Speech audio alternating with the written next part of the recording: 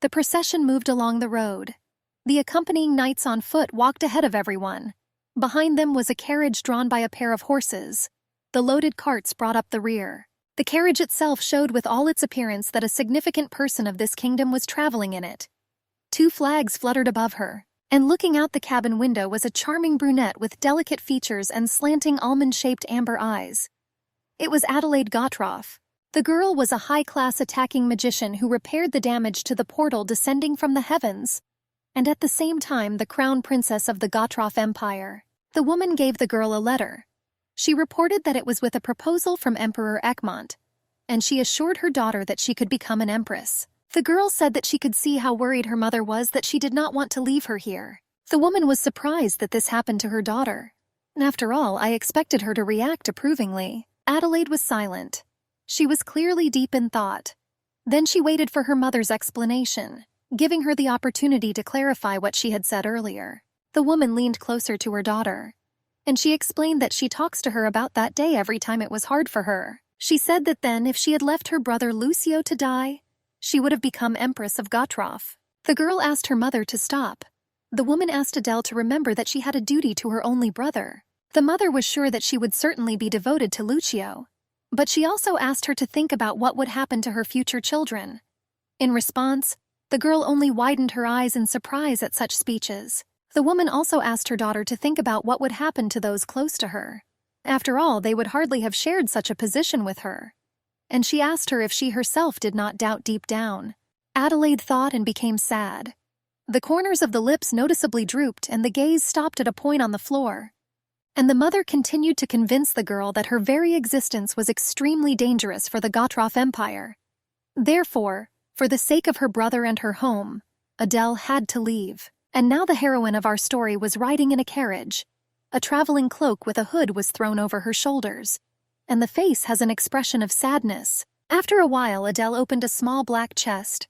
The girl pulled out a photograph from it. It showed a blonde man in uniform. That guy was the current ruler of the Egmont Empire, and the man she will marry. And his name was Karl Ulrich Egmont. After looking at the image for a while, Adele put the photo back into the chest. But then her attention was drawn to a bundle of paper folded in 4 that was lying on the floor of the carriage. The girl picked it up and unfolded it. This was information about the concubine of Karl Ulrich Egmont. Her name was Diane Poitiers, 29 years old. Adele folded this document too, placing it in a black chest. She sat and thought. This infuriated her. That she left her native land, crossed the deep seas and arrived on this continent, where it was a foreign land and there was no one she could trust. The girl went damn far from her home, and she was supposed to become the empress of this land. The palace was illuminated by the bright rays of the sun, and because of this it seemed to glow with golden tints. A blond man was sitting at the table in the office. He carefully examined the image in the photograph. The man was surprised by the expression on the girl's face. He considered how it was possible to send a photo to his future spouse with such an expression. And I would prefer it to be done with a sweet smile. But then he thought that this was some kind of hint to himself that the girl was coming here not as his wife, but as an empress. Karl said to himself that even the photograph did not convey all the audacity of the girl that was captured on it. He considered this a sad circumstance, and he thought that it would be good if she came here as his woman. The carriage continued its movement. The knights accompanying her followed behind. Adele sat at the carriage window and looked out, straightening her raven hair. A month later, the girl drove up to the gate. The weather was sunny and the sky was pleasingly blue. A handsome young brunette man with sharp facial features and dark blue slanted eyes. This is Lionel Valdor. He was the second son of Duke Valdor. Now he held the post of Minister of Defense and Commander of the Guard in the Empire. And now I watched as the carriage with the high-ranking guest appeared on the horizon. The henchman told the commander that it seemed that those whom they were supposed to meet had already arrived. He answered them that he saw everything himself, and he ordered to move forward. Lionel quickly and deftly jumped on his horse and galloped off like the wind. Our heroine, having pulled back the curtain of the cabin of her carriage, saw a group of 6 horsemen rushing towards them. One of them got ahead of everyone else. Adele asked the woman how long they had to go. She replied that the gate they saw was the first, and the second one was still an hour away. The girl thought about it. She said that she would like to change her clothes, and she pulled the curtain on the window tighter. The carriage stopped at Adele's request before reaching the gates of the Empire. Dismounting nearby, Guard Commander Lionel Valdor approached them. A woman in a long, modest black dress and a dark traveling cloak with a hood stood by the carriage, waiting. The Minister of Defense knocked on the carriage door. He asked for forgiveness. He introduced himself with his name and who it was, and that he came to accompany the guest. The girl was silent. The accompanying maid called the princess, and she asked permission to open the door if it was already ready. When the door opened, Lionel saw a beautiful brunette dressed in a pantsuit. The commander was fascinated and speechless, and his amber eyes simply drove him crazy.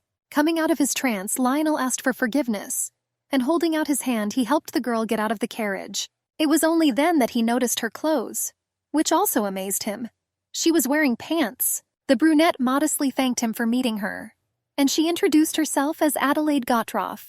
The commander in response also politely introduced himself that his name was Lionel Valdor. The girl said that it was not easy to travel here for 2 months, sailing on a boat and sitting in a carriage, and Adele asked the commander if he had an extra horse. He was a little dumbfounded and asked why she needed a horse. The girl said that she would like to ride a horse. The commander asked himself why she dressed like that. One of those who met her assured Her Highness that military horses were not at all docile, and he believed that this could pose a danger to her. The girl asked in surprise how he could worry about her, Princess Gottroff. Adele quickly jumped onto the horse and, pressing herself against his withers, commanded, "Butt!" and galloped off. The captain was horrified. He realized that it was not in vain that she insisted on her opinion. After all, I saw what a wonderful rider she was. Having made a considerable circle, the girl got off the bay. They both seemed to be enjoying the ride immensely. Adele stroked and patted the noble animal on the withers and praised him. Commander Valdor quickly approached the guest from the Empire. The hem of his cloak fluttered in the wind. Having caught up, he turned to Her Highness and asked if she felt better. Adele answered in the affirmative, saying that it was thanks to his permission to go for a ride. She admitted that she would like to ride a little more, but the girl realized that it would be problematic if she appeared in the palace in this form. The captain agreed with her opinion that she should have taken a carriage to the palace. Adele, heeding common sense and not wanting scandalous conversations around her person, said that she would do so. An accompanying maid was waiting for the girl near the carriage. She bowed her head at the sight of the mistress. The brunette glanced sideways at the commander. She thanked Lionel Valdor for adding color to her boring day, and she expressed the hope that they would still have a chance to ride horses together. The young man looked thoughtfully after Princess Adelaide Gottroff for a long time. He thought that such an unusual woman was becoming the Empress of Egmont. Emperor Charles of Egmont was sitting in his study. In front of him were business papers. There was a knock on the door. A servant entered timidly. He reported to the master that a maid had arrived from the Ivory Palace. The blonde asked what happened, rubbing his temple with a finger and looking sideways at the servant, behind whose back the maid was stomping. The girl timidly said that Mrs. Diana had sent her to ask him for help. Crowns of various designs and inlays lay on cushions of red satin. The blonde took one of them in her hands and twirled it, examining it, appreciating its appearance. Footsteps were heard outside the door. This alarmed the girl. Soon a blonde in a fluffy red dress appeared on the threshold. This was Elizabeth Ulrich, Grand Duchess, half-sister of the Emperor and the only woman in the ruling family. Diana shyly and politely greeted the Grand Duchess as she greeted her, and she asked what brought her to the Ivory Palace. The Duchess glanced angrily at the jewelry, and she sharply asked what it was and how she should understand it. She asked Diana whether the Emperor himself had given it to her, or whether she no longer needed his permission to enter the imperial treasury. The blue-eyed concubine answered her negatively, and she assured that she was simply choosing a crown for the Empress. Elizabeth considered it wrong for the concubine to personally choose the crown for the future wife of the monarch, and she assured that if the Gottroff Empire became aware of this, there could be disagreements. Diana, without answering, became sad. The Duchess took one of the crowns and, turning it in her hands, asked for opinions on this matter. Elizabeth argued that only the Emperor's sister could make a better choice than a concubine. The blue-eyed girl cleared her throat a little and apologized, and she reminded her that she was the only divorced woman in their empire, and therefore she did not have the right to choose a crown for the Empress. Diana claimed that, as she knew, such women did not participate in preparations for someone else's wedding. For this truthful remark, the girl was called insulting names. Suddenly the door swung open, and the angry Emperor Charles suddenly appeared on the threshold. He angrily asked what the two of them were doing here. The Duchess lowered her gaze, and Diana thought to herself that his appearance was very timely. The concubine timidly told His Highness that she was infinitely glad to see him. The emperor glanced sideways at his sister. She realized that it was a trap, cunning as a fox of a girl. Carl asked what they were doing here. Elizabeth asked her brother in surprise that he had so nothing to do that he pushed the affairs of the empire into the background in order to follow on the heels of his mistress. The girl said that he still wouldn't believe her, that she didn't do anything with Diana. The concubine wiped the tears from her white cheeks with her fist. The emperor asked why Diana was crying then. The girl looked up at the emperor with a shining gaze. She asked him to stop, and she assured that the Duchess was not to blame for anything. Diana assured that she tried her best to be useful to His Majesty and prepared for his wedding, but apparently her efforts were not to the liking of the Grand Duchess. Elizabeth muttered through her teeth that she had become extreme again, grabbing an innocent man by the throat, and she told her brother that his beloved girl was simply showing off under the guise of preparing for the wedding. Carl did not share his sister's opinion. He said that in the imperial family there was no worthy woman who would be involved in organization, and instead of gratitude, Diana is confronted with complaints. He argued that this was unacceptable given the reputation of the Duchess herself. The girl replied that it was the same as the topic of her divorce that had been raised. The emperor suggested stopping the discussion on this. He said that he was warning her for the last time that he entrusted all the troubles with the wedding to Diana, and he informed the Duchess that she would have to stand aside and just watch what was happening. Elizabeth said that she could no longer stand this place, and as soon as the wedding ceremony is over, she plans to immediately leave for her homeland. Carl did not respond to his sister's caustic words. He simply turned sharply and walked away. Diana called out to His Highness. He froze in the doorway as soon as he crossed the threshold of the room. Then the two of them walked away together, and the Grand Duchess was left alone. She sat for a long time in front of the decorations of the imperial treasury with her eyes closed, thinking. Diana knew that everyone considered the emperor the son, and the closer to him they were, the more raise they received. And the girl believed that if Elizabeth was the emperor's sister, then this did not give her the right to disturb him. And she considered herself his moon, an integral companion. The Duchess believed that Diana blindfolded her brother so much that he could not see reality. She wondered whether the future empress would endure this. The girl sat on the sofa and stroked the man on his blonde head. He was lying on her lap. She told the emperor that it was time for him to go. Carl answered her with his eyes closed that he would like to lie like that for a little longer. Diana thought the man was so beautiful. She admired his forehead, eyelashes, nose, lips. She liked absolutely everything about him. The girl quietly said her lover's full name. Even it seemed beautiful to her. The concubine told herself that the man was hers, and she never intended to share it with anyone. Soon the man sat up abruptly and called out to Diane. It seemed to her that he had overheard her selfish thoughts. She looked at the emperor with a guilty look from her blue, bottomless eyes. The girl asked His Highness to forgive her, and she wiped the tears from her face with her fist. Carl asked her why she was crying, and he suggested that this could be due to the Duchess's rude behavior. The concubine denied it, shaking her head. She said that she had doubts whether the future empress would like her. Diana asked if she should have left the palace, and she said that she would gladly do this if it was convenient for His Majesty. Carl assured his beloved that the empress would not become a threat to her. He turned to the side and rubbed the bridge of his nose with his fingers. The girl wiped her eyes from excess moisture. He asked her to forgive. After all, it seemed to her that because of her, His Majesty was constantly having problems. She looked devotedly into the man's eyes, and she assured that he was the only one in the world for her. Diana allowed herself to hug the man, pressing her whole body against him. Na told him that even if he got an empress, the main thing was that she had him. The man's face remained expressionless. Pressing her cheek against his chest, the girl told herself that no one would dare take her love away from her, let it even be his legal wife. Diana was sitting on the sofa with an unfolded notebook on her lap. There were 2 teapots on the table, and there was a guy sitting opposite her. He asked her in surprise whether she really chose a formal suit for the emperor. The guy was the same blue-eyed as Diana. He said that there were only a few days left before the wedding, and he wondered how she could remain so calm. The girl looked coldly at her brother. 2 maids stood under the door, heads down, but ready at any moment to be at the service of their masters. Diana paid special attention to the blonde. She told the one that she was seeing her for the first time, and she ordered her face to be raised. The maid looked up with her light blue eyes. Dana noted her soft blonde and blue eyes. I thought that even though the girl didn't really stand out, but I thought it was worth being more careful. Out loud, she ordered everyone to leave the room. She said that she would like to talk to her brother alone. The maids obediently left immediately. Diana told her brother that she had already warned him, so that he does not take blondes with blue eyes as maids. The guy retorted that there were many such girls in the empire, and he refused to sit and choose them based on their appearance. Diana answered coldly to her brother that he would have to do this, and she asked if he understood her. The blonde gave in, insisting that he understood everything. The girl also asked him to control himself in the presence of servants, and if he thought that he was not capable of this, then it was better not to come at all. By the way, my brother asked Diana if she was sure she could stand it. He knew that the Empress was an unusual woman because she was Princess Gotroff.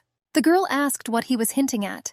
The guy explained that although the Emperor behaved as if he could not live without her, but he did not allow her to take the place of the Empress. Diana was surprised by her brother's speeches, and he continued the thought that the princess, at least for the sake of her reputation, would try to get rid of the concubine in her person. The girl said that according to rumors, the future Empress was very beautiful, and her brother asked in response how many times he told her that she needed to get pregnant before the Emperor got married. Diana started yelling at him. She asked in surprise whether he really thought it was so easy. The guy's face was tense. After all, he knew firsthand about his sister's character, and Diana, straightening her hair, confidently told her brother that the Empress would not receive any privileges, and when he asked what they were talking about, she assured that His Majesty was very hostile to the word Empress. But the guy still couldn't understand his sister. She explained, smiling slightly, that Carl did not make her his wife because he loved her so much, but my brother called it nonsense. He assured the girl that she did not know men at all, and he was sure that love was cooling, and the Emperor's love for her would also be no exception. Diana insisted that she knew this. She shared the idea that love for a living person always subsides, but she was also sure that love for a dead man would never go away. The girl opened the medallion on her neck. There was a portrait of a blonde with blue eyes. She told her brother that the Emperor saw his late mother in her. Diana said that the woman died because of the tyranny of the previous ruler, and therefore, the future wife is already hated by the Emperor even before their personal meeting. The concubine closed the medallion. She asked her brother if he now thought that the ruler's love for her might cool over time. The guy looked at his sister in amazement, and she asked which option in his opinion was better. An empress who only has a title, or she, who has the Emperor's love and power. Further events take us to Egmont's palace, where the day after Adelaide arrived there was a line to greet her. All this was done in order to show oneself well in front of the future Empress. But even after the end of all the meetings, already at sunset there was no visit or any news from the Emperor himself. Adele thought that he never came after all. The maid stood in front of the girl looking down at the floor. She said that she was very tired today, and she ordered them to prepare a warm bath for her. She ordered that if more guests arrived, they would be sent back.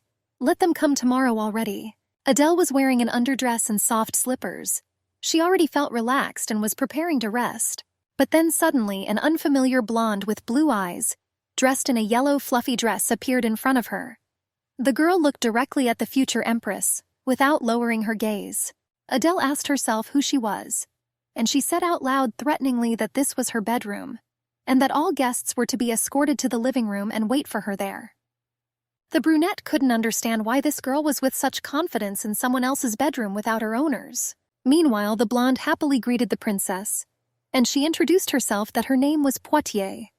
Our heroine remembered that paper about information about the concubines of Emperor Charles. Adelaide said all her clothes were wet because her hair was wet. She asked to dry them. The maid answered the princess obediently. The girl sat down near the dressing table, and the maid was already bringing her a large terry towel. Diana thought to herself that the Emperor would not like such a lady at all. Adele noticed that the uninvited guest was grinning slightly. The blonde offered to help the princess dry her hair.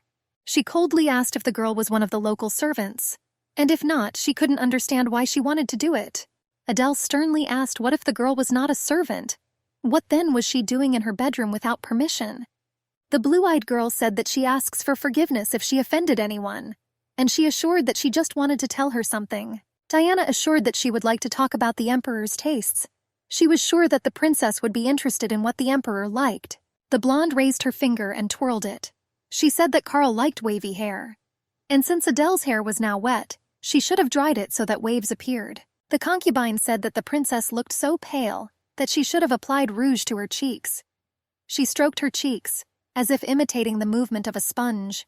Adelaide thought in rage how this girl even dared to say such a thing to her. And he grabbed her by the hair and began to shake her painfully and forcefully.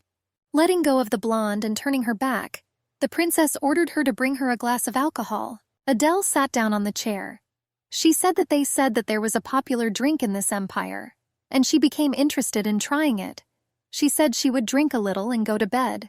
The princess was surprised that the blonde came to tell her something that was not asked of her. Diana, languidly closing her eyes, answered that the princess did not know the emperor's tastes, so she wanted to give her a hint. The brunette asked if the uninvited guest was working part-time in different places, conveying their preferences to different people. The concubine could not find anything to answer to such a barb, and Adele said that if this was the case, she asked that her wishes be conveyed to the emperor. She was holding a glass of wine in her hands, and she said that she likes men who say to their face what concerns them personally. The girl assured that she had never betrayed her principles in her life, and did not intend to do so. And therefore she believed that there was no need for her to listen to information that was not useful to her. And the princess invited the blonde to adapt herself to her tastes. Diana looked sad and guilty. Adele said that she was free and could already go. The blonde just bowed her head submissively. Diana quietly said that she apparently made a mistake in coming here, and she asked to forgive her. She sweetly wished the girl a pleasant holiday, and she said that if any questions arise, to call her at any time. Diana said that on her orders the servants would take care of the girl, and turned around and left with the permission of the princess. After she left, the princess had a headache.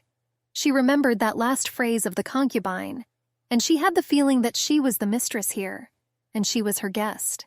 Adele was surprised that she had just arrived and immediately met the mistress of Emperor Charles William Egmont. Finally, the wedding day arrived. But the emperor never came to meet the princess before the ceremony, and these rumors spread throughout the empire. Adele called him offensive names, and I thought there was a whole drama here. She looked at her wedding dress, and she understood that this Diana Poitiers was in charge of all affairs in the palace. The girl was angry that they made it look like she was there by accident. The maid called to the princess, and pointing to the product, she said that it was her crown made of white gold. She asked if she wanted to try it on. The girl helped put the crown on Adele's head. The brunette frowned at her reflection in the mirror. The maid asked if the princess liked her, and she asked if there was any ordinary gold. She insisted that she preferred the gold color rather than silver. Adele took the crown off her head. She said that there was still time before the ceremony and ordered to change her crown and bring her a gold one. The emperor stood next to Diane. He called out to her. The girl's hands were shaking. She looked sad and depressed. The girl looked up at His Majesty with her blue eyes. Trails of tears flowed down her cheeks. Diana asked for forgiveness with her head bowed, and the emperor remembered a woman as small and weak as she. Charles thought that he wanted to protect this woman from the empress while ignoring this terrible woman. When he thought about the word empress, he shuddered. The concubine told her lover that Adelaide was beautiful and noble. She said that someone like her would look like an ordinary palace maid next to the princess. The girl knew that Karl's own mother was an ordinary servant, and I hoped that these words would hurt him greatly. The emperor asked the girl perhaps on the day when she went to greet her. She said that nothing happened between them. Diana, with tears in her eyes, assured that when the princess asked who she was, she could not answer her. And this made her very sad. The concubine said that it was important for her that he be close only to her, but she understood that she wanted too much. The girl began to breathe frequently through her mouth. She seemed to be suffocating, due to an attack of suffocation. The emperor was worried about her and asked her to breathe more slowly. Diana began to go limp. The emperor sat down next to her. He loudly ordered to call a doctor. The girl had tears running down her face. Through attacks of suffocation, whimpering, she asked His Majesty not to leave her. The girl lost consciousness, falling on Karl. He tried to hold her, kneeling in front of her. People were whispering why the emperor was not there, and it was unclear why he was so late and there was no news from him. It was his wedding after all. It was assumed that this Poitiers could have detained him. The bride stood at the altar alone. Adelaide silently scolded her careless future husband. She couldn't afford to be ridiculed. The clock showed 20 minutes after noon, but the emperor still did not appear. The princess was sad. Among the crowd of strangers, she felt lonely. She didn't even have anyone to ask what was going on here. She felt as if she was on a battlefield without a weapon. The girl remembered the instructions she received at home. The woman told the princess that she was the only person she could trust there. She said that her honor and dignity were only in her hands, and she asked me to keep them. And now the girl mentally thanked the nanny for her kind instructions. And I decided that I needed to control myself. Adelaide turned her head and said, "Someone, bring me a chair. I will sit down before the emperor comes." The girl thought that even the aristocrats who were present here were sitting. So why did she have to stand? The ladies whispered, not understanding what the princess was going to do. Two men brought a chair with upholstery and placed it next to Adelaide. The bride immediately sat down decorously. She seemed to do it with the utmost dignity. The guests were extremely surprised that the bride would wait for the emperor groom while sitting, and our heroine had a satisfied expression on her face. She seemed to relax and smiled slightly. The man told the other that the girl was quite confident in herself, and he was sure that she would do what was convenient for her. The blue-eyed brunette looked at the princess, and she caught his eye on her. Our heroine tried to remember where she saw him and what his name was. Then she realized it was Lionel Valdor, and the man was delighted with the princess. He told himself that he could not take his eyes off her. After all, in the blink of an eye, the girl turned this chair into a throne, and all the nobles were now confused. One lady got up from her seat and said that it was probably worth saying hello to the future empress, and the blonde in a delicate lilac dress, coming closer, greeted Her Majesty. She introduced herself as Elizabeth Ulrich Grand. She said that she really wanted to meet her. The man with silver hair also approached. He said that it was a great honor for him to meet Her Majesty in person, and he introduced himself that his name was Ulrich Desponte. Our heroine said that she didn't even know how to present herself, and she said that this wedding would end quickly so that she could confidently introduce herself. And the girl modestly but with dignity introduced herself as the future Ulrich Egmont Adelaide. Duchess Elizabeth assured that the princess had already become the empress of this country. The man echoed her, and he said that she could pronounce this surname with confidence. The nobles in the hall supported this decision unanimously. All the guests smiled at once. Adele said everyone could sit down too, and making a gesture with her hand, she invited everyone to wait for their emperor together. The Duchess thought that the princess was not so simple. After all, immediately after meeting them, she indicated where they belonged. With just one phrase, Adele made it clear to everyone who was in charge, and Elizabeth grinned contentedly. She wondered what her brother Carl's expression would be like when he saw his bride. The doors opened, letting in a stream of fresh wind. A piece of blue, clear sky seemed to accidentally peek inside. Adele glanced sideways at the emperor. The man walked with his lips pressed tightly together. The hem of his white cloak embroidered with gold fluttered. People bowed their heads. Carl stood dumbfounded next to the bride, and he was extremely surprised that she was sitting while he was standing. After a short pause, Adele stood up. Turning her head towards the servant, she ordered the chair to be removed. "Yes, Your Majesty," came the answer. Soon 2 men were removing furniture from the aisle to the altar, and the girl was the exact personification of the word empress. Carl greeted the bride with restraint as he drew level with her. She returned his greeting with the same restraint. The princess looked appreciatively at the man who was soon to become her husband. She noted his graceful face, and I thought that that portrait did not convey all this. The girl could not understand why the emperor and her future husband had such a cold look. After all, he was the one who was late. This irritated her greatly. A servant presented Her Majesty with her wedding bouquet. Delicate colored roses and snow-white lilies created harmony. The guy quietly told Carl to take the empress's hand and walk forward with her. The blonde narrowed his eyes. He walked past the girl without even deigning her with a glance or a gesture. Adele was disappointed by such a cold attitude towards herself from her future husband. The nobles in the hall were also confused. It was surprising that the emperor refused to hold hands with the empress. Our heroine drooped, and her hands, clenched into fists, began to tremble. The maid once again reminded her about the bouquet. Adele waved her hand and said that she didn't need him. The girl caught up with the groom and walked in step with him to the altar. Carl quietly told her not to expect much from him. I asked her to go forward and not stop. Adele asked what he meant. The man was angry that she asked Diana if she was a servant. She replied that she came into her chambers without permission. That's why she was interested. Carl said that Diana was not a servant, and he ordered to be careful with expressions towards her. The priest spoke a traditional speech.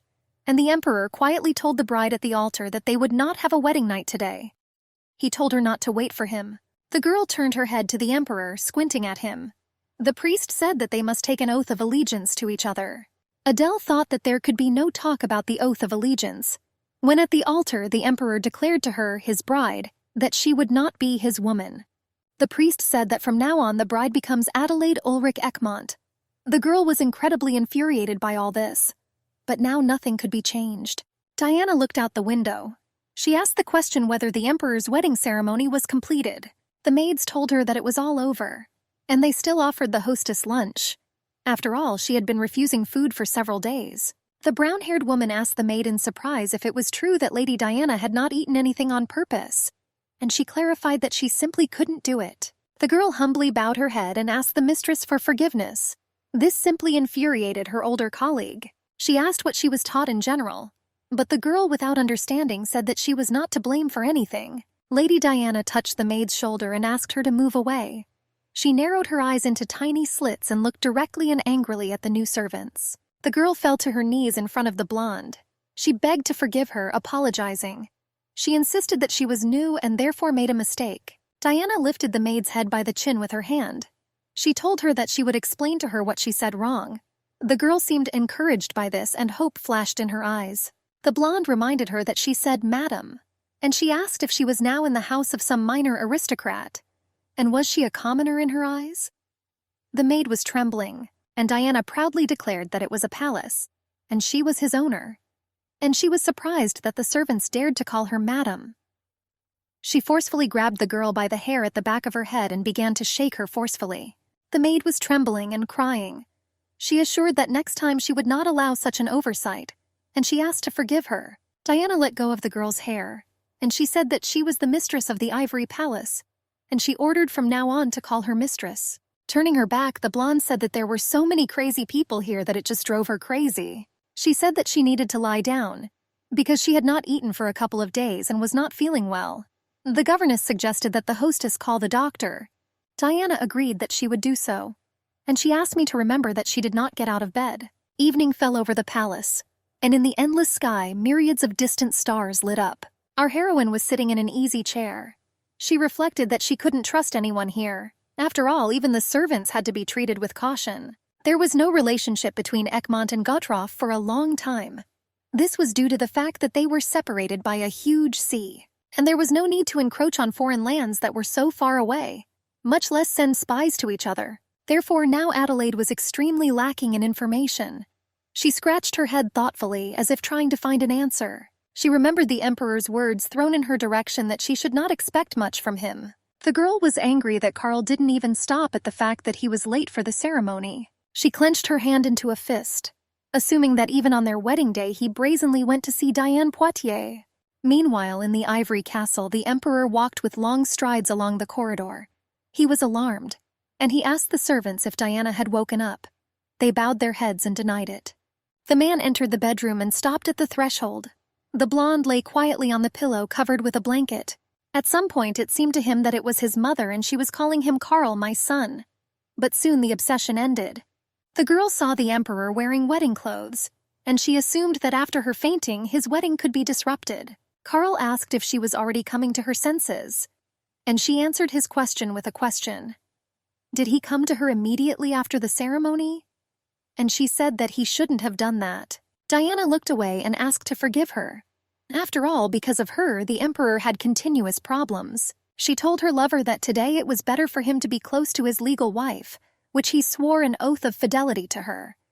And she assumed that she was already tired of waiting for him. The emperor insisted that he had already told his newly made wife that he would not come, and he advised Diana to better worry about herself. The girl's hands were shaking. She was clutching the blanket.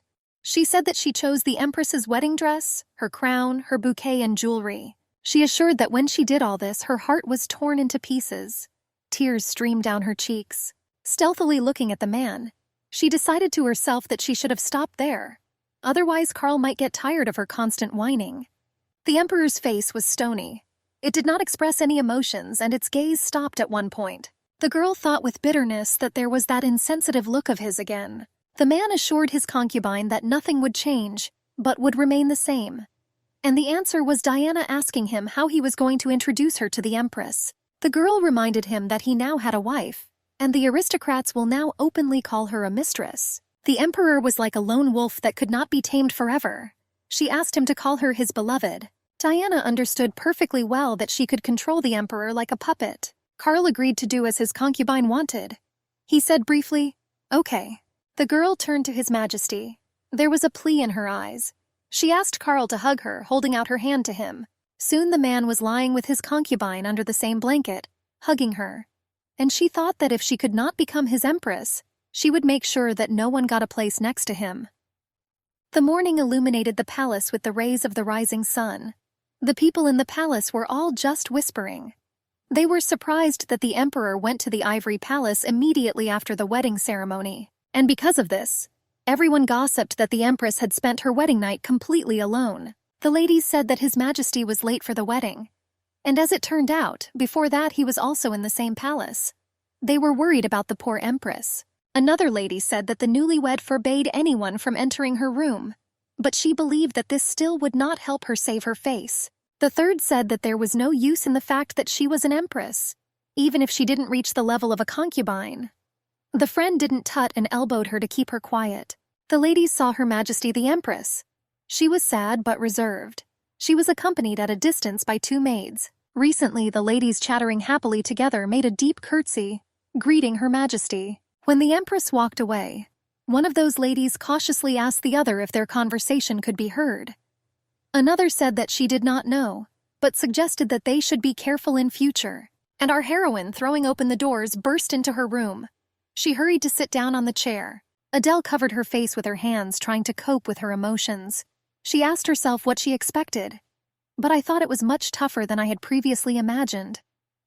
The princess came here alone without taking anyone from home with her. But not only because this was Ekmont's condition. It's just that none of her close associates deserved to endure exile with her. Adele told herself that she needed to come to her senses. She should have stopped thinking about the past, and she had to cope with what she had. The wedding banquet in Ekmont was usually held on the 3rd day after the celebration. Diana was straightening the flowers in the flower pots. The maid asked the mistress if there was anything else that needed to be done. She answered negatively. Because of the monsters that came down from the tower, Diana lost her parents. But still, she did not receive the status of the count's daughter, and then she managed to win the love of the emperor himself. The girl believed that she achieved everything only thanks to her diligence. She thought that there was some girl here who was born under a lucky star, and having become a princess had no right to stand above herself. Diana thought that today the empress would not be able to properly enjoy her status. Wedding night, first banquet. Diana believed that she herself would be the main character of all these events. She squeezed the rose flower tightly in her hand. The girl believed that initially all this belonged only to her. The lacing on the dress did not meet on the brunette's back. She threateningly told the maids that there was no need to delay any longer, and she demanded that it be removed immediately. Aledia was sitting on the sofa and drinking tea. The servant bowed her head and asked for forgiveness. She assumed that the measurements from Gautroff did not agree with those here. The newly crowned empress asked why the wedding dress was the right size for her. The maid suggested that it was made by other craftsmen, and once again she apologized. But there was nothing to be done, and Adele ordered the maid to go and correct this situation. She said that it was okay because she could afford to be late for this banquet. The maid shifted from foot to foot and mumbled something. Adele asked what the problem was. The girls apologized, and they said that it was very difficult to adjust clothes in smaller sizes. And the girl told herself that she was constantly destroying monsters and towers, and the battle inside the palace seemed so insignificant to her. Adele never took a break from this war. She warned herself not to relax for a minute in Ekmont. And I collected my thoughts. She said that in this case she had 2 options, and she clasped her hands in front of her. Adele told herself that either she would not show up to the wedding reception, or she would wear the wrong size dress. The girl asked the maids if Diana Poitiers had prepared her wedding, and she was also interested in whether the emperor himself had forgiven him. Those 2 only nodded silently in response to the empress. She thought it was funny that the concubine wanted to show her unattainability with the help of these dresses and the emperor's love. She ordered the servants to bring her wedding dress and her crown. The maid was extremely surprised. And Adelaide said that everyone underestimates her. Diana joyfully thought that the Empress would probably never appear again. She doubted that she would come here wearing the clothes that she had brought with her. And all the prepared dresses were too small for her. She said that Count Desponte helped her a lot. The man said that everything was thanks to her refined taste. And one lady told the hostess that her necklace seemed to be one of those very new items. Diana confirmed this, and she boasted that they also included earrings. The girl said sadly that she wanted to look for something for herself. But I found out that she had already bought everything, and so she had to return. By the way, the lady heard that the emperor spent his first wedding night with Diana Poitiers, and laughing she said that she envied them that they had such love. The concubine asked the lady to refrain from such statements. After all, she actually felt very sorry for the empress. The girl thought to herself that these aristocrats, who were born with a golden spoon in their mouth, were now standing and trying to somehow get closer to her. She voiced out loud that she had sent him to his wife many times. Many people complimented Diana, tried to keep eye contact with her and smile. Someone even asked her to reduce taxes due to a bad harvest, and others asked to send a couple of strikers to them. All this took the girl's breath away and excited her whole body, and her brother said that their mistress was so modest.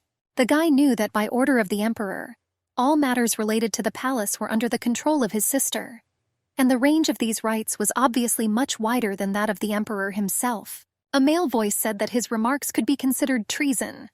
Diana and her brother's faces fell, and the always so reserved Duke Valdor was in a hurry to join them. The blue-eyed guy asked the minister what the problem was, and he asked me to explain what he was wrong about. Diana thought that they should have stopped them.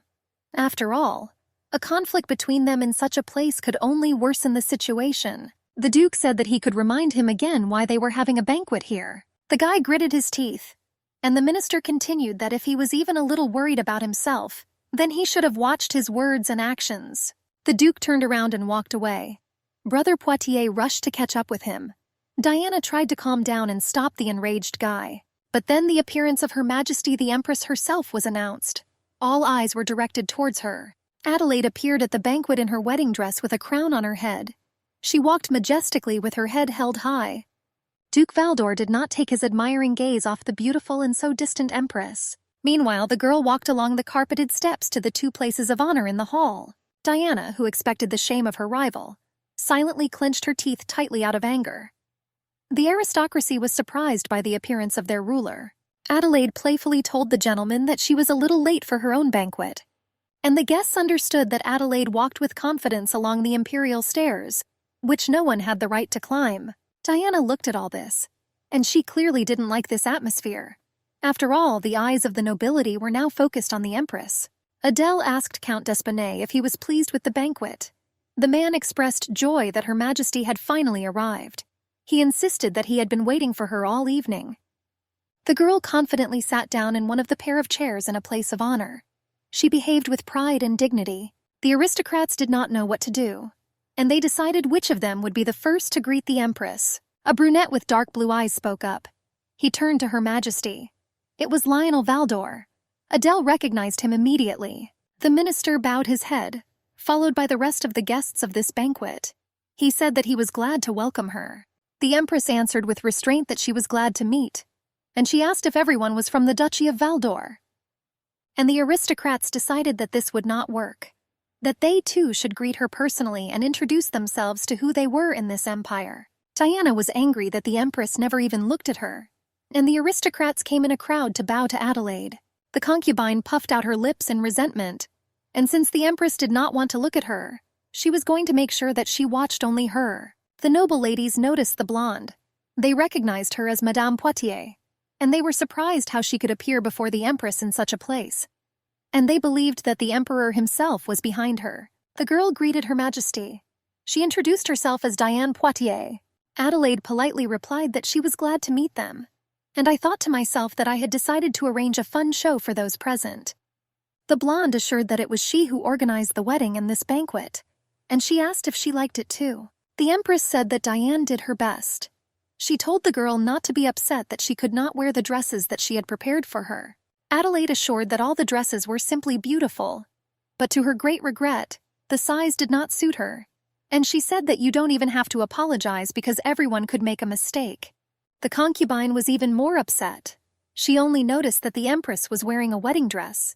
Because it didn't look like a bride's dress, she didn't even realize it right away. People nearby began to whisper that if Madame Poitiers herself prepared the clothes, then it turned out that she was deliberately harming the Empress. The girl felt judgmental glances on her. The appearance of His Majesty the Emperor was announced. The man was extremely reserved and cold. He appeared at a moment when the situation could have escalated even more. Carl walked along the carpet to the place of honor. He noticed that even today all eyes were focused on the Empress. Adelaide quietly dominated and dominated. It seemed to him that she was so cruel that even if she was pricked, not a drop of blood would flow out of her. A tear rolled from the concubine's blue eyes, and the Emperor looked angrily at his beloved. He wanted to hear her explanations. Diana looked at His Highness through the eyes of a victim. The Empress was perplexed. She was angry that her husband thought that it was she who brought the girl to tears. Carl asked his wife what she was doing now. She thought that was what she wanted to ask him. Adelaide replied that she was just saying hello. The Emperor was indignant that it was impossible to say hello, that now his beloved was crying. The brunette replied that she was also interested in why she was shedding tears here, and she suggested asking the girl about it personally. Carl turned to the concubine, now awaiting her explanation. She said that she simply wanted to greet the Empress. The man walked up the steps. He silently walked past his wife and sat down on the throne. Adele once again swallowed her resentment towards him. The musicians played the violins masterfully. Melodies flowed throughout the banquet hall, entertaining the guests. Carl coldly told his wife to stop touching her. He said that she was his beloved, so he demanded to leave her alone. He offered the condition that he would not worry about her lover, and he asked if his wife was ready to come to an agreement with him. The girl thought that she didn't know if this quality was good. But when she was angry, the first thing she did was start smiling. Adelaide replied that her husband would tell his beloved that she met her twice, and every time she came to her herself. The Emperor, turning away from his wife, sipped red wine from a glass. The minister's comrade-in-arms was amazed that the Empress did not lose her calm even at such a moment. The brunette replied that it was so, and he saw that she did not so much remain unperturbed, but rather calm herself down. Already in the evening in the palace after the end of the banquet, having taken off her elegant dress and replaced it with a more familiar one, our heroine could give free rein to her emotions. Adele was simply infuriated. She stood with her eyes closed and her hands resting on the round table. She was simply infuriated by those dresses that did not fit her, those smirks and hidden insults directed at her. The girl told herself that because of the flared emotions, her mana had increased too much. Meanwhile, in her room, the chandelier from the ceiling was swinging. Adele saw through the window that it was already dark outside. She tried to relax, watching the stars through the glass. She put her face under the shine of the stars, and I told myself that it was still too early. She needed to restrain herself. The Empress poured herself a glass of red wine, and now she drank it with pleasure in small sips. She was ready to ignore Poitiers, but she couldn't understand what was happening to Carl. Adele decided that since her husband could not live without this beloved, then why didn't he make her Empress? But instead he brought her, a princess from a distant country, and now he showed her his character. In these thoughts the bottle was already empty. The girl suggested that the Emperor might have a fetish for unhappy love. She had already gone to bed, but her thoughts still kept her from falling asleep. She thought it was crazy that he wouldn't care about her lover. Adele remembered her father's instructions. He told his daughter to present herself as if she had everything, and not to behave modestly. After all, when she has nothing left, people will immediately understand it. And now the girl realized that if it was revealed that she had become an empress only in words, and that the emperor himself did not recognize her, then she would be torn into pieces that same day. Adelaide forced herself to think and look for the optimal solution. The next morning, she decided to find out from the maids who managed the important palace affairs. The servant replied that the position was still vacant. The brunette was surprised and argued that in this case there should be a temporary replacement person. She asked if Diane Poitiers was in charge of everything. The maid said that everything was so. Adelaide asked who had done this before. The girl timidly answered that it was Hannah Giggs, the Count's wife. The Empress ordered that the Countess be called to her immediately, and tell her that she wants to meet her. She also ordered that the latest edition of the Code of Laws of the Empire be brought to her. Our heroine flipped through the pages, quickly reading them one after another. It turned out that the current emperor entrusted the management of the palace to Diane Poitiers instead of the empress. However, along with the appointment to this title, Aladida received an exclusive right. The girl closed the book and put her hand on it. She found in her what she wanted. The maid told Her Majesty that a guest had come to see her. The Empress was already ready to accept. Countess Elizabeth greeted Her Majesty. She recalled that they had already met her during the banquet. Adelaide said she was glad to see her ladyship again, and she assured that she herself also wanted to meet her. The ladies sat opposite each other at the tea table. The servants immediately set the table for them. The Empress ordered the servants to go out for a while. They obediently obeyed Her Majesty. Elizabeth thought that her brother's wife was shorter than she had imagined, but she didn't have the feeling that she was weak in any way. The Duchess literally felt with her skin that a dominant aura was hovering around the Empress. The girl radiated calm and confidence with her entire appearance. Elizabeth told Her Majesty that she liked her. She also said that she had heard that she called Hannah Giggs, and she assured that she was her nanny. Adele asked why she started talking to her about this topic. The blonde was sure that this step meant her desire to strengthen her position in the palace. Elizabeth thought it was obvious, and she agreed with the right choice to do so. But she assured me that it would be difficult. After all, Diane Poitiers had an advantage, the love of the emperor. And behind them stood Duc de Font. And all the people in the palace were their people. Adele said she had to ask something. She wondered whether the fact that she wanted to take over the management of the palace would have any effect on the Duchess. Elizabeth noted the extreme straightforwardness of the Empress, and I decided that it was worth talking to her directly and to the point. The blonde began to reveal the cards. She reported that His Majesty was under the control of Diane of Poitiers and the Duke of Defont, but because of this, he could not follow the true path of the Emperor. The Duchess insisted that this was why she wanted Adelaide to cut the strings with which Karl ran her bar, and for this, Adelaide should have taken control of the management of the palace. Elizabeth assured that her nanny would help her a lot with this. She also advised me to advertise that she was looking for an assistant. This surprised the girl quite a bit. The blonde said that the management of the palace and its internal affairs are most often handled by a woman, and it would be nice if a man became an advisor to the Empress. Adele recalled that every time her father changed concubines, her mother got herself an assistant. The brunette summed up the Duchess's words. That since the Emperor had a beloved, she should have had a lover. Elizabeth insisted that she should not do anything out of spite. After all, in the Empire it was very important not to lose face. She told the Empress that if after all those insults she did nothing, then everyone will look down on her and whisper that she is worse than any mistress. And she also said that if Duke Valdor sent her an application, then she should have agreed to his candidacy without hesitation. These words made Adele think. It was known that Hannah Giggs had a close and fruitful relationship with the previous Empress. For this reason, she was involved in palace affairs and was the nanny of the Grand Duchess. For a long time, a woman held a high position in the palace. But her usual life began to crumble with the arrival of one person. This became Diane Poitiers. This girl caused the misfortunes and death of the previous Empress. The blonde was surprisingly similar to the biological mother of Emperor Charles, and soon he fell madly in love with her, and after some time, His Highness entrusted all palace affairs to his concubine. First of all, having received power into her own hands, Diane kicked Hannah Giggs out of the palace. Then the elderly lady was fired in disgrace. She now stood before the new Empress with an extraordinary feeling of excitement. Adelaide looked with sympathy at the already middle-aged Countess, whose name had been tarnished by some girl. The woman wiped away a stingy tear.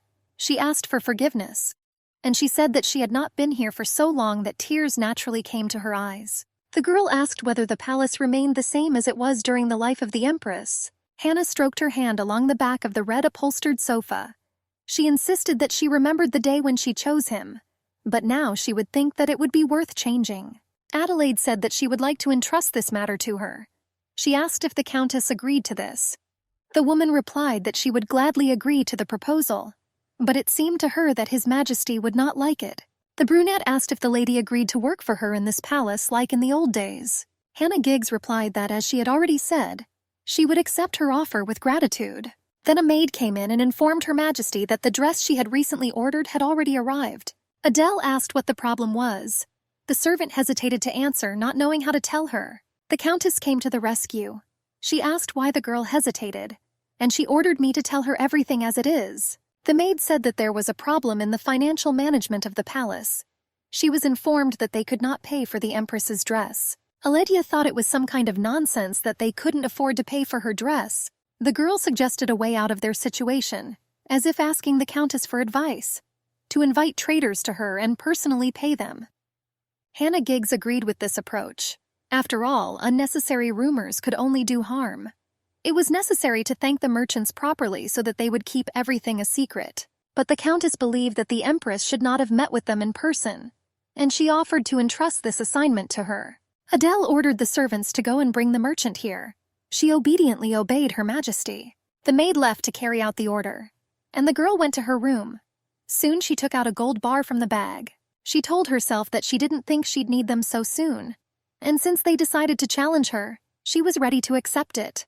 The Countess, partially taking out a gold bar from a linen bag, said that she would look at the quality of the dress and pay for it, and she asked permission to use the entire amount without returning the rest. She expressed the hope that Adelaide's honor would not be tarnished by this event. The girl said that this is why she brought this ingot, and it was now at the disposal of the Countess. The Empress asked the woman how she thought this could happen. Hannah said discreetly that most likely there was no budget allocated for her palace. This surprised and puzzled the girl a little. The Countess explained that in Egmont the budget for the next year was distributed at the end of the previous one, and since Adelaide had only recently arrived, her palace was probably not taken into account. The girl asked what was happening and how it was supposed to happen, but Hannah denied it. She assured that it was possible to distribute funds through an additional system. True, only His Majesty the Emperor had control over this budget. Adele began to think that she would have to meet him in person. Then the maid came in. She reported to Her Majesty that she had already brought the merchant. The Empress ordered him to be brought here. Adele turned to the Countess, and she said that she hoped for her. The woman replied that Her Majesty should not worry about anything. Hannah Giggs dared to ask where the Empress was going. The girl was determined and seemed to be in a hurry to get somewhere. She answered vaguely that it was necessary to know the enemy by sight, and she asked not to worry about her. She told her to stay in her palace today. The Emperor's palace was brightly illuminated by the sun. Flags with coats of arms decorated the entrance group. The men were extremely surprised by the appearance of the Empress here. They greeted Her Majesty. Adelaide asked if the central meeting was held here. The employees confirmed this. The girl announced that she had come to ask for an audience with the Emperor. The man replied that if she waited in the living room, he would find out from the Emperor and inform her. Adelaide said, "No need." She ordered to be taken to the meeting waiting room, and she said that she would wait there. She wanted to see how the meetings were going. The man with a neat beard and mustache was dressed quite simply. He earnestly asked His Highness to send strikers to them, who could destroy the tower. He also asked for help from keepers who could protect them. He assured that people were dying right now, and flying monsters had already begun to emerge from there, and that they could not be stopped. Count de Font himself was surprised at that request for help, and he considered the man a hillbilly who was unable to correctly analyze the situation. Young Poitiers asked Count Kelvin not to exaggerate his problem. After all, he had a fourth-level tower.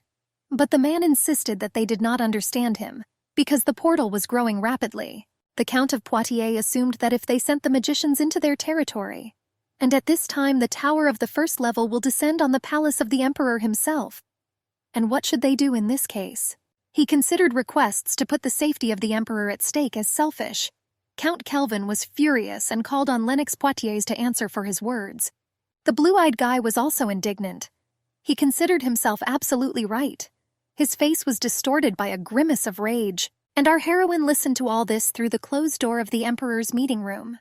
She thought about the question that had arisen. Then Duke Valdor spoke. He addressed His Majesty, and he said that he considered it necessary to urgently send help to the possessions of Count Kelvin. He assured that the Emperor had enough people. In addition, the imperial magicians were in the palace. Young Poitiers interrupted the Minister of Defense with a shout. He said that the magicians were not fooling around in the palace. Karl shouted, "Stop!" and hit the table with his palm. He had a paper in his hands. The Emperor told Count Kelvin that he was sorry that this had happened to his land, and he assured that he would consider his request. The man was crying. He asked His Majesty to have mercy on him.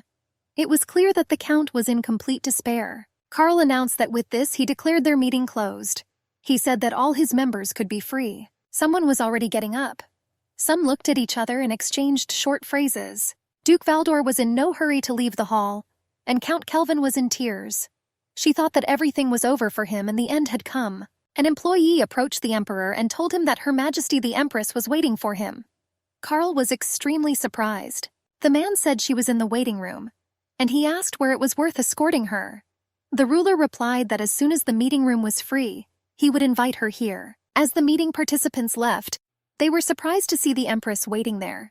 They joyfully greeted Her Majesty, bowing their heads before her. The girl realized that in the end the Emperor decided not to send magicians to help Count Kelvin, and she decided to personally meet with that man herself. But then someone called out to her, "Daughter-in-law!"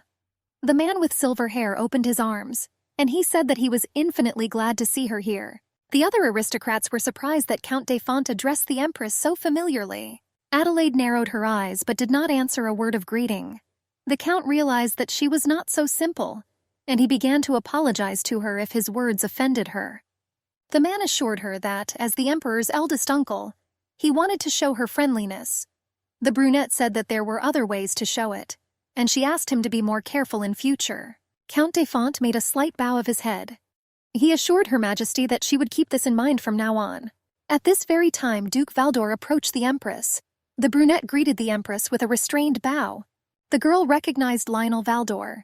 She answered with a smile that she was glad to see him, and she turned to him so that he would point her to Count Kelvin. And he was just leaving and heard the words of the Empress's address to the minister. He greeted Her Majesty with a low bow. The girl said that she heard about his statement about flying monsters on his territory. The man confirmed this. Adele asked if there were magicians who were in charge of these lands. The Count told Her Majesty that those were being distributed in the palace. At this time the young blonde man also bowed. He said that he was glad to meet, and he introduced himself as Lennox Poitiers, vice-captain of the magicians. The Empress told the guy that Count Kelvin had flying monsters, and in Egmont their tower was distributed into the middle class, and it was clear to her that the residents would not receive help. The Count of Poitiers said that the Empress had nothing to worry about. He assured that he could protect the palace, that not a single monster would penetrate here. Adele understood that the guy was only pretending to know everything.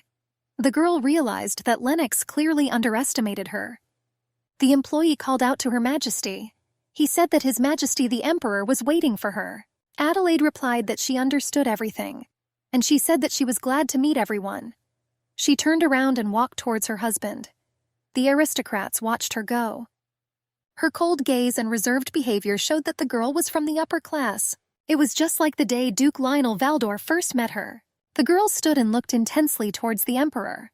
She carefully tried to hide her excitement. The Emperor was puzzled by the arrival of his wife. He didn't expect to see her here in the palace. Adele was determined not to give up and defend her interests to the end. She walked to the table to sit down. And then the question came about what business she came for. Carl stood motionless and looked sternly at Adelaide. The girl sat down. The young husband asked her what she wanted to talk to him about. The girl bowed her head. She asked why he decided to marry her. Carl was at a loss and did not understand what she meant. Adele asked why her husband decided that she was suitable for the Empress's place. She continued that it was he himself who sent her that marriage proposal. Carl thought that the girl was right and answered her something out of place. It was clear from Adelaide's gaze that she didn't understand anything yet. The Emperor touched the inkwell with the feather, and thoughtfully voiced that its existence was like these feathers. The husband took the pen in his hand and said that her presence alone would be enough. The young brunette thought that she didn't want to just be here, like these feathers on her pen. She was outraged. And she noted for herself, looking at the feather, that she was compared not even to a rod, but simply to a feather. Containing her anger, the girl asked if her husband wanted to tell her that she should sit and simply exist with the title of Empress. Adele cast an angry glance towards the Emperor and asked him why he was ruining her reputation. Carl hesitantly replied that he didn't do it. Adelaide went on the offensive and asked if her husband was afraid that she could harm Diane Poitiers. Carl was extremely puzzled by her questions. Taking the pleasant velvet material of the dress in her hands, Adele thought that this was actually the reason for her being here. Rising from her seat, she said that she was glad that he wanted her to take the role of Empress. After all, their thoughts agreed on this. The emperor's gaze remained calm and stern. The young girl straightened up and said assertively that she agreed to fulfill all her obligations. She also wanted him, as the Emperor of Egmont, to assist her in this. Carl asked, puzzled, what kind of help his wife expected from him. Our heroine, standing in front of the Emperor, answered that first she needed an assistant, someone with whom she could resolve issues of the empire, and it would be good to consult with the manager. But unfortunately, it turned out to be Diane Poitiers, and she said that she could not call her to confer. This motivated Adele that she would like to choose Hannah Giggs for this role. The man was surprised. The wife said that she heard that she was allegedly escorted out of the palace. She asked that Hannah be returned to her previous position. She assured that she was not going to restore her to a managerial position. The emperor agreed with this, but his wife said that she still had one thing to do with him. She said that the empress's palace was not taken into account when distributing the budget. Adele expressed the hope that her husband would use a system of additional financing. The girl, without waiting, left the emperor without saying goodbye. She slowly walked away proudly with her head raised. Her scarlet dress represented the power of Empress Egmont. Carl remembered how, as a boy, he always reached out his hand, but could never touch the hem of Her Highness's dress. And his mother always pitied him. She said that the Empress would never recognize him. These memories gave the Emperor a headache. He tried to somehow calm down that pulsating wave that rushed over him so sharply, replacing the picture of the memory of his childhood years. Charles wondered how the budget for the Empress's palace could not be distributed. The Emperor called the servants. Soon a guy appeared on the doorstep. He was ready to serve His Majesty, and he ordered Diane to be called to him. The concubine was soon before the Emperor. She looked at him innocently with her sky-colored eyes. The girl asked why he called her, coming closer to her lover. The Emperor asked if she had brought papers related to the palace budget. Diane confirmed this. She placed the stack of papers she had brought in front of him. After quickly looking through them, the Emperor asked, why were no funds allocated for the Empress's palace? After all, this should have been at her coronation. The blonde made a confused expression on his face. She wondered if she could have forgotten to do this. Diane asked His Majesty to forgive her that she forgot to check this. She assured me that she thought this had already been done. A tear rolled down the blonde's cheek. Words of apology escaped her lips, but the Emperor rudely barked at her to stop. The Emperor said that she could still fix everything now. He ordered her to stop crying, and he held out his handkerchief. Diane assumed that the Empress was very angry with her, and she asked what she should do now. She used His Majesty's handkerchief, and the Emperor caught himself that the girl again reminded him of his own mother. As a child, his mother often cried and called her son in affectionate words, asking what she should do. Diane brought the Emperor out of his thoughts.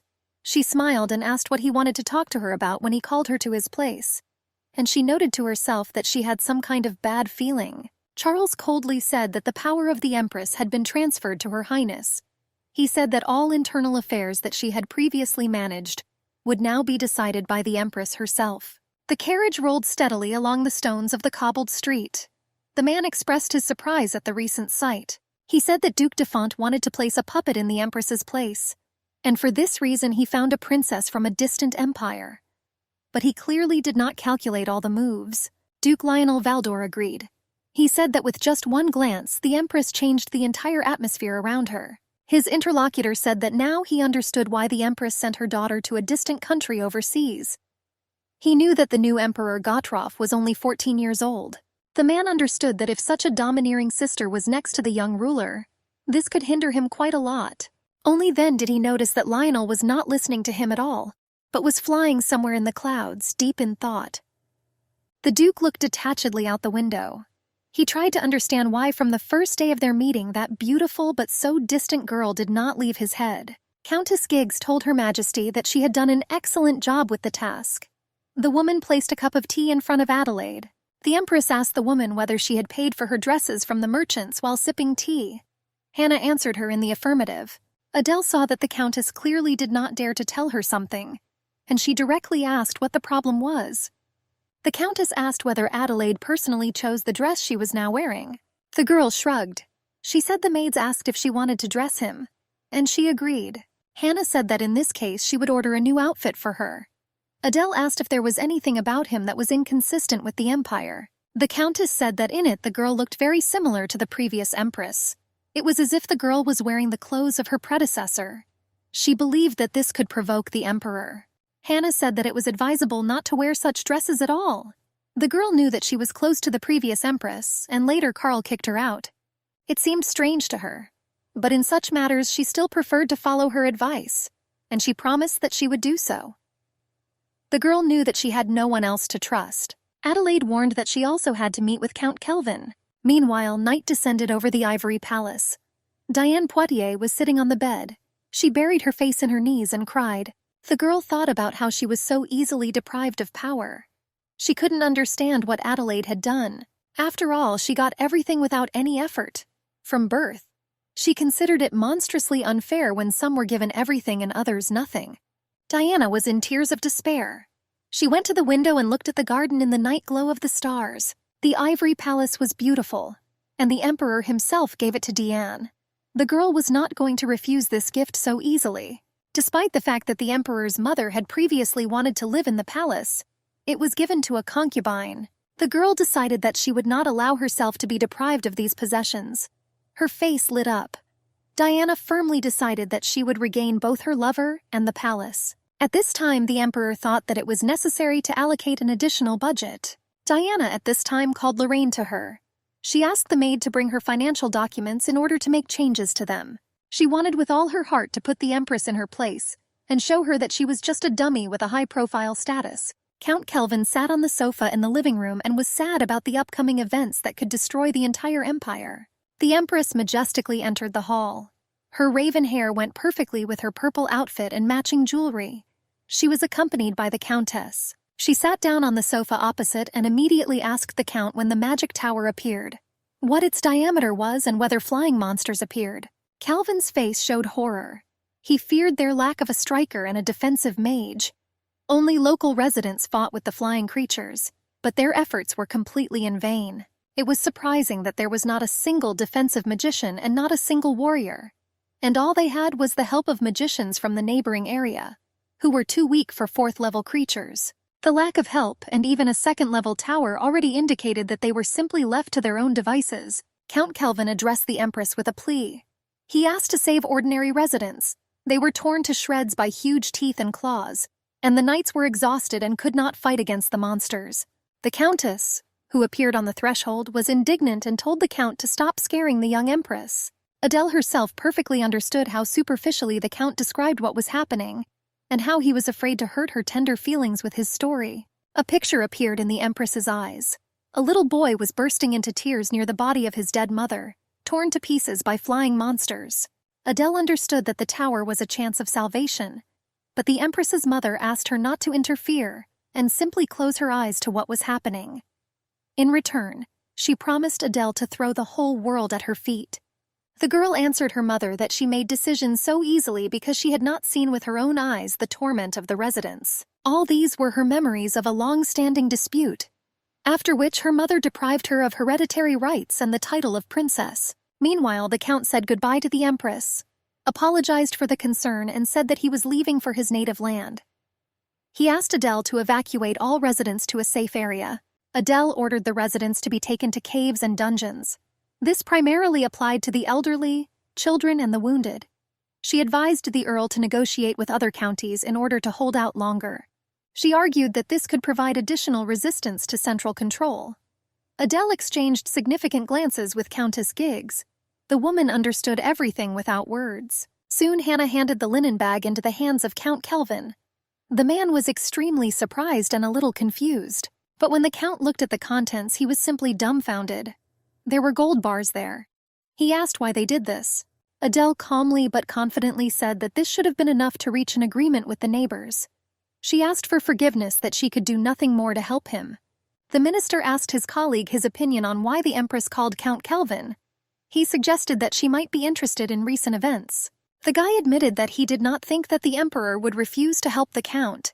After all, he was always so devoted to the imperial family. Duke Lionel Valdor insisted that it was ridiculous to try to understand why a ruler abandoned his subordinates in trouble. At this very time, the guy in the pince-nez saw through the window that the same Count Kelvin, about whom we were talking, had arrived.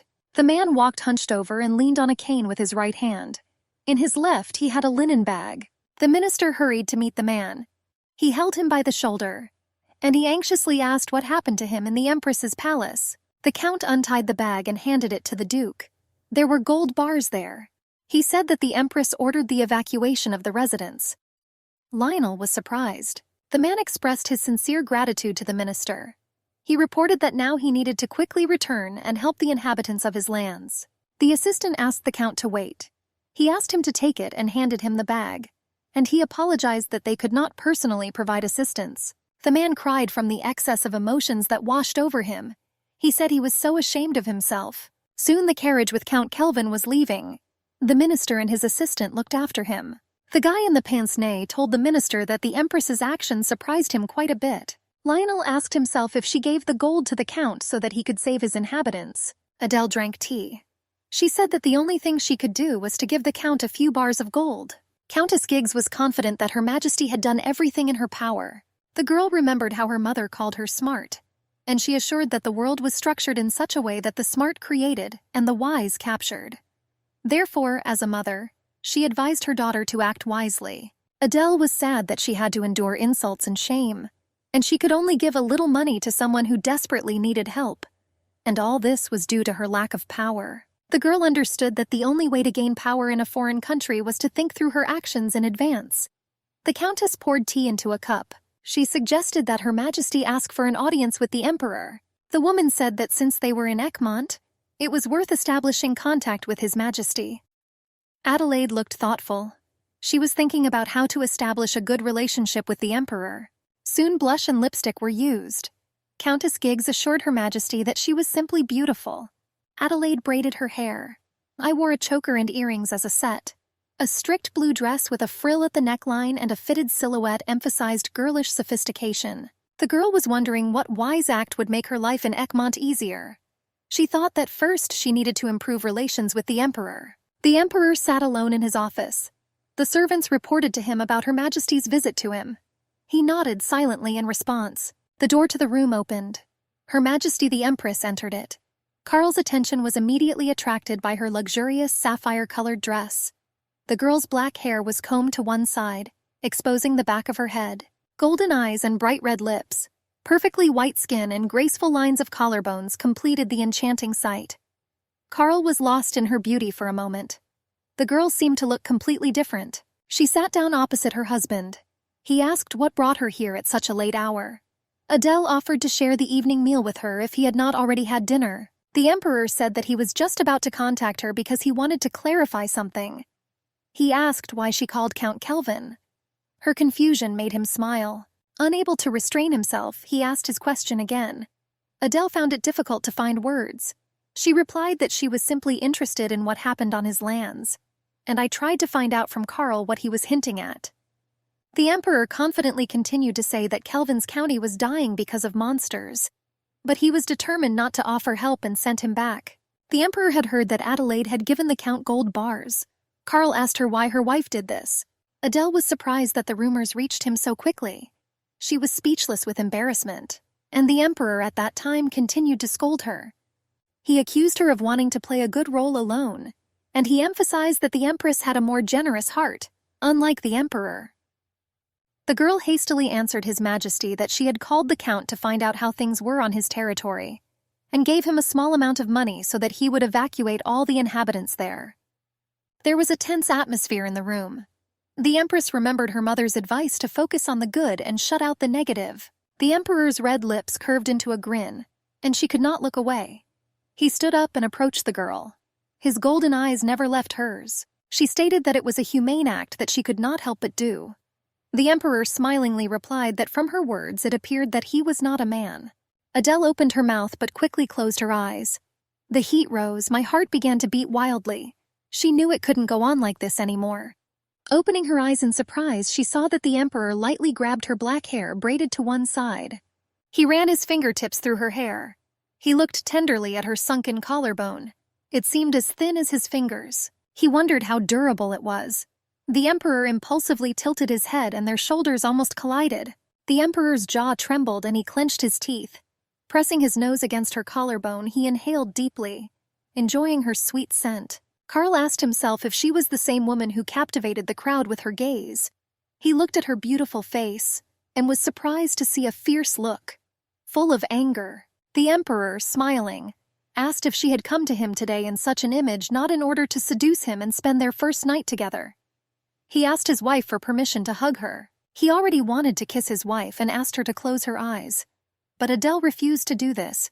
She demanded that he stop, proudly bearing the emperor's gaze. The empress tried to push away His Majesty's hand. He quickly reacted by grabbing her wrist. He began to say that she was once the crown princess of Gotrov. He said that her eyes perfectly matched the imperial status. Karl sternly raised his voice, telling his wife not to forget that he was the emperor here. And he added that he liked pliable and innocent girls more. He asked the girl not to interfere in his affairs anymore. Karl quickly returned to his seat. In a cold and formal tone, he said that she could go. Adele's legs and arms trembled with weakness due to humiliation. They withstood a catastrophic avalanche from the sky that hit her like a tsunami. The girl was burning with anger. She quickly left the room and walked along the endless corridor, holding onto the walls from the strong dizziness that suddenly surged over her from the emotions she had experienced. Adele was lost in thought. She suddenly stopped at the sound of a voice. It turned out that it belonged to Diane Poitiers, the person Adele would least like to date right now. Concerned, Diana approached Adele. With a caring tone, she asked what happened. The empress was shaking not only her hands but her whole body. Quietly but clearly, she ordered Diana to move away. The emperor's concubine approached Adelaide. With a hint of gloating, she whispered that it seemed that something had gone wrong with the empress, and she wondered why she ran away. Diana pointed out to Adele that she was very pale, and she advised me to wear less makeup for this. The sparkling eyes of the servants and maids mercilessly studied the two. Adele watched as the girl floated away. Suddenly, the empress ran towards the stairs. The maids were shocked. At one point, the girl stumbled. She leaned forward, beginning to fall. Adele clenched her teeth and involuntarily closed her eyes tightly. Suddenly, she felt a solid force catch her. A wave of misunderstanding passed through the girl. Strong hands gently held her shoulders. A pleasant wave of relief fell over the girl. A low, soothing voice whispered soothing words into Adele's ear. She looked at the man blankly, and then she quietly muttered his name. It was Lionel Valdor. They looked into each other's eyes for a moment. Lionel could not look away, as if he had been petrified. He wondered what could make the empress look so exhausted. He looked at her pale and frightened face. The girl's slender, neat shoulders tensed. The empress thanked the gentleman for saving her. Her gaze was downcast. Pressing her hand awkwardly to her chest, she walked away. The man remembered their first meeting. Then Adelaide's smile shone so brightly, as if the sun had awakened in her heart, illuminating everything around with the warm light of joy and hope. Lionel looked down at his hands. They seemed to be on fire. He then slowly picked them up and stared at the place where the empress had disappeared. It was as if he was working with hot metal with his bare hands. Adele returned to her chambers. Mrs. Giggs was extremely surprised. She asked why the empress returned so quickly, but she ignored her question. The girl needed to relax. She ran a hot bath. While removing makeup from her face and washing her body, Adele thought about something. Closing her eyes, she imagined her old nanny. Her wrinkled eyes were curved like the moon. Very often, Adele did not know what to do. Then she clung to her nanny for comfort. She told her to do whatever she saw fit. Whatever the result, it will serve as an experience. This is exactly what Princess Adelaide's path should be. Only people like her can change the world.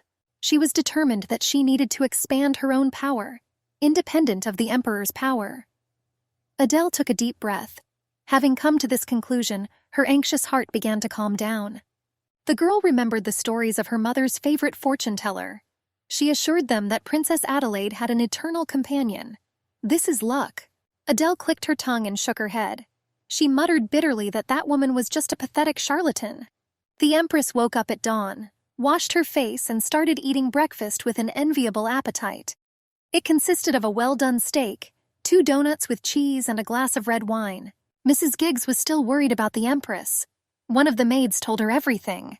That after a conversation with Karl, Adele immediately ran into Diane Poitiers, who in the end disgraced her. Then she slipped on the stairs and was caught by Lionel Valdor. The woman sighed heavily. She carefully told the empress to eat slowly. She nodded but continued to eat without stopping. There was a knock in the room. The clerk entered, bowed politely, and took out an envelope. He explained that additional budget had been allocated. and he was sent for inspection. Adele had just finished her meal. Mrs. Giggs quickly took the envelope from the clerk and handed it to Madame. She carefully took it and began to read. All eyes in the room were focused on the impassive face of the Empress. Despite the fact that her eyes slid from top to bottom once, her doll-like expression remained unchanged. Adele asked the servant where this document came from. He hastily replied that this document was sent from the Ivory Palace. She almost choked, but she managed to keep a calm face. It turned out that additional funds were allocated to the Empress by the Emperor's mistress. Adelaide ordered the servant to wait outside. He obediently went out to Her Majesty, leaving the ladies alone. The girl asked Mrs. Giggs if she had the authority to review the details of the general budget of the Imperial Palace. She answered her in the affirmative and went to get the papers. Mrs. Giggs returned with a small stack of books. Adele studied the total budget with a cold, calculating gaze. The Countess asked what confused the girl. She invited her to look at it herself. The number on the paper shocked her. The emergency additional budget amounted to no more than what was required to purchase one old horse. If the Empress was right, then the funds allocated for the Ivory Palace should belong to her palace. Hannah agreed that the budget was much higher than normal. Diane Poitiers nodded her head in confusion, as if she had foreseen the current situation. She clarified that she had to once again reconsider the decision to finance the Empress's palace. The blonde began to correct something on that paper. Quite a bit of time passed. Diane handed the letter to the clerk. The man stood with his mouth wide open. He was clearly surprised that she managed it so quickly. The girl looked displeasedly at the confused messenger. She said that she wouldn't spend the whole day doing such trifles, and she ordered the letter to be taken right away. As expected, the Empress was unhappy with the quick return. Diane Poitiers still controls the supplementary budget. Adele ruthlessly tore the document in two. In a serious tone, she ordered the employee to go to Diana again. Returning, the poor servant, who had been thrown back and forth, ran up to the princess and bowed his head. Diana said with a grin that it seemed the Empress wanted luxury. Diana asked the maid standing next to her if she had not given the Empress enough money. She agreed unconditionally. She allowed the servant to go, and he hastily left the room. The girl ordered the maid to bring her most modest dress. She also told Lorraine to convey a message to the Emperor that the Empress had summoned Diane Poitiers to see her on the issue of an additional budget. But she was trembling with fear and did not know what to do. Diana took a deep breath and muttered that it was time to catch the dark-haired animals. Adele fluently read the Code of Laws of the Imperial Palace. At one point, she let out a short cry of triumph and clenched her fists enthusiastically. Reading it carefully, she pointed her finger at a certain passage. The Empress has the exclusive right to decide on the acquisition of the palace residence. The Emperor has the exclusive right to distribute additional funds. Adele said that this law was created just for her case. Mrs. Giggs nodded, thoughtful.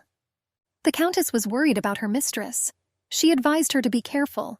These laws are like a double-edged sword. If you started swinging them, you could only harm yourself. Adele was not happy that she, the Empress, was sitting and begging for money from the Emperor's mistress. And it turned out that she took pity and added another silver bar to the budget. The girl believed that her husband was the first to swing this sword. But Adele has hurt herself too many times. The Duchess did not dare to object to her mistress. Her Majesty asked Mrs. Giggs the question of how to correct a matter that had already been completed. She told her that she needed to return the documents and reissue the order. Adele smiled. Her golden eyes shone like the moon. She turned to her advisor and ordered her to obtain permission to reside in the palace of Diane Poitiers. Our heroine was sitting in the office. She reasoned. It turned out that the source of the Empress's power was complex and multifaceted. As a rule, power was acquired through family connections and the birth of an heir. Adele thought about family connections, relatives. She remembered her own mother who kicked her out of the house. The girl shook her head with a sigh, crossing out the first point. The second paragraph talked about the birth of an heir. Memories of her recent courtship flashed through her mind. She shook her head furiously. This left the option of relying on advisors and creating an independent government. Ink from the pen dripped onto the paper. A feeling came over Adele. She looked out the window. At that moment, the girl realized that it was definitely the energy of the tower. A maid came to Her Majesty with a report that Madame Poitiers had asked for an audience with her. It turned out that that beast herself decided to come. Adele ordered the guest to be led into the living room. After some time, the blonde stood in front of the Empress with her eyes downcast. She quietly greeted Her Majesty. The Empress asked if she had brought what she requested from her through the servants. The guest confirmed this, and she assured that she did not understand why Her Majesty was so dissatisfied. Countess Giggs placed the Book of Laws on the table in front of the ladies. Adelaide said she was unhappy with the budget allocated for the Ivory Palace.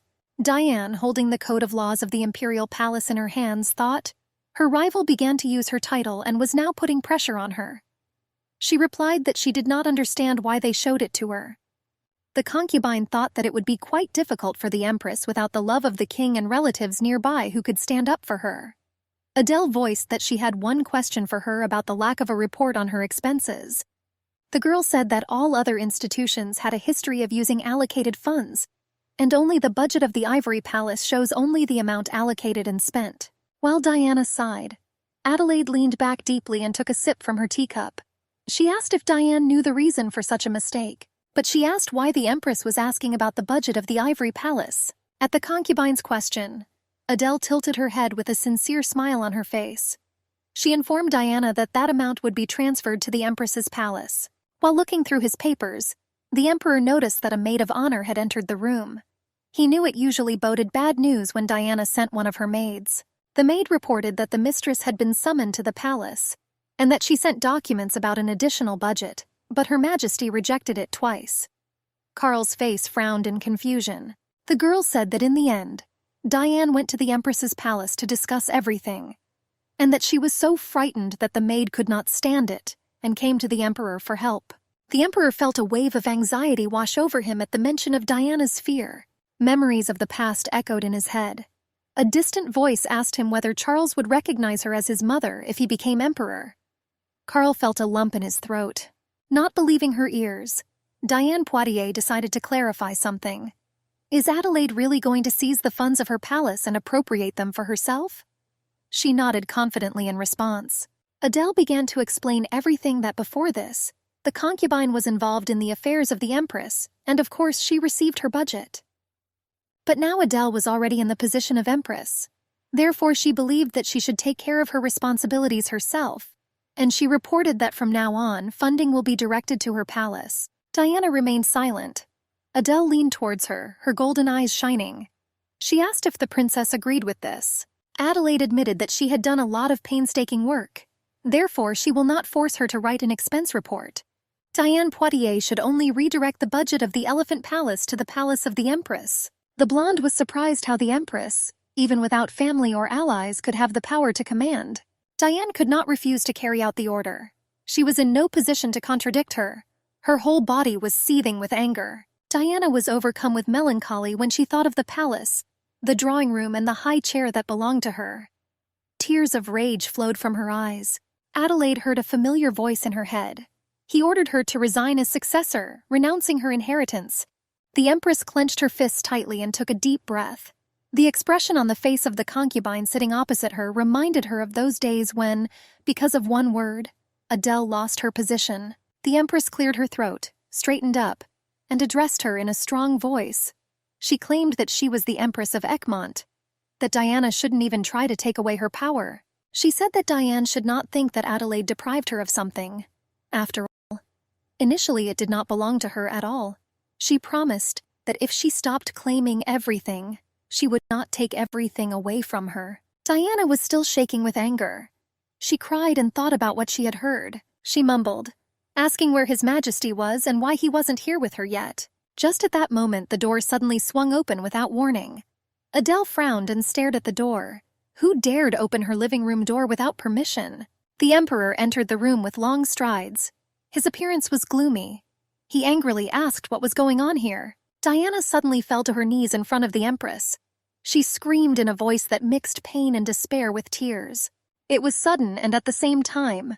Adele was embarrassed and involuntarily opened her mouth, widening her eyes. Charles's gaze was focused on Diana, who was lying on the floor and apologizing to the Empress. Tousled blonde hair, a small slender back, and a trembling tone. Carl slowly raised his eyes and looked at Adele sitting in her chair. He sternly asked what was happening here. There was even a flash of madness on his face. Adelaide stood up from her chair and ordered Diana to stand. She continued to cry and ask for forgiveness without stopping. The atmosphere in the room was tense and fragile. like thin ice that could crack at any moment. Lorraine hurriedly picked up Diana, who was lying on the floor crying. Her pale face was streaked with tears, and her eyes were swollen and red. Carl gritted his teeth and ordered the maid to take the tear-stained girl to the ivory palace. The maid of honor supported Diana, who was staggering as if about to faint. Leaving the living room, they closed the doors behind them and left. Carl asked everyone to leave the room. He wanted to talk to the Empress alone, but Mrs. Giggs was still in the room. After that, the Emperor turned to Countess Giggs and said that he had not seen her for a long time. The woman bowed her head. She said that she was glad to see His Highness again. The Emperor noticed that Hannah had not changed at all during this time. He said that she again stood next to the Empress and watched how weak people were destroyed. The Countess asked if this amused him. The woman was alarmed. She looked at the monarch in a stupor. The Empress is observing the situation.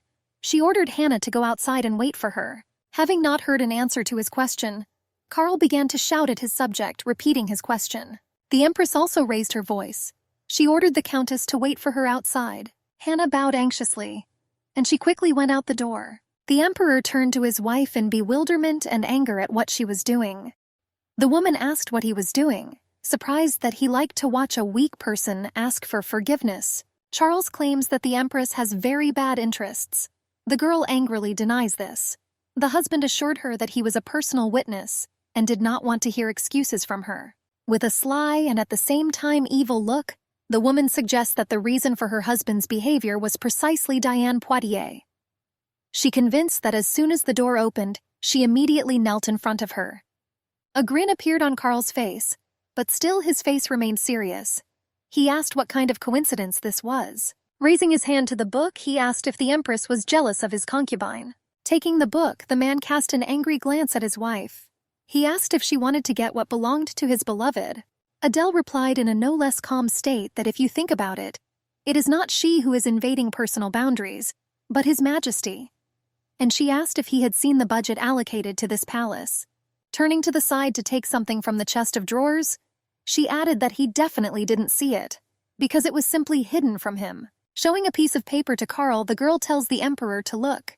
She wondered whether the Empress's palace could be managed on such a small budget. Taking the paper in his hands, the man silently examines it. Turning sharply to the Empress, he asked her if that was why she had called Diane to her place. In justification, Aladaida said that she wanted Dion to convey this, and she herself came here. Without looking away, the man concluded that it was she who called her. Hearing these words, a grin appeared on the Empress's face, to which Carl said that her mother, Empress Gottroff, lied to him. He said her mother insisted that her daughter Adelaide was obedient and devoted. But he was surprised that even after being expelled from her own country, she did not understand anything. Looking sideways, the girl assured that it would be better for her husband not to raise this topic, especially if he didn't know the reason why she had to leave Gottroff. Roughly grabbing the Empress by the shoulder, Carl ordered his wife to listen to him carefully. Looking closely into her eyes, something indescribable happens between them. Continuing his speech, he said that, like feathers on a pen, like flowers in a vase, it was worth her to live at his command.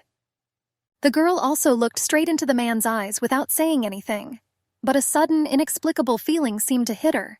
This almost made her faint. Empress Adelaide looked to the side with a serious look, while her husband looked at her with an expression of seriousness and at the same time an excited look. The girl jerked free from her husband's arms. She headed towards the balcony. Rubbing her eyes, she stared at the sky, which had turned red. The Empress's subordinates looked with fear at the bloody sky, while the sky was covered with lightning. Someone from the crowd began to shout that there was a tower that was descending from the sky, frightening with its appearance. Watching this from the balcony, the woman remembers her husband's words. Words about how to live are like feathers on a pen, like flowers in a vase. She seems to be wondering how at such moments one can live like this. Immediately, Hannah burst into the Empress's room looking excited. She screamed, asking if the Empress was okay. Shouting out that it was a portal coming down, she worried that they needed to hide. Empress Adelaide, in turn, turned her head to the Countess. With complete seriousness and self-confidence, she refuses her offer to hide. Standing her ground, she adds that she will not leave. At that time, the Empire's subordinates began to scurry around in panic. With fear and screaming, everyone ran away like little ants, hiding wherever they could. People saw the portal getting closer and closer. and screams were heard in the crowd that monsters were about to attack the palace, and at that time miracles were happening in the sky. Looking up, Knight Jakal assumed that the tower that descends from the sky could be the 4th level, or even the 5th. In response, the Minister of Defense said that it was good that she was heading to the garden. He explained to his comrade that it would be difficult to stop the invasion if the tower affected the structures. Lionel quickly turned to his soldiers, ordering everyone to take their place and prepare for battle. The man immediately explained to the soldiers how they should act, that their main mission after the portal touches the ground and monsters emerge from it is to stop them until the magicians appear. Addressing the knight, the Minister of Defense impatiently and seriously asked him when the magicians would arrive, to which the man replies that he doesn't know this yet. And then the commander began to have bad thoughts. He assumed that the magicians would appear when all the knights had already died. He ordered the knight to immediately go to the residence of the magicians and bring them here urgently. Lennox Poitier, vice captain of the Order of Magicians, was a first-class attacking magician of the 1st level in the Egmont Empire. It was not for nothing that he received the title of Count, despite his low origins. The magician treated what was happening with dispassion. Looking at himself in the mirror and putting a luxurious cloak on his luxurious outfit, he seems to mockingly ask if he is being asked to appear right now. The man, looking at the magician with a hint of contempt, replies that this is an order from the Minister of Defense, and that all magicians must arrive at the Rose Garden, where the tower descends. Concentrated on fastening the buttons of his beautiful cloak, the magician of Poitiers replied that now it was problematic.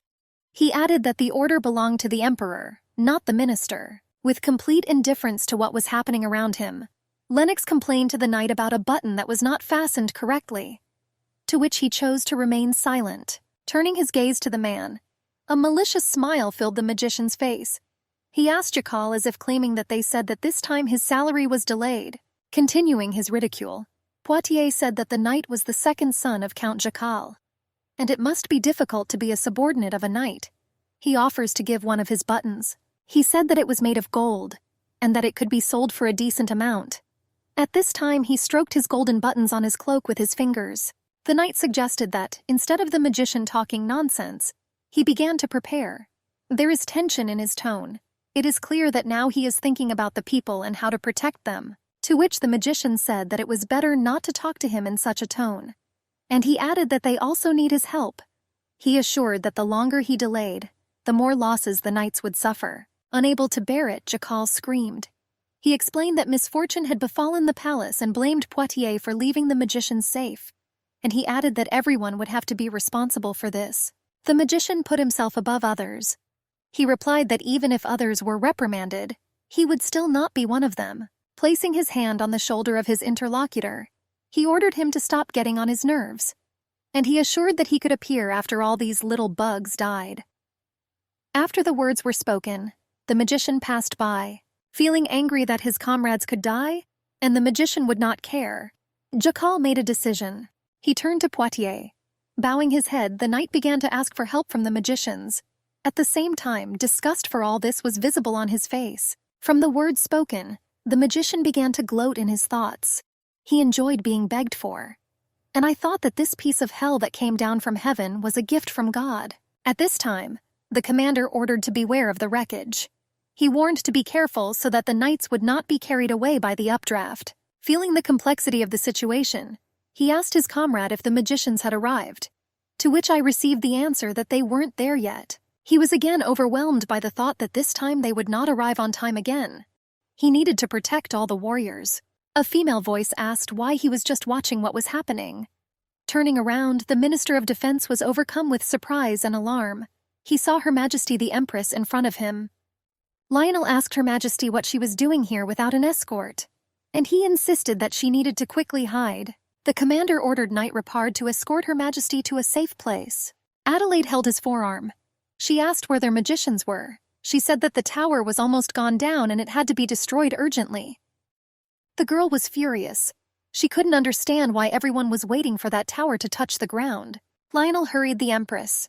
He said that they needed to quickly take refuge somewhere. At that time, a fragment was flying towards them. The commander covered the Empress with himself, and he said that it was dangerous here, so she should have stood behind him. But after that, his surprise knew no bounds. That fragment hovered in the air, surrounded by radiance. He realized with surprise that it was magic. Lionel thought that his knights had finally received reinforcements from the magicians. But then he saw a group of magicians in the distance. They had just arrived and were not even in a hurry. The minister was surprised. He wondered, since the magicians were so far away, who had just used magic. The Empress said that it was a level 4 tower, but she believed that she was not as dangerous as she seemed. And I was worried that help would not arrive in a timely manner. She clenched her fists resolutely. Drawing her dark steel war sword, the Empress began her run. Lionel clenched his teeth tightly. He shouted after the Empress, asking what she was going to do. The girl, as she walked without turning around, shouted to the minister that she was going to destroy this tower. He tried to stop her, assuring her that she shouldn't have done this. But Adele did not pay attention to the screams. She was already dangerously close to the field of magical action of that tower. Bloody lightning rained down around her. The captain was still trying to shout to Her Majesty. He said that she was not allowed to go there, and he was afraid that she could be carried away by the updraft. Lionel reached out his hand to grab the girl and stop her from doing her crazy thing. But his hand was pushed away by an unknown and invisible force. Later he realized that it was magic. A transparent but impenetrable shield surrounded the Empress. She stopped and looked back at the minister. She asked me to worry about her and not to interfere.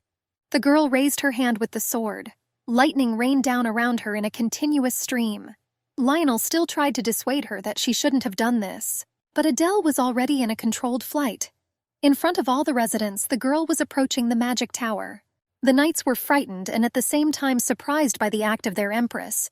They asked in horror what she was going to do. The captain angrily barked at the rogues to gather and pull themselves together. He ordered them to keep their eyes open and not miss the moment when Her Majesty would fall. Lennox watched from a distance. He thought that the Empress had been carried away by the flood, and he gave the order to make a protective barrier around the tower. The guy wanted the magic to completely surround the territory, so that Her Majesty would not be harmed during the fall. 4 knights and a captain stood right under the tower and closely watched what was happening in the sky. It seemed that the tower began to burn. The young vice-mage of Poitiers asked himself what it was. Lionel and his knights also opened their mouths in surprise. They had never seen such a reaction before. The capital commanded his knights to prevent the flames from engulfing everything around here. The guys were already running to carry out the captain's order, and he was somewhat thoughtful. He realized that Her Majesty's special suit, the sword attached to her back, it was all strong magic that did not allow him to stop the Empress. Lionel remembered how confidently the girl had recently talked about the coolness of the tower. Based on all this, he made a shocking conclusion for himself. The captain saw Adelaide fall from a height onto her back. This brought him out of his thoughts. The girl thought that no matter how much she looked at the receding sky after the destruction of the tower, it always excited her. Men were always trying to stop her, due to the danger of the procedure associated with magic, and they scared her with death.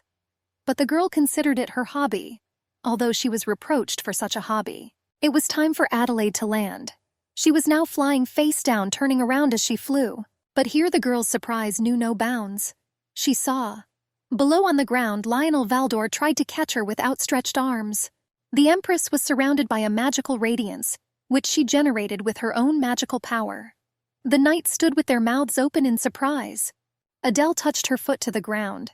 She didn't need outside help for this. The girl asked in surprise if Lionel really wanted to help her. He briefly confirmed this.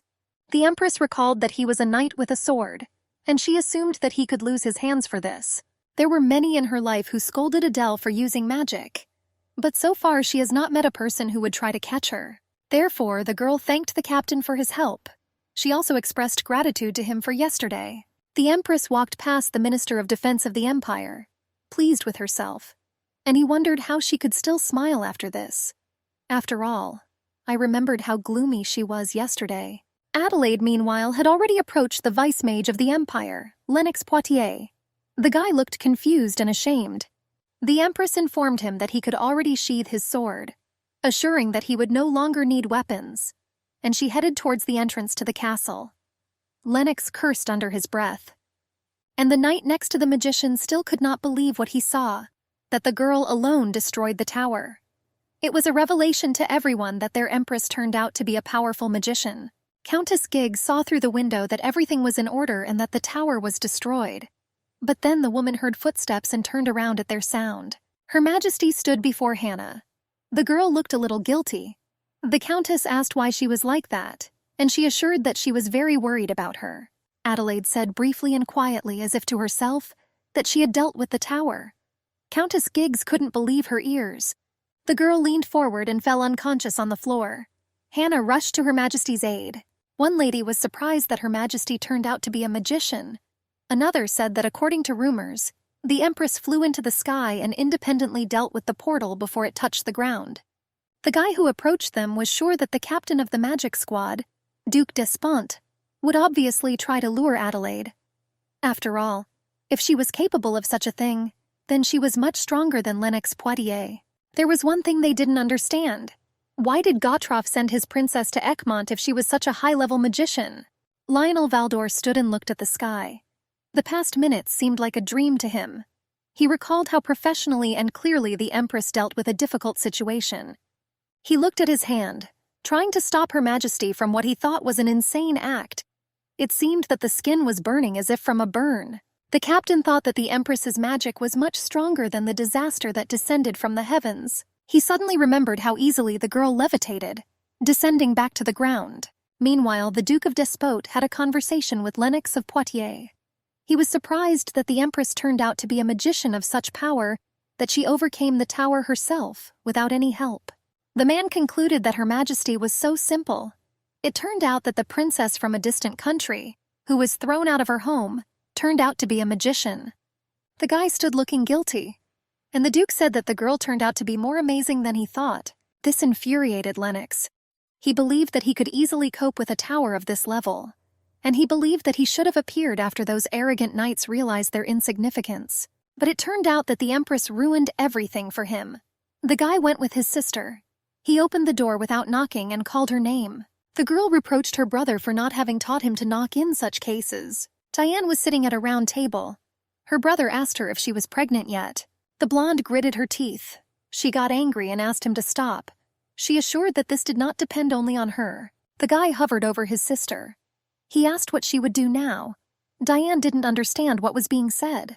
Lennox said that the Empress turned out to be a magician, also an attacker and a fairly strong striker. He swore. For the blonde, it was also surprising.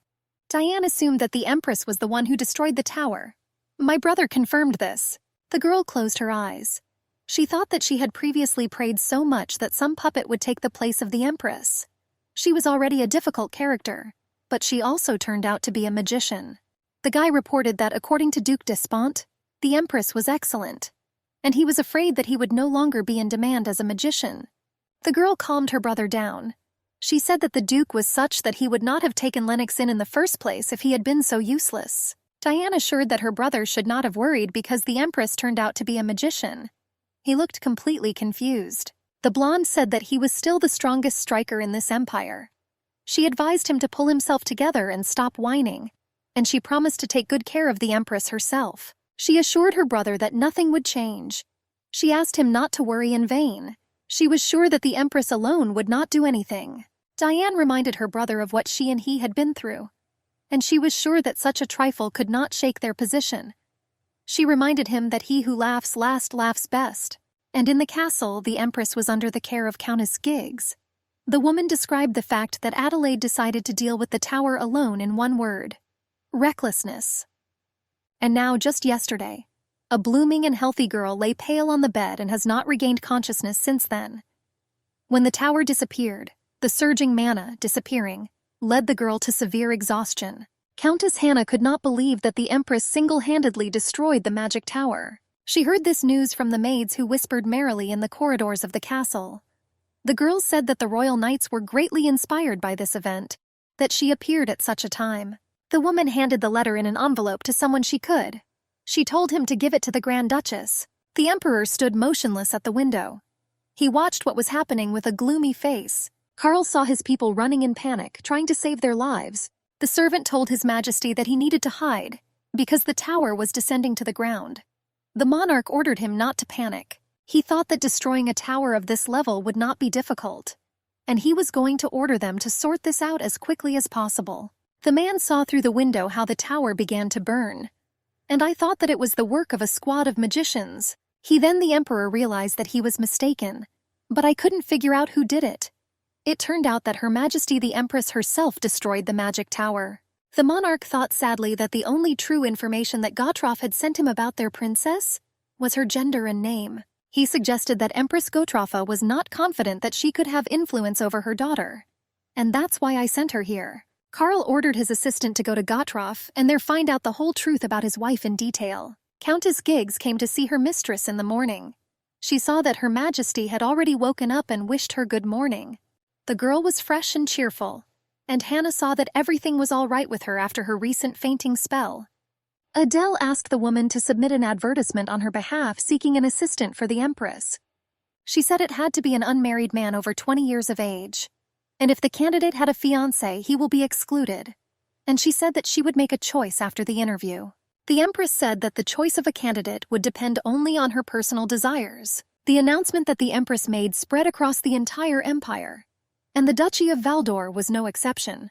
The guy read the ad and was surprised that there were so few conditions and everything was so simple. Another thought it was better than pouring water on such messages. He tried to understand what the Empress wanted to achieve, and he assumed that she could be preparing a rebellion or wanting to strengthen her power. A guy with glasses asked Lionel, who was quietly sitting in a chair, his opinion on this matter. The Duke at this time was not listening to the conversation, but was immersed in his thoughts. His friend shouted out of his reverie. Valdor replied that he did not know, and he assumed that the Empress could be planning to do both at the same time with this action. The blonde cheerfully suggested that the Empress might just have wanted to have some fun, and since she announced the search for an assistant, they could not stay away. The guy asked who would be entrusted with this matter. The blonde assured that it would be someone who was on close terms with the Valdor family. After all, it was necessary to restrain the power of the emperor using the duties of an assistant, and whoever it was, he should have been prepared for rumors about a love affair with the Empress. Therefore, until now, assistants to empresses were the second or third sons of families. Lionel reminded his brother that Her Majesty gave gold bars to Count Kelvin, and he assumed that these were the emperor's worries. He said that the Empress's views on the towers were different from the views of a squad of magicians on them. The brother asked what Lionel wanted to tell them. The eldest of the brothers, Valdor, firmly announced that he would become an advisor to the Empress. The guy with glasses asked him to change his mind. He answered Michael that they had no one to send, and he said that they simply had no other choice. The blonde scratched his cheek in thought. He said that the third son of the Verdi family was close to them, but he was not yet 20 years old. The brother tried to dissuade Lionel, and he said that he would be of no use there. After all, as soon as he becomes her assistant, they will immediately start talking behind his back about their love affair with the Empress. He replied that his reputation was already quite low in society, and he believed that they had nowhere to retreat. And given recent events, Lennox Poitiers would not want to cooperate with them. He said that he couldn't even complain about the mage squad despite that he was the Empire's Minister of Defense. His brother listened silently. Lionel continued his thought to the brothers, that they knew little about magicians, towers, and monsters, and this was Egmont's weakest point. The Duke said that at least the Empress understood more about this than they did. He assured that if he became her advisor, he would find out about it, and then they can move forward. His brother took the cup and sipped from it thoughtfully. He said that Valdor should become an assistant. Their mother, if she were alive, she would not just leave it like that. Lionel smiled and said that he would take this as his consent, and he understood that he was taking a difficult and dangerous path. The blonde, raising a significant finger up, by the way, wanted to remind the brothers. What if the Empress does not choose them as assistants? And he could not understand where such confidence came from. Emperor Charles was sitting at the desk of his office. Diane was sitting not far from her lover. She thought that he never spoke to her. She sees him for the first time after that incident in the Empress's palace. His Majesty told the concubine that if she was unwell, then she could rest at home and not be here. The girl looked up at her lover with her huge blue eyes, and she asked if he had heard the latest news. Diane said that less than a month had passed since their wedding, and she was already looking for an assistant. She said that she was worried whether it would harm His Majesty. Karl coldly answered his concubine that she should not worry about this. The girl was surprised by his answer, but meeting his cold gaze, she replied that she understood everything, and asked his permission to leave. The emperor, without looking up from his business papers, immediately ordered her to take care of the additional budget for the Empress's palace, so that no more problems would arise on this topic. The girl walked and thought to herself that Karl Ulrich was her happiness and sorrow at the same time. Tears welled up in her eyes. He was the one who could turn her life into heaven and hell overnight without much difficulty. When the emperor was left alone, he called a servant to him. He ordered him to report on the Empress's announcement. The servant reported that 16 people had responded so far, and he began to list the candidates. Karl was surprised that only in the morning the announcement was made, and all the sons of prominent families attacked like bees on a hive. The emperor asked if there was anyone from the Duchy of Valdor. The servant answered negatively, and he promised that when news appeared, he would urgently inform His Majesty. Karl expected that it was unlikely that the Valdor family would personally interfere in this matter, and he assumed that they would send one of their confidants. Countess Giggs cleared her throat and said that this was the end of her report on the key political figures of Egmont.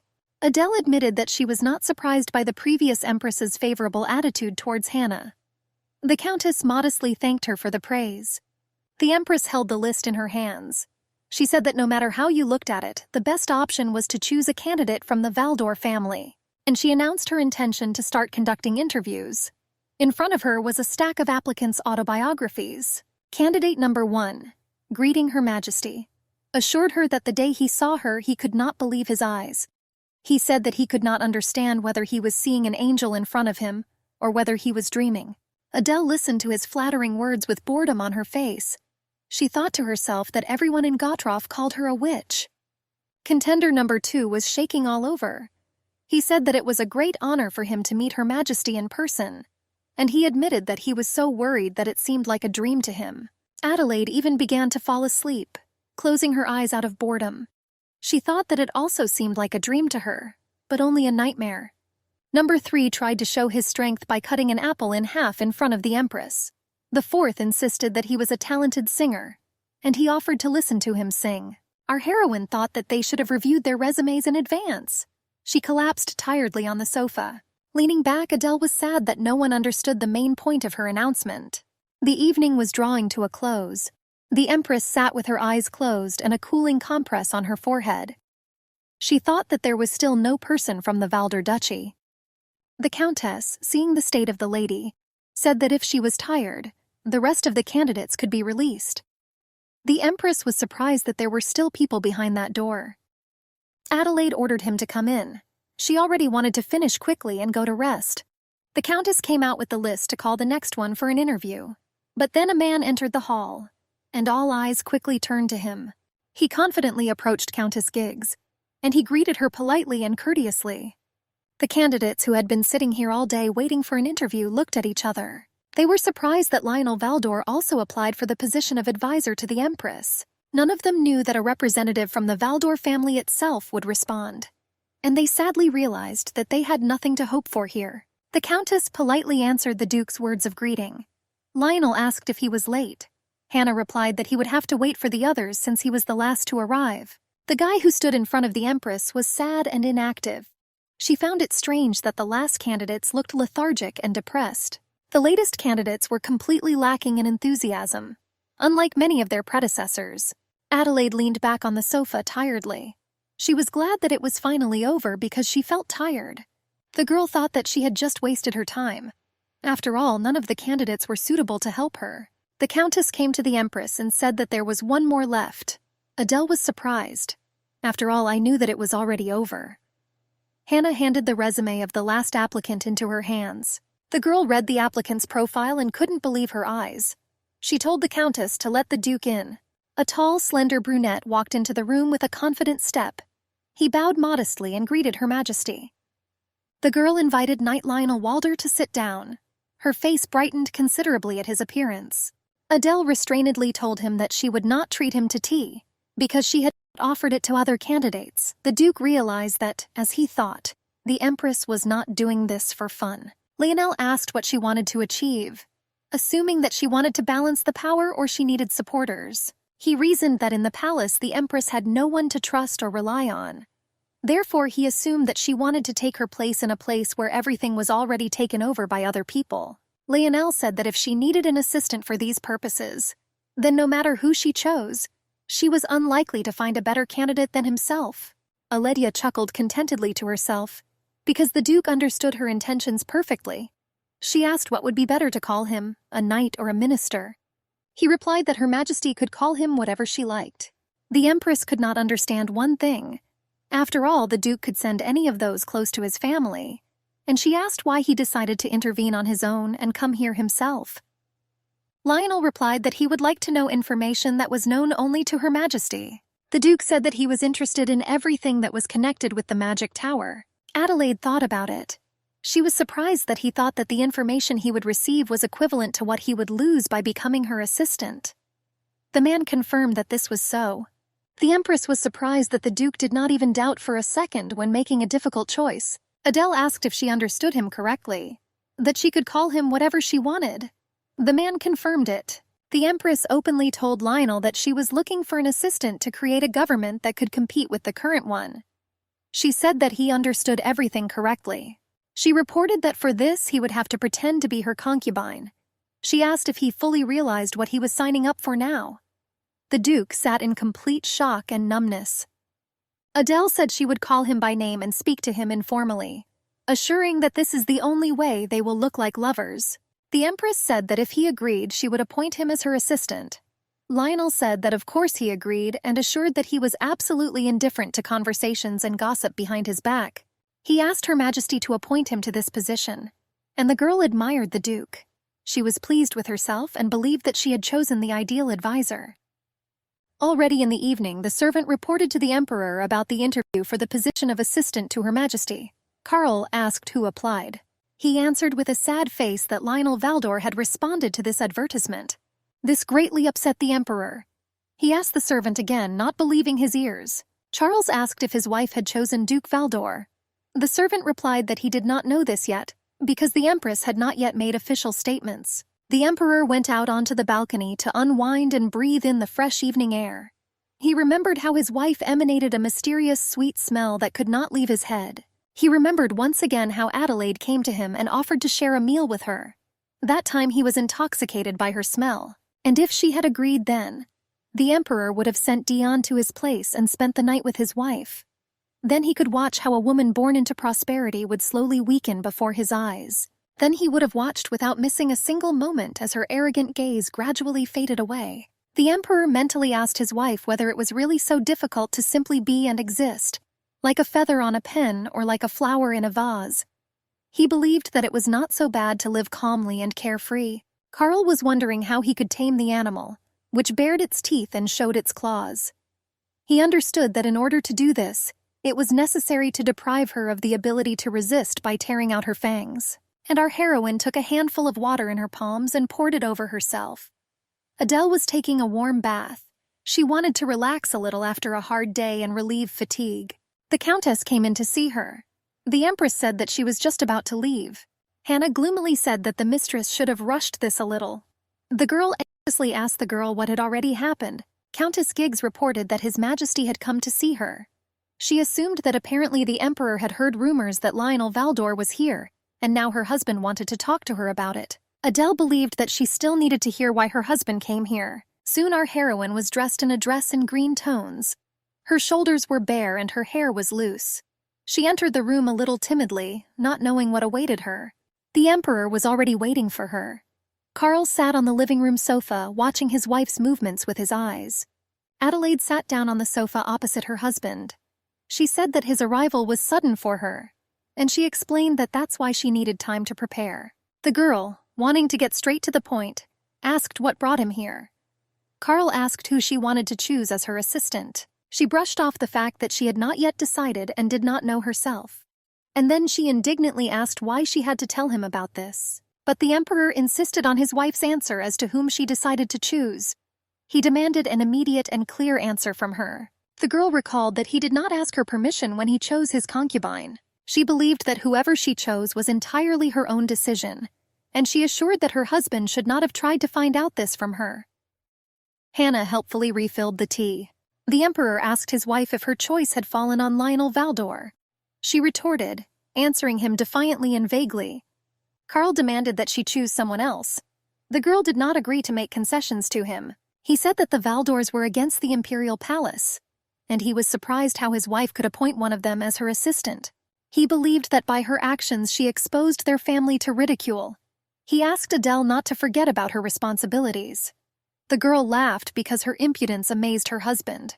She recalled his recent phrase, where he compared it to a feather on a pen or flowers in a vase, and she asked if he really thought this would happen. The emperor replied that it would be so. Adelaide clenched her teeth in anger.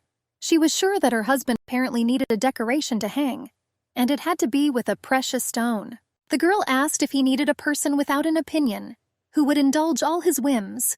Carl confirmed the correctness of her guesses, and he praised her for her understanding. Adele recalled that he was interested in her choice, and she said that she had just made it. Smiling defiantly, she said that she would choose Lionel Valdor.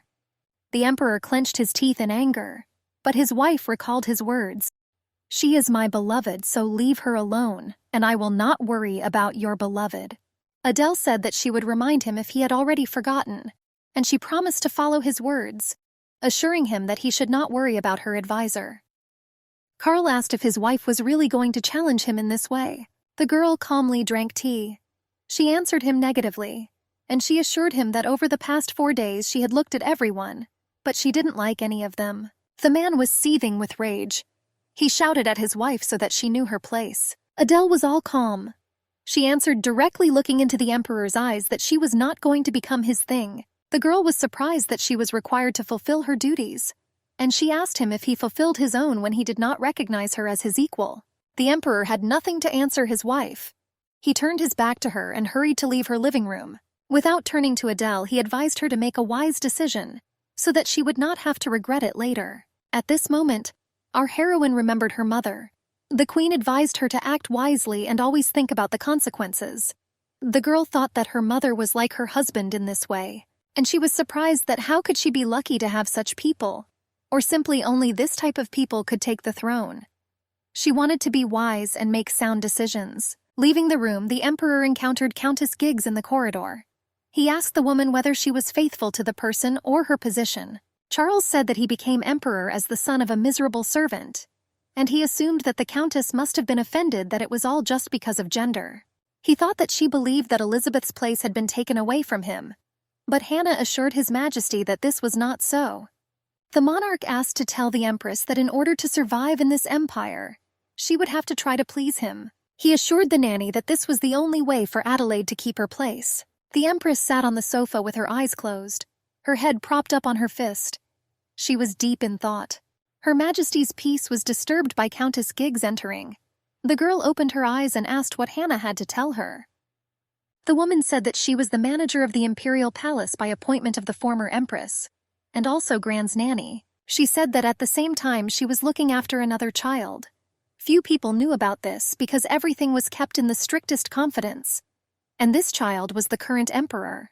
Adele sincerely could not understand why the countess was telling her about this now. Hannah assured that somewhere in the depths of the emperor's soul there was still a child hidden. He dreamed so much of being loved, but he was never able to achieve this. The emperor remained that vulnerable child who never knew a bright feeling. His concubine was already hurrying towards Carl. The blonde was incredibly happy to meet her beloved, but seeing his gloomy appearance, Diane became alarmed for His Majesty. She hurried to ask what happened to him. The emperor was clearly angry and upset about something at that moment. The girl suggested that the empress was to blame for having again disappointed him with her action. She asked if it was connected with Her Majesty's new assistant. The blonde expressed her indignation at how the empress dared to acquire an assistant when her husband was nearby. Carl hardly listened to her. He leaned toward the open neckline of the girl's dress and sucked in a loud breath. Dina was embarrassed by this unexpected action of the emperor. He muttered to himself, "Not that smell." The concubine asked him in surprise what had happened. Carl ordered the girl to live an incredibly calm life like a feather on a pen or like a flower in a vase, and she looked at him incomprehensibly with her huge blue eyes. The girl, smiling, asked if she became a feather, would he use her? And if she became a flower in a vase, would he put her next to him? Diane gently stroked the emperor's cheek and said that she agreed if in this way she could be close to him, because it was so important to her. Carl touched the concubine's lips. He said that's exactly what she is, and the girl predicted that soon his violet eyes would fill with tears and turn red. She bit his finger, but the man suddenly broke away from the concubine, leaving her completely bewildered. She asked him where he was going. Carl was approaching the door. Diane was surprised by his behavior. After all, he always easily succumbed to her temptations. She couldn't understand what was happening to him now. Hannah Giggs spent a long time telling her story. She said that when the previous empress found out that her maid had given birth to the emperor, she was extremely shocked. And it turned out that the prince, cut off from his own mother, lived in Her Majesty's palace without her consent. When this little boy found out that the empress hated him because he was a stranger, he was only 6 years old. At the age of 7, the prince met his real mother, but she already had one foot in the grave at that time. And then the inner core of this unfortunate child was broken.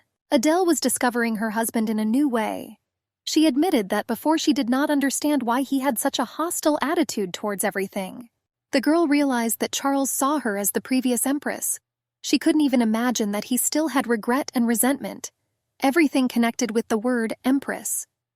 The Countess said that his hostility manifests itself on an instinctive level, and she didn't think that he doubted the correctness of his actions.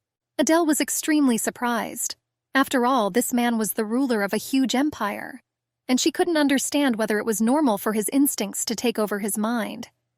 Hannah said that the man was the emperor, and Adele was called his wife. The brunette asked whether it was really through this that she should try to please him in everything. She was surprised that the Countess was trying to tell her this. The girl nervously tapped her finger on her knee. She said that on the day of her arrival, Diane Poitiers visited her. Then she began to tell her about the emperor's preferences. The Countess agreed that this was unheard of impudence. She was surprised how the impudent person could even dare. Adele insisted that she had the audacity to advise her how she should behave with the emperor. She restrainedly asked how the Countess's words differed from the words of Diane Poitiers. Hannah Giggs looked down, and ashamedly she asked to forgive her. The girl assured that the most valuable thing she had and that she wanted to protect it was herself. Adelaide said that her principles, her beliefs, her pride and honor were all she had. The girl assured that for her all this was higher than the title of the emperor himself, and that's why she agreed to die rather than become a puppet in someone else's hands, fulfilling someone else's whims. After these words, Countess Giggs realized that Adelaide was born Princess Gottroff and had blue blood flowing in her. Therefore, she should not have crossed the line of what is permitted. Hannah timidly and restrainedly asked Her Majesty to forgive her, realizing that she had made a grave mistake in subordination. The night shrouded the palace in its cloak. Only the radiance of distant stars fell like a faint reflection on the exquisite architecture of the building. Suddenly, the silhouette of a tall and strong blonde man appeared in the corridors of the castle. Countess Giggs was surprised that the emperor appeared here at such a late time. Hannah informed His Majesty that his wife had just fallen asleep, and she thought that not even an hour had passed since he left the Empress's palace. Carl sternly asked if the Empress was ready to spend the night with him today. The Countess briefly expressed surprise. The Emperor suggested that since she was so slow to give a direct answer, apparently it was possible. He hurried into Adele's room without making a report. The girl was sitting on the bed, her legs tucked under her, dressed in a nightdress. The brunette was indignant at the unexpected visit of her husband, and she asked him what he allowed himself. Carl replied that he would like to give her time. The Emperor was unbuttoning the buttons on his clothes. He was the one who always got what he wanted, and he did not need to deny himself and hesitate, even if his rival was the Empress. Soon his white doublet fell from his shoulders to the floor. The man stood in front of his wife with his torso bare. He said that she looked at him as if she was ready to kill him here and now. Adele said that she had already talked to him about everything earlier, and he then left the palace. But why did he suddenly return to finally spend a night of love with her? Carl approached the girl. He recalled that she herself asked to be recognized as his equal, and he said that in order to do this, the wedding night must happen. He said that he saw her desire to gain strength and power in the palace, and he considered it unnecessary to seek help from someone else. The monarch leaned towards his wife, inhaling her scent. He assured her that it was the Empress's duty, and having completed it, she will get what she wants. Carl promised to personally give his wife power, but she asked to let her go. Her husband called her capricious. After all, she did not want to fulfill her duty, but at the same time she intended to have power in the palace. The girl thought to herself that whether she wanted it or not, he was her legal husband, and intimacy between them was the norm. However, she couldn't understand why she felt so disgusting then now. Carl asked what she couldn't accept, and that was offensive to her. He asked if there was a person in this empire besides him, before whom she could bow. The girl was surprised that the Empress had to kneel before her husband. She gritted her teeth and insisted that this was the first time she had heard of such a thing, and she suggested that Egmont had outdated concepts. Then Carl began to gently caress her foot, rising higher and higher to her knee. The Emperor pressed his cheek to his wife's shin, continuing his caresses. He smelled her foot and kissed her. Adele abruptly stopped his actions. She removed her leg and asked what she intended to do. The Emperor asked if his wife was now happy. After all, he submitted to her and kissed her foot. The man caressed her face, touched her lips with his fingers. The girl remained tense.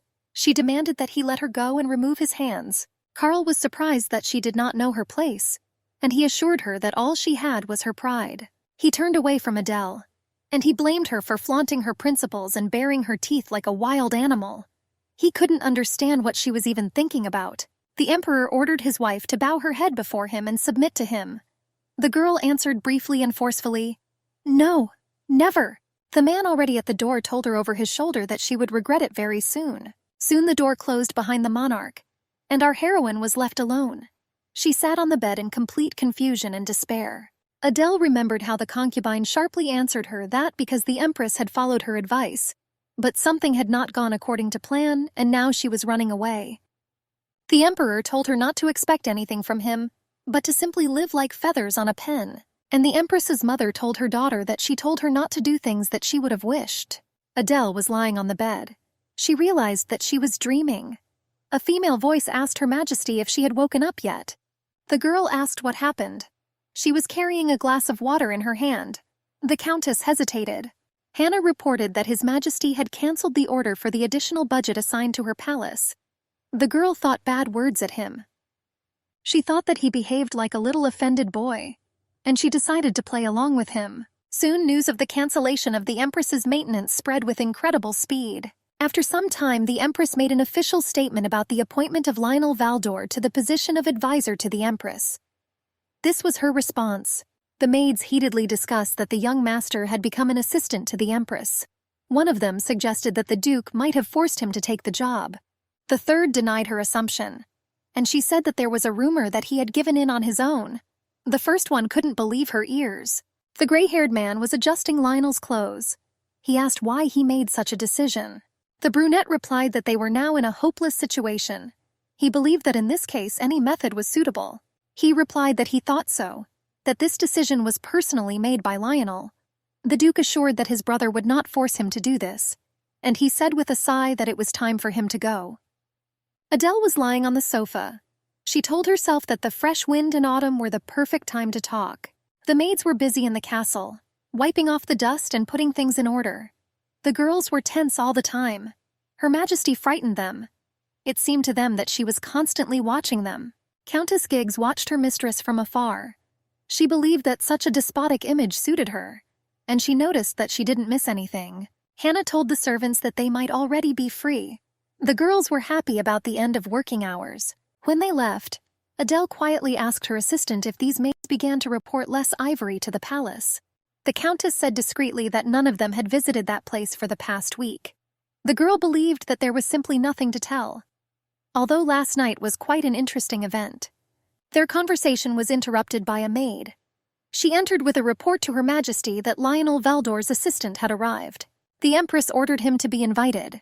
The brunette politely greeted Her Majesty, bowing to her. Adele stood up and walked towards the guest.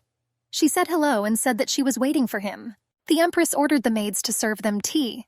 The girls timidly accepted Her Majesty's order. When they were alone, Adele said that soon rumors would spread throughout the palace that a very warm relationship had arisen between them. The girl assured that he was very nice to her as an assistant, and she said that she was counting on him very much. Adele flirtatiously said that she also did not like to pretend that she and he were close, and in order not to embarrass her, next time I would like to hear an answer from him. She insisted that she did not want there to be talk that the Empress was unrequitedly in love. Lionel was somewhat taken aback and did not know what to answer. The Duke discreetly expressed the hope that Her Majesty would not regret choosing him. The girl was amused that she was not talking seriously, but he fell for it. She replied that she would try to remember his words. Lionel modestly drank tea. He couldn't shake the feeling that he was being joked about. The Empress pushed a dish of sweets towards him. She offered him a treat. She said that she liked those in Egmont the most. The brunette said that there was no need to bother. Adele shrugged and took a bite. She assured that it was not difficult to offer sweetness, and she said that she had always been like this. But here she did not have the opportunity to show her true self. The Empress summed up that it turned out that his duchy wanted to appropriate for itself part of the power that belonged to a detachment of magicians. Lionel replied that it was so rude. He added that he would also like to change the way the towers are dealt with. After all, at the moment the magicians owned all the information, and they did not disseminate it. The Empress summed up that the towers were power. Adele remembered that her mother wanted this too. She said that if this power was used correctly, the members of the imperial family would become rich. But she believed that taking possession of information and keeping it secret, creating a rescue squad of magicians, giving them the opportunity to choose who to save and who not, was at least strange. She said they have the same goal. And to begin with, she was going to take advantage of the fact that she was a magician, strengthening her position in Egmont with his help. She said there was a matter that needed to be dealt with. Lionel suggested that if we were talking about canceling the additional budget for her palace, then his duchy would submit a petition to His Majesty. The Empress said that she was pleased to hear that. But she believed that such a gentle protest could not be called revenge, and since Karl dared to insult her in this way, she had to repay him in the same coin. The girl handed the paper to her assistant. She asked him to read it first. After a pause, he was surprised that she wanted to take revenge in such a way. The maids told the plump man that they had not invited him today. He said that he knew. He made a broad gesture with his hand and said that Her Majesty should choose what she liked, and he said that Madame Poitiers sent him. The man was unfolding a paper folded in 4. He said that the Ivory Palace paid all the bills, and he said that there was a letter attached. The Empress took the paper in her hands and began to familiarize herself with its contents. Countess Giggs asked Her Majesty what was written there. Adele said that was the price for 1 horse, and she was surprised that the concubine offered her to choose something for the amount that she initially allocated to her. And Diane informed her in a letter that a national holiday would soon take place. The Empress said sarcastically that she was moved to tears by her concern. Our heroine asked herself how much longer Diane Poitiers was going to provoke her, and she said out loud that she would no longer tolerate her antics. She said that she was going to write an order, and she ordered Hannah to prepare the relevant documents. The girl rubbed her forehead. She thought that in an instant she was losing control of herself. The Duke was surprised that the Empress was going to evict Diane of Poitiers from her palace. She indignantly asked what he proposed to do himself in her place. Lionel assured that if Her Majesty put the concubine on the street right now, everyone would begin to have compassion for her. The girl asked in confusion what she should do in this case. He told Adelaide a different method to resolve the issue of having an unwanted person living in the neighborhood. In conclusion, the Duke asked the Empress how she liked this method. The girl said that His Majesty was so cruel. She wondered how he could cancel additional funding, and she assumed that the Empress was very upset by this. Diane told the servant that that's why she sent him, so that she would understand that with the amount she assigned to her, she could buy at least what she needed. And a couple of months later, they celebrated a national holiday. Smiling and adjusting the necklace around her neck, the concubine said that she was also upset about this for Her Majesty. Closing her eyes languidly, the girl said that the Emperor gave her that budget and told her to buy whatever she wanted. The servant told her that she was beautiful, both externally and internally, and it was not surprising that he loved her. Diane was already accustomed to the flattery of others. She was often admired, suggesting that His Majesty was falling more and more in love with her every day. The blonde asked the servant not to say that and not to put her in an awkward position. At the same time, she tried on a gold ring on her finger. And I thought that now the Empress would understand who was in charge in the palace. Lionel asked Her Majesty what her opinion was about the method he proposed. The Empress replied that she was surprised. She admitted to herself that she had not thought that the Duke would present this plan to her with such a calm face. Adelaide even fell in love with this strong-willed and rather reserved brunette. She suggested out loud that he had personally nominated himself to become her assistant. He replied that he had already said this before. The Duke said that he intended to make a formal protest at today's meeting about the cancellation of the additional budget for Her Majesty's palace. She replied that she would wait. The Empress was holding a book in her hand. She invited her assistant to fight together. Diane was sitting on the sofa in front of a table with jewelry, perfume, and accessories. She could not understand what was happening to her, and why she was so anxious in her soul. Now her heart was beating faster, and just a minute ago everything was fine. Then she chose jewelry for herself, listened to the compliments of the merchants, and everything was fine. She remembered that last night the Emperor suddenly came to her, but then he left. And after a short period of time he returned again. Carl fell asleep without even touching his beloved. And now she was rushing around the room and could not understand why he changed his attitude towards her, and why he did something that he had not allowed himself to do before. She was at a loss. Diane called the maid to her. Lorraine quickly responded to her mistress's call. The girl ordered to immediately bring the maid from the Empress's palace, but she demanded that it be done quietly and secretly from everyone. Soon, servants from Empress Adelaide's inner circle were brought to Diane Poitier's chambers. The concubine asked her if Carl was with the Empress yesterday. The maid asked again. The blonde fiercely grabbed her by the shoulders and began to shake her forcefully and demand that she answer her question directly. The girl stammered and confirmed that he had come.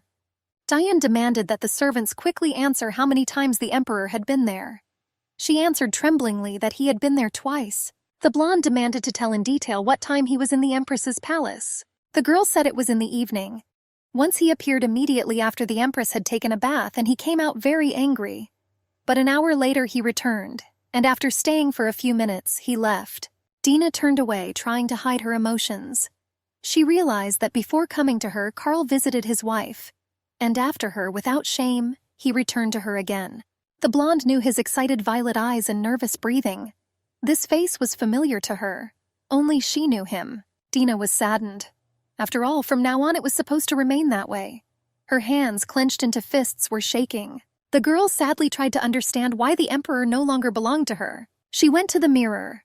Looking at her reflection, she noticed that she had wrinkles and her face had stopped shining. Diane touched her face with her fingers. She thought that the Emperor loved her skin, and she should have called not merchants, but people who knew how to take care of themselves. The girl felt her sides, checking to see if she had gained excess weight. She calmed down a little, making sure that this was not the case. Diane asked herself why she could not get pregnant, because both the Emperor and she were absolutely healthy. Adele wrote with a pen on paper. The Countess reported to her that a maid had been called from the Ivory Palace. The Empress suggested that apparently the concubine was interested in the details of last night. Hannah asked if she should hire another servant. The brunette looked up from her papers and looked at the Countess. She asked if she had anyone in mind. The woman replied that if necessary, she could find reliable people. Adele said there is no need to do this. After all, no matter who they bring, this person will not inspire trust. She said they'd better know who was whose puppet.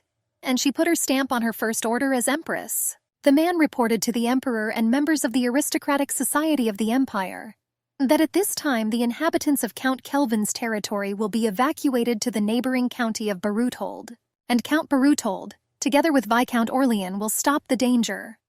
According to preliminary data, the tower was on the 3rd level, and the information that gargoyles had appeared was confirmed. Lennox asked who set the 3rd danger level. He assumed that eyewitnesses might have just seen Gagner's. After all, the gargoyle was very difficult to catch. The young magician Poitiers said that there were not even magicians there, and questioned how the insignificant knights could fight them. One of those present became embittered by Lennox's remarks towards the knights. He said that he could only sit and put on airs, instead of dealing with this matter himself. The blue-eyed youth bared his teeth. He said that the opponent seemed to be running into trouble, but his senior colleague asked the guy to calm down, and reminded of the presence of His Majesty. Lennox timidly and ashamedly asked forgiveness from His Majesty. Carl asked what their Minister of Defense thought about this. And he thought that something infuriated him and always didn't like him. But today he annoyed him even more. The Emperor said that he hoped for his wise answer. Those present froze in anticipation of Lionel Valdor's speech. He said that before answering, he would like to ask a question to the responsible persons of the magic squad. The Emperor allowed it.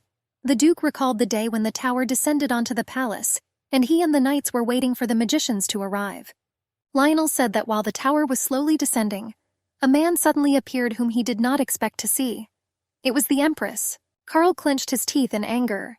He thought how impudently dared to mention her name in his presence. The Duke said that Her Majesty rose up, and before the portal touched the ground, she destroyed it. And thanks to her, not a single monster managed to get out, and they did without losses. Lionel claimed that no one had even thought of such a method of destroying the towers in Ekmonant. Lennox sarcastically replied that this was expected of Duke Valdor, and it was not surprising to him that he was so knowledgeable, apparently having received enough of the Empress's love. The Duke did not pay attention to the young blonde's remarks. He claimed that, according to the Empress, when monsters appear, the tower reaches the 3rd level, and it was she who told Count Kelvin to evacuate the residence. He said that the Empress also made a donation to help save people. Those present were surprised that the Empress provided financial support in the form of gold. Lionel said that he would therefore exactly repeat Her Majesty's question. Why are the magicians of Ekmont watching this situation from the sidelines? He asked the magicians whether it was their reluctance or lack of opportunity as such. Lennox and the Count were amazed and simply indignant with rage. The Duke continued his speech. What he, as Minister of Defense, would like to say is to save people. And if it was possible to help them with something, it was necessary to immediately send a detachment of magicians there. Carl was deep in thought. The advisor replied that he would personally like to hear Her Majesty's opinion. He said that if the Empress treated this situation with such noble intentions, then she legally had the right to maintenance, and he asked to share with them the reason for canceling funding for the Empress's palace. Carl muttered through his teeth that Lionel became her lover and immediately gained courage. The Emperor said angrily that he, in the person of the Minister of Defense, had warmed a snake on his chest. He said that even among common people it was customary that the wife should help her husband. Lionel listened silently to the Emperor without giving a response. The advisor, meanwhile, hinted to His Majesty that he was overdoing it. Their meeting was interrupted by an employee entering. Approaching, he informed His Majesty that the Empress had revoked permission for Diane Poitiers to reside in the Ivory Palace. Carl was surprised that his wife approved such an order. And on the paper was the seal of the Empress. Lennox said that couldn't happen. After all, the Emperor himself personally gave Diane permission. He realized that the Empress was trying to throw out his sister.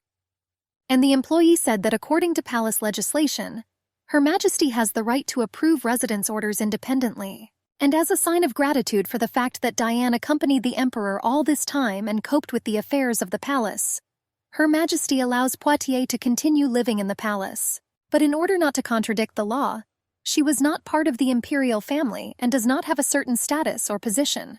If Diane, being the daughter of a count, had a desire to stay in the palace, she was awarded guest status by the Empress herself, and Her Majesty allowed her to stay in the Ivory Palace. But all further expenses that concerned Diane Poitiers had to be paid by her county. Lennox couldn't believe his ears. He could not imagine that it was necessary to pay such a huge amount. The Emperor nervously left the meeting room, and the board members began to whisper that the Empress was essentially right. After all, it was strange that some girl occupied the entire palace for no apparent reason. Another said that she was still very generous, since she allowed Diane to stay on the condition that she would pay for her accommodation. Young Poitiers considered them bastards for daring to open their mouths. The advisor quietly asked Lionel if it was his idea to receive payment for the Ivory Palace. He slyly replied that his brother knew him best. The guy thought that he would squeeze all the juice out of him. He knew that his brother's plans were always well calculated. Lionel told his brother that they had something to talk about in private. Meanwhile, Carl was in a hurry to the Empress's palace. He entered without a report, abruptly throwing open the doors. The maids were afraid only of his gloomiest appearance. The girls timidly greeted His Majesty. He didn't even glance in their direction. The blonde hurried up the stairs. Adelaila, already dressed in a dark blue cloak, stood majestically on the upper flight. Carl muttered through his teeth, asking the Empress where she was going in this form. The girl quickly and gracefully walked down the steps. Having caught up with her husband, she asked what issue he had come to her about. The Emperor threateningly demanded that she cancel the order to live in the Elephant Palace. Adele firmly replied that it should be his move first. She asked if he had found an error in the document. She said that she was not kicking Diane out at all and even made concessions to her in order to settle her here legally. Cart said dryly that he would not speak anymore, and he said to cancel the decree right now. The Empress replied that he first had to correct the current situation. and she said that she was shocked today by the proposed price for one horse. She said that merchants came on behalf of Deanne so that she could choose something for herself. The girl said that a well-known proverb in Egmont says, "If someone points a sword, boldly draw yours." Adele looked straight into the Emperor's eyes. She thought that he was now no longer able to stop her and could not take something away. After all, he initially did not give her anything. Karl grabbed his wife by the shoulders and began shouting to ask her where she was going now. The Empress calmly replied that she was going to take a walk incognito. Adele said that the palace law, Article 14, Chapter 2, states that the Empress has the right to move secretly without the Emperor's permission, and may not notify the direction and purpose. The blonde said angrily that she clearly remembered that damn law from beginning to end. The girl asked what else she could afford, because even the allocated budget was the price of one horse. She asked to be released. She said that she was interested in the life of ordinary people in Egmont. She asked not to tell her that it was pointless. I thought it was better than sitting here in the dark. As Adele left at the door, she told her husband without looking back that her trip would take about 3 days. The Emperor thought that he would like to stop her, and I would like to hang a chain around her neck. He would like to forcefully hold her so that she could not move without permission, and put your nose against her white neck. I longed to deeply inhale her scent, like a spring flower. But now this situation angered the Emperor because it was out of his control. A man was waiting at the carriage. Adele, dressed in a traveling cloak with a hood, approached the crew. The man took off his hat and greeted her, and with trembling hands he opened the door of the carriage cabin. Soon the 2 Valdor brothers approached, and they asked if she was already in the carriage. He confirmed this. The advisor asked the servant to pretend that nothing had happened. He submitted to the master. Lionel entered the carriage. A charming brunette was sitting there in light trousers, high boots, and a raincoat. When the girl saw the Duke, she took off her hood and apologized for getting into his carriage without him. She told Duke Walder that she was glad to meet him, nodding to the advisor, the youngest of the brothers. He politely replied that it was a great honor for him to meet Her Majesty. She said that the Minister of Defense had probably already informed him, and if so, was not against providing her with housing for 3 days. He agreed with Her Majesty. Soon the carriage started moving. Adele, trying to remain unnoticed, carefully looked out the cabin window. Lionel noticed to himself that he had not seen her in such a robe and such boots for a long time. The brunette thought that the Empress had the perfect image to move around incognito. Adele watched what was happening through the window. She asked if this was how the common people lived in the capital. And carts were driving along the streets. Children were playing. Women were walking with shopping baskets. Everyone was busy with their own business, and life flowed calmly and without unnecessary fuss. The advisor asked Her Majesty what she thought. Adele said that people's clothes are neat and the colors match. She couldn't know what was inside, but the outside of the house looked clean. She believed that here at least it seemed that people lived decent human lives. It could not be said that this was a lower class, but rather slightly above average. The Empress said that in Gottroff this was considered a good life, and she asked how they assessed it in Egmont. The advisor said it was the same here. He confirmed that the area was middle class. He said that 10 minutes north there was a huge slum that was located across the river. Refugees who lost their homes because of the towers lived there. The guy said that this area was growing in size. The Empress was sad, that's what she thought. The advisor asked permission to find out why she invited Count Kelvin to her place. Adele said it was the least she could do for him. She assumed it had no effect. Lionel asked Her Majesty if she was involved in rescue activities when she lived in Gottroff. The Empress discreetly revealed that she was the founder and head of the organization to resist the towers in Gottroff. The men were surprised. Adele clarified that this was, of course, 6 months ago. She said that she devoted herself wholeheartedly to this matter. The girl said that before the tower touched the ground, before the monsters destroyed the population, she was obliged to destroy the tower. She insisted that only such thoughts overcame her. Then the rescued people thanked Her Majesty. After all, they survived only thanks to her dedication and abilities. And the children, smiling, presented the princess with a wreath of flowers, placing it on her head. Adele said that she still clearly remembered those incredible feelings. The Empress said that she tried to save all the people and not abandon anyone, that she retained her conscience and honor, as befits a person. Her Majesty said that this is the ideology that she put into her organization. She asked if their curiosity was satisfied. When the carriage stopped, Adelaide left the cab. She looked at everything around with curiosity, and she said that she found this estate excellent. Lionel thanked Her Majesty for the compliment. She assured that she was telling the truth as she thought. When the Walder brothers led the noble guest into the house, she turned to Lionel. She asked if there were books in his duchy. He replied that there were those who collected them, and the brother noticed to himself that Her Majesty called Lionel by name and addressed him informally. She wondered how close they were, and he was surprised that he really wanted to become her lover. Adele concluded that they should also have a library. Lionel asked if Her Majesty wanted to go there. The girl said that there was also a library in the palace, but she did not have the opportunity to visit it. She asked me to recommend a book to her. The Duke asked which genre was preferable and said that he was ready to recommend it. The girl suddenly noticed that Lionel's brother looked confused, and she suggested that he apparently only now found out that she was not officially addressing her assistant. But she still found it inconvenient to tell him that she wanted to create such a look for society. Adele turned to the advisor, suggesting that they switch to you in communication. The guy was surprised and asked again. The girl, embarrassed, corrected herself and said that she had suggested that they should go to the library. The guy was shaking a little, but he controlled himself, and he replied that the library is on the second floor. He assured Her Majesty that she could use it as much as she wanted. Lionel approached Adele and politely volunteered to take Her Majesty to the reading room. At some point, the Duke noticed that her ears were red. The girl opened up for him from the other side. Countess Giggs said that in the end, Diane Poitiers must decide. She would stay here as a guest or return to the family estate as soon as possible. The girl looked at Hannah in shock. The woman placed a piece of paper in front of the concubine. She said that this was an official order from Her Majesty.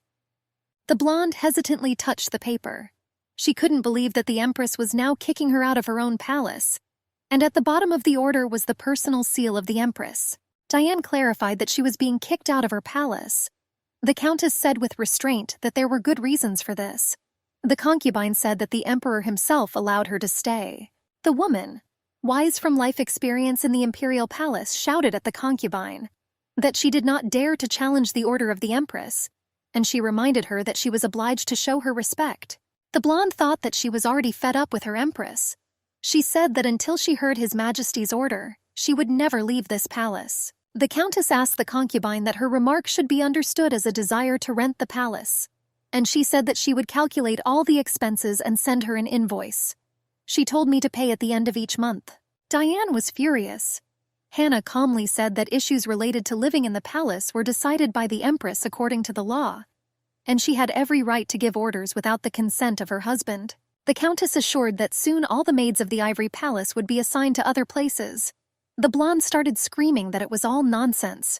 The woman calmly said that the right to distribute servants within the palace was also in the hands of Her Majesty, and she thought that Diane still did not understand that stupid love turns into nothing against the backdrop of the law.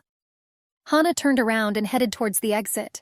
The blonde shouted after her to stop. She held the Countess by the shoulders and ordered her to tell Her Majesty that if she dared to treat her like that, she would definitely regret it. And she assured that the Emperor would not allow her to leave this place. Diane looked at the Countess, and I thought that her eyes were full of contempt. These were the eyes of an aristocrat that seemed to say, "You are a pathetic non-entity." The girl didn't want to see this before and got rid of Hannah. The concubine asked if she thought that the Emperor would leave it just like that, and she believed that he would stand up for her and would definitely intervene. The blonde said that the woman herself knew perfectly well the reason for this. The Countess touched the girl's face. She said that she had wrinkles. Hannah claimed that she had not seen her for so long, that during this time folds had formed around her eyes and mouth. She assured that soon there would be even more wrinkles on her face, because Diane had thin skin, on which age-related problems easily appear. The woman leaned over and spoke into her ear, that she knows very well the weapons that she used to be close to the Emperor. The Countess agreed that Diane definitely looked like the Emperor's mother, so much so that she even reminded her of her. The concubine could not stand the mockery and began to shout at her to stop being sarcastic like a snake. Hannah asked if the girl knew when Mrs. Beatrice died. According to her, she was 29 years old. The woman said that she looked very young, and there was not a single wrinkle on her face. The Countess said that for the Emperor, his mother will always remain a woman who is exactly 29 years old, who will never grow old. Hannah assured the concubine that she was still 29, but she would be 30 and 40. She said that time passes quickly for Diane, unlike Mrs. Beatrice. The girl covered her face with her hands. The woman assured that rather than sending merchants to the Empress, it would be better if she took care of her skin so as not to age like that before her eyes. Hannah said that she herself knew very well how many blondes with blue eyes there were in the Empire, and even younger than herself. The Countess, without waiting for an answer, turned around and left the concubine, who froze in confusion from everything that was said to her. Hannah said as she left that the Empire was swarming with girls with dirty intentions. Diana was finally shaken by what Countess Giggs said at the end. It seemed that her last strength was leaving her. She looked around. The luxurious and beautiful environment was thanks to her efforts. The concubine was covered with anger. She shouted that the Empress did not dare drive her out of her own palace. After all, because of the title alone, she encroached on everything that belonged to her. The girl could not understand what was in that title. She had previously told His Majesty that she wanted to become his lover. Diane spoke into the void, addressing this to the Empress that she would not succeed. She could not understand why that one name made her so pitiful and insignificant compared to the Empress. The blonde was sitting on the floor on her knees and crying. She was shaking. She asked why she couldn't have some kind of title, and why couldn't she take her rightful place next to the Emperor, because this was important to her. Suddenly, she jumped up and hurried to the mirror. She looked at her reflection and told herself that she shouldn't cry, because in this case, unwanted wrinkles might appear. The concubine took a soft napkin and began to blot the skin under her eyes. Diane Poitiers told her reflection that she should not cry, but should control herself. The girl called out to the maid Lorraine and ordered her to quickly call the skincare specialists. Meanwhile, Adelaide was enthusiastically reading a book in the reading room of Duke Valdor's mansion. Lionel and his brother came in and asked Her Majesty if she would like to have dinner with them. The girl immediately closed the book. She replied that she would be happy to keep them company, admitting that she was just hungry. After the meal, the three of them drank tea. The younger Valdor asked the guest if she liked the food. He apologized, which was quite modest, since he was told to keep her presence here a secret. Adele, having sipped her tea with pleasure, answered the Duke that she was satisfied with the meal. The Empress said that they could ask her what interested them so much. The guy noticed that she was straightforward as always. Lionel asked if he could ask questions related to the destruction of the tower. The guest replied that of course it was possible. The Duke recalled that last time she said that it was a 4th-level tower, but in terms of power it was only the 5th. And he asked what happened, that she alone could destroy towers weaker than that one. Lionel said that then, in front of his eyes, she destroyed the tower before it touched the ground. He was interested in whether the same tactics were used in Gottroff. Adelaide replied that 5 years ago she accidentally discovered this method. And from then on, the #1 rule was to destroy the tower before it touched the ground. Na said that the main problem was that there were very few magicians like her who could control the upward flow. About half of the portals were destroyed before they descended to the ground. She said that she had to fight with the other half afterwards. Lionel assumed that in such cases there was a great loss of life. Adele replied that it was possible to do without sacrifices. The advisor asked how Her Majesty viewed leaving the tower, which had already descended to the ground, and was it possible to somehow deal with this? The Empress said with sadness, lowering her eyes, that this was impossible. Lionel asked for forgiveness. He placed Egmont's map on the table and unfolded it on it. The girl could not understand why he brought her here. The Duke began to place stones on the map. Soon it was all generously laid out by them. The Empress was horrified to herself, suggesting that all the red stones on this map were the places where the towers descended. Lionel confirmed this with sadness in his voice. He said that these were controlled portals. The girl thought with horror that they had been neglected and tried to be controlled. Aled said that if all these stones are the locations of the towers, then Egmont was no different from hell. The Duke said that it was so. He assured that now the Empire was in incredible horror, and asked to help them, assuring that they needed her help. Meanwhile, in the Ivory Palace, Diane Poitiers applied skincare to her face in front of the mirror. A maid came in and reported that His Majesty had arrived. The blonde beamed at the news. She hurried to put on the earrings and quickly hid the product in her desk drawer. Carl hurriedly walked along the red carpet of the corridor with a sweeping step. His gaze was unreadable. Diane came out to meet him, opening the door of her room, expecting to meet her beloved. She bowed to greet His Majesty. The Emperor noticed that the girl had lost even more weight. Her lifeless face and lips, her neck, which could break from a sudden movement, became even more fragile.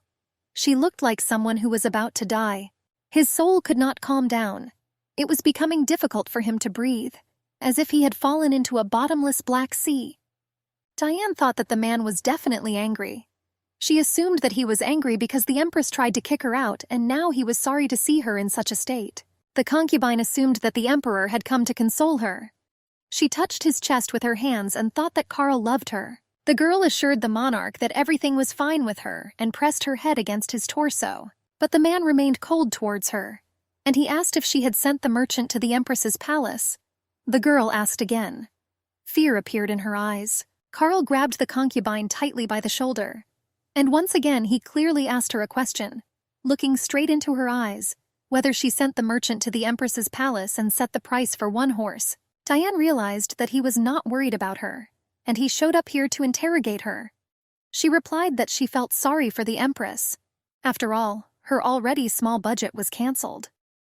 She touched his hand with a trembling hand. The blonde claimed that she was worried about how much money the Empress could buy herself dresses and jewelry. She said that she now realized that she had acted stupidly, but could not help her with anything else. She asked how she dared to do this, setting the price for 1 horse. The girl assured that she gave the merchant the amount that was initially determined. Diane said that he gave her this money. She did it without thinking, and asked for forgiveness. The Emperor pulled his hand away from hers, shaking his forehead. He said that it was useless to provoke her, and he reminded that Dina had said before that his love was enough for her. The girl confirmed it. Karl asked her not to forget her words, and he said that as long as she remembered them, he would be able to protect her. The Emperor ordered her to vacate the Elephant Palace, and he said that he would prepare a place for her at his place. After all, the Empress did not have the right to command in the Emperor's palace. He said that if she didn't like the idea, she could return to the Poutier estate. The girl said that she couldn't do that. She asked His Majesty not to abandon her. The man snatched his hand from her. He recalled that he had previously asked her not to say that. Karl said that she was becoming more and more like his mother. He turned around and walked away from her, and the blonde remained standing all in tears. Meanwhile, a starry night was falling over the mansion of Duke Valdor. The advisor told Her Majesty that the butler would show her to her room, and if problems arose, she could contact him at any time. Adele told the man that she hoped for him, and he answered Her Majesty, which was a great honor for him. The girl said goodbye to Duke Valdor and said that they would see him tomorrow. He wished Her Majesty good dreams. The brunette said goodnight to Lionel. He answered the Empress in return. Our heroine tossed and turned in bed for a long time without sleep. She thought that many things had happened since her arrival in Egmont. She told herself that it was necessary to deal with the accumulated problems. But there were also towers. The girl got out of bed. She wondered how she could sleep at all after hearing what she had heard. Lionel couldn't sleep either. He walked around the room in a robe, his hands clenched into fists. The Duke decided to go read something, but only after opening the book, he noticed that it was light in Her Majesty's room. And I wondered why she was still awake. Suddenly someone threw a pebble at his window. The guy put down the book and went out onto the balcony. Her Majesty came out onto another balcony opposite. She waved her hand at him. Lionel suggested that something might be bothering her. Adelaide asked where she could find alcohol. Soon they were walking along the castle corridor. The girl asked the Duke why he was not sleeping at such a late hour. Lionel hesitated. He couldn't tell her directly that thoughts about her couldn't let him sleep. He was surprised that Her Majesty wanted to drink at night. The girl noticed that he abruptly changed the subject without answering her question. Adele said she couldn't sleep, and the guy edifyingly said that you shouldn't resort to alcohol every time. Lionel lit the lamps. The brunette looked at the picture. She said there was already enough lighting. She asked me to get alcohol and go. She assured me that she would sort it out herself and clean it up afterwards. The Duke specified what Her Majesty would prefer. Adelaide answered, "Whiskey." She claimed she didn't need water or ice to dilute it. She also said that she didn't need any snacks either. Lionel took a bottle from the bar. He said that in this case the whiskey would be too strong. The girl assured that everything was fine, that she always drank like that.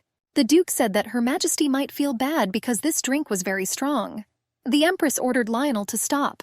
The brunette said that he was grouchier than she thought, and she asked if he would go to his place. The Empress poured a drink into a glass. She asked if he wanted to have a drink with her. The Duke refused, arguing that he would probably abstain. Adele asked if he was sure. and she claimed that then she would drink herself, taking a long sip from the glass. Lionel was surprised that the girl drank almost a whole glass in one sip. Placing an almost empty glass on the table, the Empress said that such a drink was very refreshing for her. She thanked Lionel. The girl said that from the very first day she was here, she had to face hostility, the reason for which she did not even know. And now I also found out about the problems with the towers. Adele said that thanks to him the situation was somehow resolved, but she insisted that she was a little tired. She poured whiskey from the bottle into her glass. Soon, again, he knocked it over almost all the way to the bottom. The girl assured that because of the flow of thoughts she could not fall asleep. That's why I decided to drink some alcohol. Lionel said that he may be crossing the line, but he would like to say that she approaches problems very wisely, and he insisted that he respected that about her. The girl again poured herself some alcohol. She thanked the Duke for such words addressed to her, and she said that she felt better, again sipping whiskey from her glass. The brunette, smiling slightly, said that he was glad that he could help her at least a little. The girl noticed the painting on the wall, and she asked if it was a family portrait. Lionel confirmed this. She asked if he was that cute little boy on her. Adele said that there he seemed more alive and energetic. The Duke replied that his father often said that his son was still that prankster, and he said that he also had the habit of often, but moderately, misbehaving, and this made his father even more irritated. The girl laughed, imagining Lionel as a prankster, and she said that she would have been interested in meeting him at that age. She supposed he was incredibly sweet. The Duke said that he was glad that he had met Her Majesty now. She asked why this was so.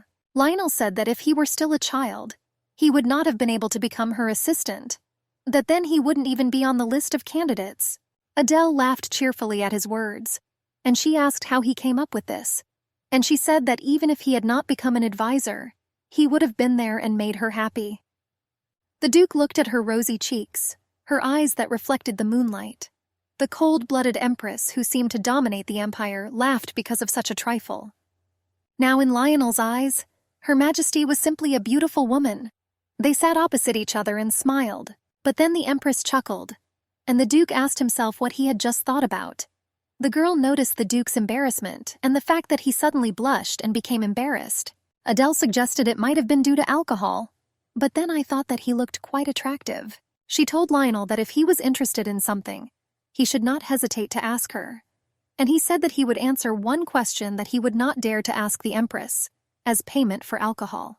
The Duke recalled that she said that she was responsible for the removal of the towers in Gautrof, but he could not understand why she then decided to agree to marry the emperor of such a distant country, and left for Egmont. Adele sighed and said that he decided to take it big. The brunette said that if she didn't want to answer, that was her desire. He apologized if he was rude by asking her such a personal question. The Empress said a portrait of her family also hangs in Gautrof, and anyone will see love and harmony in him. She wondered if Brother Lucio had received her letter. The girl said that her father died suddenly due to illness. Their empire was in chaos. Therefore, her mother invited her to marry and sent her to Egmont, and even her organization did not become a good reason for the Queen to refuse. Adelaide said that in fact she couldn't even refuse. After all, it was her fault too. Lionel wondered what happened to Her Majesty if she was telling this with such a gloomy face. He did not understand what the Empress wanted to say, but did not question her further. The girl stood up, leaning her hand on the table. She said she had already given back. She invited Lionel to return. Only the brunette asked himself the question whether Her Majesty had been so short before. A man was pouring red wine into a glass. He sat on the couch and drank alcohol alone. He remembered how he sat on the throne as a child, and everyone congratulated him on his coronation. The Duke said that from now on Charles became the most respected aristocrat of this country. But the boy remained sad. The magician said that he would bring the world to his feet, and he will have everything he wants. The emperor put his empty glass on the table. He asked himself why on such days he remembered those times more and more clearly. Blondin sidelu stalo prikryw glaza wekami podperew golowu rukoj. I sprashiwał kuda ona uszła. Sluga subszczal. Kto jest za odmiany doполнительного бюджета в настоящее время тридцать или служанок, которые могли бы и сопроводить. Он уверил, что графиня Гикс сказала, что ничего не видит. Императора бесило, кто не знал, где она. Он допускал, что дела обстояли так из-за того, Kto nie było wydeleno doполнительных средств. Мужчина держал бокал в рук. Он подумал, что ответ должен быть довольно прост. Куда могла отправиться императрица чужестранка, не имеющая знакомых в Экмонте? На столе стояла бутылка со спиртным напитком, a na salfetce stojal trojnoi kandelabr z zажженными свеками. Imperator zanes ruku z bokalom nad головой i razbil ego ob stenu w drabezgi. Blondin предположил, что jego supruga сейчас находилась в герцогстве Валдор. On krepko szal od jarosti zuby. Nad imeniem gercoga Waldora zasigался nowy den. Lekkie beli oblaka propuskali jarkie luki na kryszu i steny imenia. Bruneta razbudil solnechny swet. Kto potokom lilsia w okno na ego postel. On sejdel w inekoi prostracji. Wczorajsza noc tak cietko zapomniela z emu. Slovno to było minutu nazad. Iza всего произошедшего Leonel prosto nie smogę toj nosiu normalno zasnut. Dziwo i nastojaści smek imperatricy Adelardiva se jeszcze jakom zvenel w jego uszach. Wysokaja dlinowolosaja brunetka z bolszymi jantarnymi glazami była odeta z platy w synych tonach. Widia ona weżliwo i drużelubno pożelala dobrego utra. Brunet z oczkach zdrżano klaniając spraszywał, jak proszła noc jej величества. Adelaida uweriała, że spala хорошо. Ona woproszala, jak otoknul Lionel. Paren zaveril, że blagodaria jej toj nociu spalo se mu хорошо. Skoro imperatrica z ministrom stali kto to tylko wrodwym obsуждат. Gercog Waldor nie mógł poniać, kto происходило. Ведь atmosfera между nimi stala совсем другой. I предположил, kto nociu что to случилось. Kozjain osobniaka spraszywał znatnuju gościu. Chemta schelala se godnia zaniacia. Adelaida chino pila utreni czaj. Ona odweczala, kto było to. W kem może ponadobicia pomość. Brunetka spraszyvala. Nie mogli gercog prikrepić k niej paru rycarej, którym by tot dowerial. Ona chelala, że by te także хорошо orientировались na местности. Lionel ostrożno interesował się. Za kim i величеству to нужно było. Imperatrica uweriala, że ona хотела пройти po stolicy. A jeśli to nie? I interesowało смотреть трущобы. Minister удивлялся, że Adelaida хотела посмотреть все изнутри. Krasawica grustno względów na dżentlemenów отвечала, że i nie нужен był внешний облик. Napomniw, że ona nie była zdes radi turizma. Brunet skloniw głowę tylko говорил, że on w takim случае liczno gotów soprowożdać i величество. Skoro imperatrica w soprowożdeni Lionelia galopirowali na gnedych skakunach. Brunetka sprasziwała, nie odnimala li ona u zaniatego człowieka wremia. Ministr zaweril, kto se godnia u niego był swobodny den. Nasi geroi poczuja w zapach ostanowili swoich loszadei. Oni oba byli w maskach. Eto była nastojaszczaja won. Перед nimi prostirala reka, a nad niej stojal smrad. Lionel uwerial, że za tym wodojemom pod nazwaniem Niawara naczynali streszczoby. Ono olicetworialo холод i czystotu. No сейчас była martwa. Adelaida i minister werkom pracali через most. Dziewuszka udziwiła z odkrywszejsia jej kartiny. Ženščina na beregu stirala odeždu. A parentudce vi parę metrów od niej miltelo w reke. Imperatrica zdelala wywod, że zdes była blokaja sytuacja z wodoj. Okazalось, że jej poczty nie było. Na wopros brunetki protuality Lionel nemnogo zamialsza, podbiraja słowa. On subszczył, że ludzie sprawiali nużdu wnutri doma, a zatem wybrasywali na różu. Dziewuszka podumala, kto drugimi słowami traszczobi byli ogromnym toaletom dla всех egozitelej. I interesowała przyczyna silnego zapacha gari. Minister dopustil, że to był zapach goriaszczych trupów. On uwierzył, że tu nie kwatalo miejsca dla dziewek, a dla mrtwych i podawno ego nie było. Adelaida snimala masku. Paren nastojatelno prosil imperatricu nadet i obratno. Dziewuszka poprosila zabyt o merach. Ona uwierzyła, że to było takie miejsce, gdzie i wrяд ли kto smočet uznat w lico. I считала, że dla местnych zitelej ich powelitelnica była nieważna chleba dla jedy. Nasi geroi werkom odprawili dalsze. Minister utwierdzał, że takie bolsze rajony byli rozbrosane po всej terytorii. Waldor subszczał, kto naszytywało z około 10 truszczob takiego rozmiara. No byli i boli melki, których on nie mógł dalsze soszytać. Adel kazalось, словно ona сейчас чувствовала każdego жителя. Как будто к ней тянули руки и просили монетку или кусочек хлеба. Ей казалось, что она сама вошла во врата ада. Императрица ехала впереди. Lionel придерживал скакунать, чтобы не нарушать и личного пространства. Его интересовало, о чем думала брюнетка. Парень удивлялся и спокойному выражению лица. Что то даже казалось безразличным. Лайонел Валдор сдержанно спрашивал и величество. Узнала ли та, что желала? Министр интересовался. Что если император будет против того? Что собиралась сделать Адел? Как она в таком случае поступит? Императрица оглянулась на парня через плечо. Она переспросила и уточняла, о кем Лionel вел речь. Парень утверждал, кто эти трущоби появились довольно таки давно. Он скитал, что император скорее всего знал о их существовании. А если данный факт остался без внимания, то может выразиться против инициативы. Министр спрашивал Аделaidu, как она тогда поступит? Что если супруг не подержит их предложение? Девушка сцепила зубы.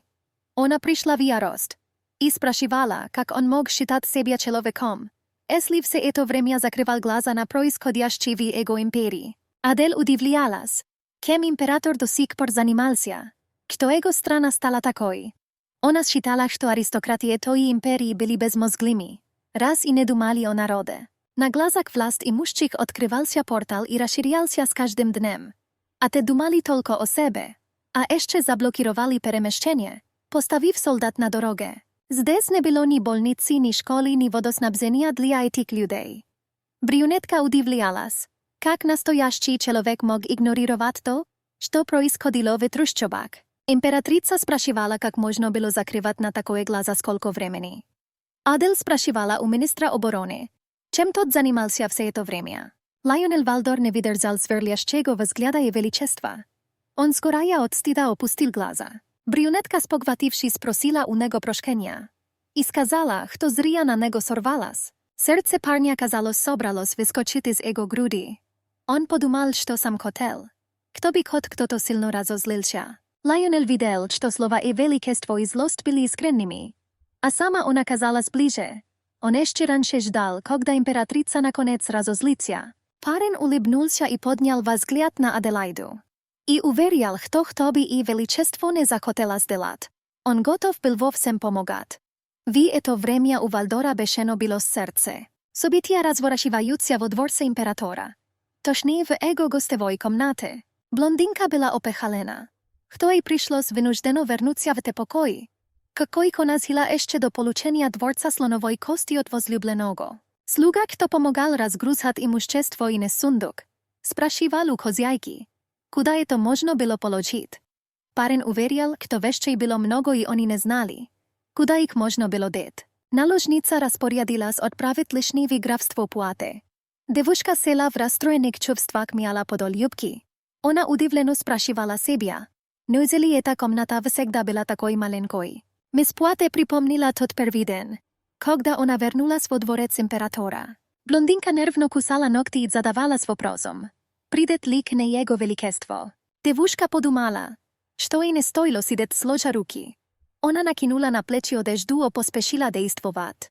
Парень с тревогой оглянулся на ворвавшуюся в императорский дворец как ураган леди Пуате. Он спросил, по какому поводу пришла девушка. Блондинка, скорчив гримасу, грубо ответила. Служащий дворца извиняясь напомнил, что в данный момент леди Dian Пуате являлась гостей дворца. Блондинка, сцепив крепко зубы, холодно попросила служащего передать, кто она схелет видеться с его величеством. Через время наложницу провели в апартаменте императора. Блондин сидел на мягкой софе и неспешно пил вино из крустального бокала.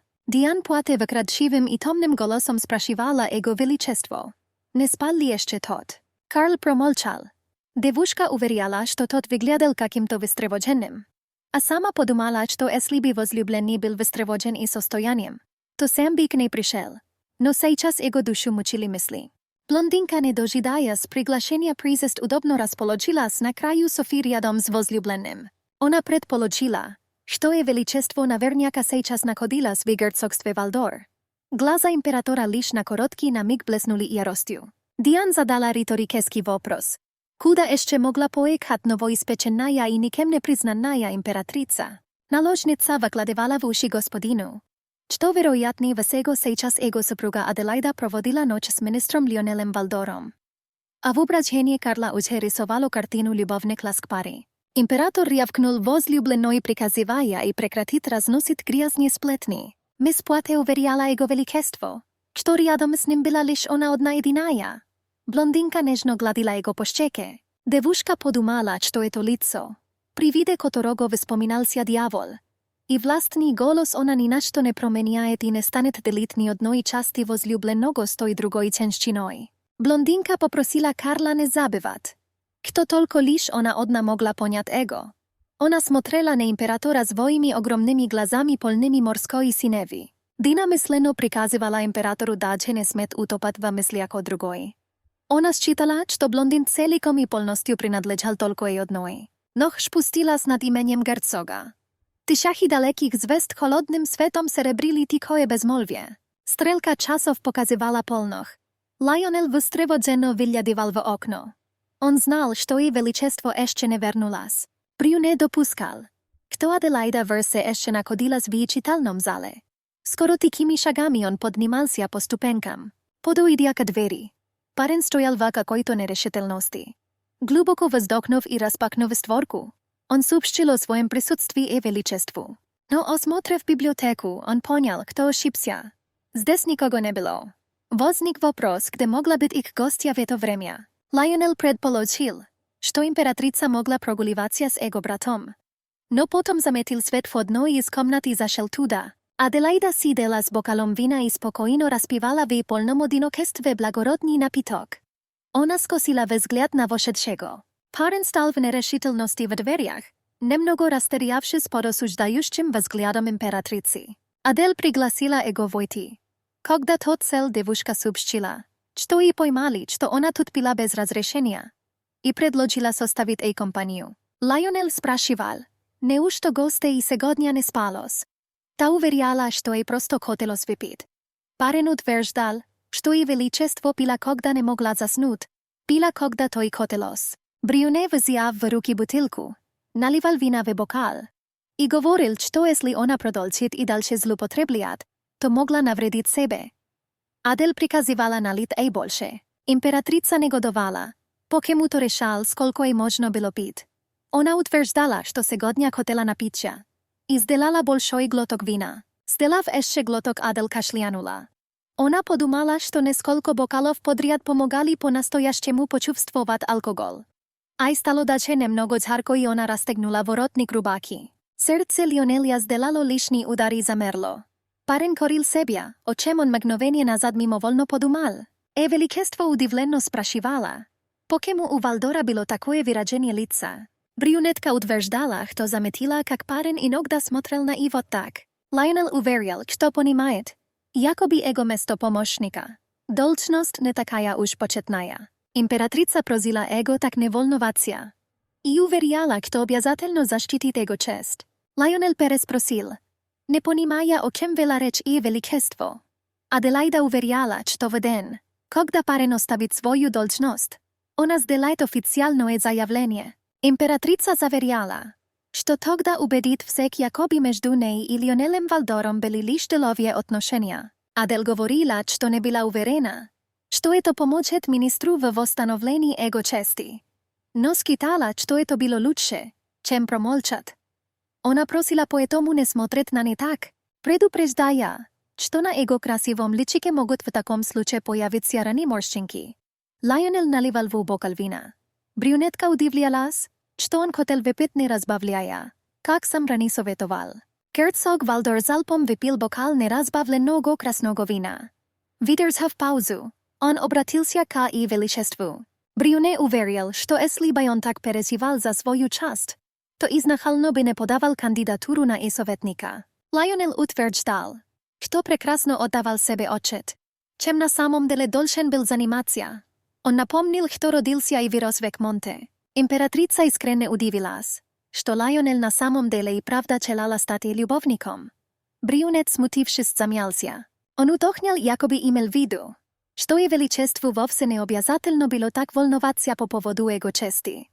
Аделаида уверяла министра обороны, что должна заботиться о репутации среди людей. Императрица уверяла, что это не было проявлением скромности.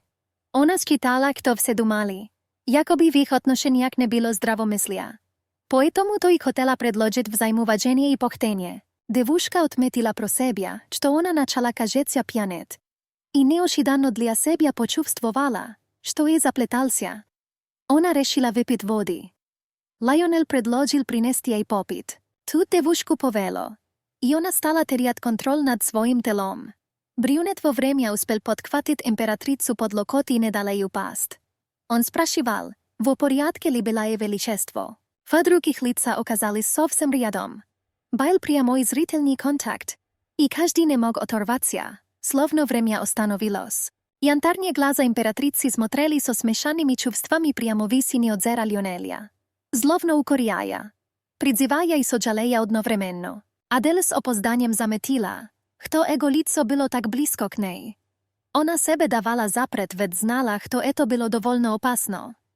Serce to uskorialos, to zamiralo w grudi. Imperatrica wyswobodziła swój lokot i predposzła держать dystancję. Ona našla w себе sily sucho poblagodarit parnia za pomoc. I решила, что пожалуй пора ей было прекращать на сегодня пить спиртное. Величество озвучила, kto знает. Jakoby Lionel prišiel не для того, kto by stať i ľubovníkom. A ona prosto potvrzdala jego mysli. Brюнет stisnul ruky v kuláky. A imperatrica utoknila. Vesilili predločenie ministra pomoc jej vo všem, što by ona nesobírala zdelať. Adel uverjala, što je to byla by odlišná podržka. I poetomu on byl dostojný predanosti. Brюнетка по-деловому протягивала ему руку для подзатия. Парень отвечал, что он тоже никогда не предаст ей величество. Ruka kosнулась протянутой руки. Blondynka stojala na koleniach podle imperatora. Ona predanno po szeniach i zagliadywała emu w glaza. Karl tym vremenem prokrušival w głowę i posledniuju frazu. Ego nie odpuskala mysl, što ego fiktywna supruga w to vremia provodila dosuk s hercogom Valdorom. Dian nežno kosnula z ego szczeki, vyvodia iz vremenog transa. No imperator ne podalся na jej lásky a predpočel distancirovať sa od blondinky. Naložnica byla v rasterianosti, što je ulovka nesrabotala. Karl razverнулся v krasavice spinoj. Ego ruky byli šaty v kulaky. Miss Puate prosila ego velikestvo ne uchodit.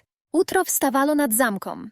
Lekkie oblachkane smelými barażkami pokrywali nebesnuju sinewutek mest. Na stole odnoi i z komnat leschala na boku pustaja butylka z prozrachnym bokalom. Sluga pojawilся na poroge pokojew bez doklada. On was wolnowan. Blondin otorwał głowę od poduszki woproszal togo, kto slučilos. Żaden spiwčivo sub szalego величество. Što imperatrica vernulas. Karlo končatelno prosnuvšis. Podnialся z kровати i peresprosil slugu. Ranim utrom na poroge dworca pojawila w dorożnym plaszcze imperatrica Aledaida. Sluzanki byli udivlene pojawleniu gospoži. Oni usluslivo ulibaja sprivetствовали imperatricu. I sprasziwala, podgotovit li to i tepluju wodu dla prinjatia wanny. Brюнетка не mogła понять, что произошло. Ей казалось, что с момента jej отсутствия в воздухе стала витать совершенно другая атмосфера. Девушка предположила, что Dian Puate osvobodila dvorec. Hercogi Giggs pomogla gospodze sňať verkňuju odeždu. Ona subščala, kto naložnica už perekala v gostevuju komnatu v imperatorskom dvorce. I teper jej status byl zmenen. Brюнетка zadumčivo rezumirovala, kto postarala na slavu. I spraszivala udoverennoi, byli li ešte drugie novosti. Ženščina utvrđdala, kto boli ničego osobenego ne proishodilo. Krome togo, što sluga iz dvorca imperatora nastojčivo pytalsia uznat mesto na koždenie i veličestva. No tu dveri v lichnie pokoji Adelaidy kto to bezpardonno bez dokladu resko odkryl. I wskore ona na poroge licezrela zdeszanuju i holodnuju figuru imperatora Karla. Nasza heroinia uvidie w supruga podumala. Što to byl legok napomine. Ona predpoložila, što Karl prišel rešat vopros sviazanie s dvorcom jego naložnici. So zlým vyrazeniem lica suprug voprošal brюнетku. Gdy ta byla vse to vremia. Grafinia Giggs tikono tvrdo subščila, što ona uze odvečala ego veličestvu na daný vopros. Ugrozhajušče navisnuv nad suprugoj imperator voprošal. Bila li ta v meste s Lionelem Valdorom. Adelaida peresprosila ego. Karl s jarostiu naraščivaja silu golosa voprošal. Bila li ego supruga vse to vremia s Lionelem Valdorom. Devuška ne ponimala, što za brednes muž. I udivljala s ego doprosu. Ona smelo gliadia imperatoru v glaza sprašivala, da če jesli i tak, to što z togo bilo? I ne ponimala prikem zdes bilon. Karl peremenivši zvi lice smotrel na suprugu. Na kakoj to mig Adel pokazalos, što imperator smjagčilся i stal nežne k nej. Blondin subščal, što ego supruga bila pritom. Što dolžna bila rodit emu zakonnogo naslednika. и уверяла, что его волновало, чтобы супруга не забеременела от Валдора. Он просил Аделаиду следить за собой и подумать, что жена станет делать, коли и ребенок не будет признан в будущем. Девушка считала это лицемерием. Ведь если касалось супруга, это была романтика, а если и, то уже называлось интрижкой. И это было так похоже на Карла. Брюнетка удивлялась, что муж хотел доминировать. Адель прямо посмотрев на императора сказала, что если тот хотел приручить и, то не стоило использовать дешевые уловки. Она предлагала соблазнить и тем, что может и понравиться. Брюнетка утверждала, что когда она ослабит хватку, супруг мог тихонько повесить на ней ошейник, чтобы она даче не заметила его.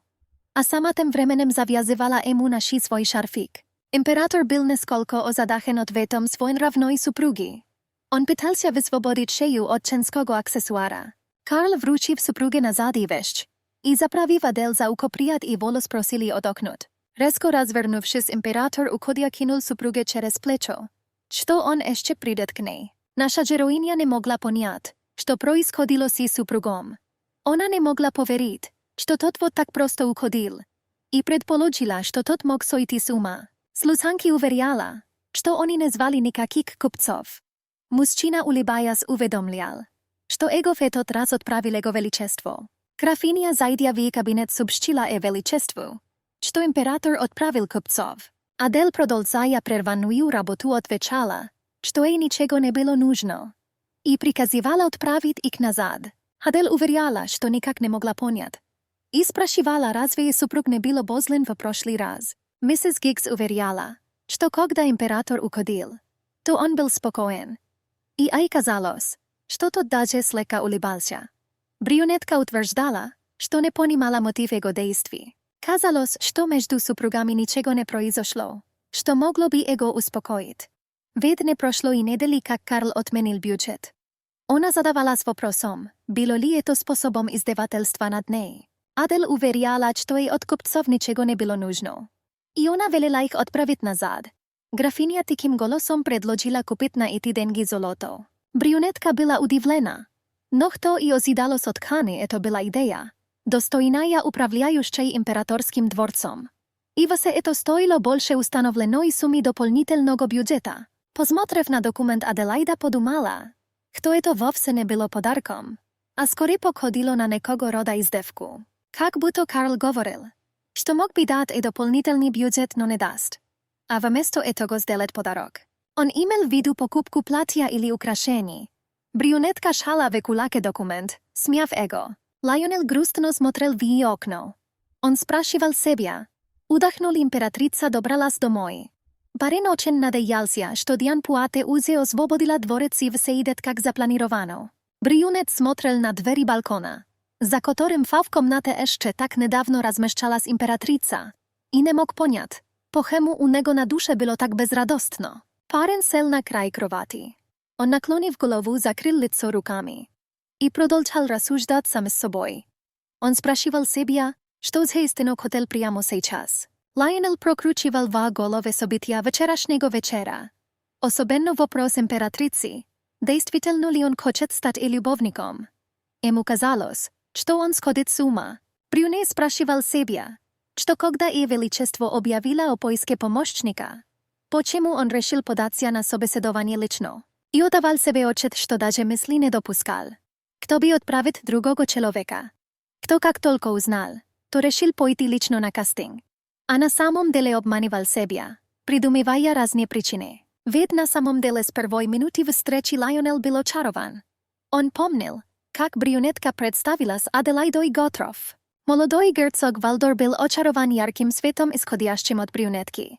Он вспомнил слова Аделaidy, что министр обороны должен думать о своей репутации среди людей, и предлагала уважение и почтение. Честь, произнес Лайонел вслух, шав от досады кулаки.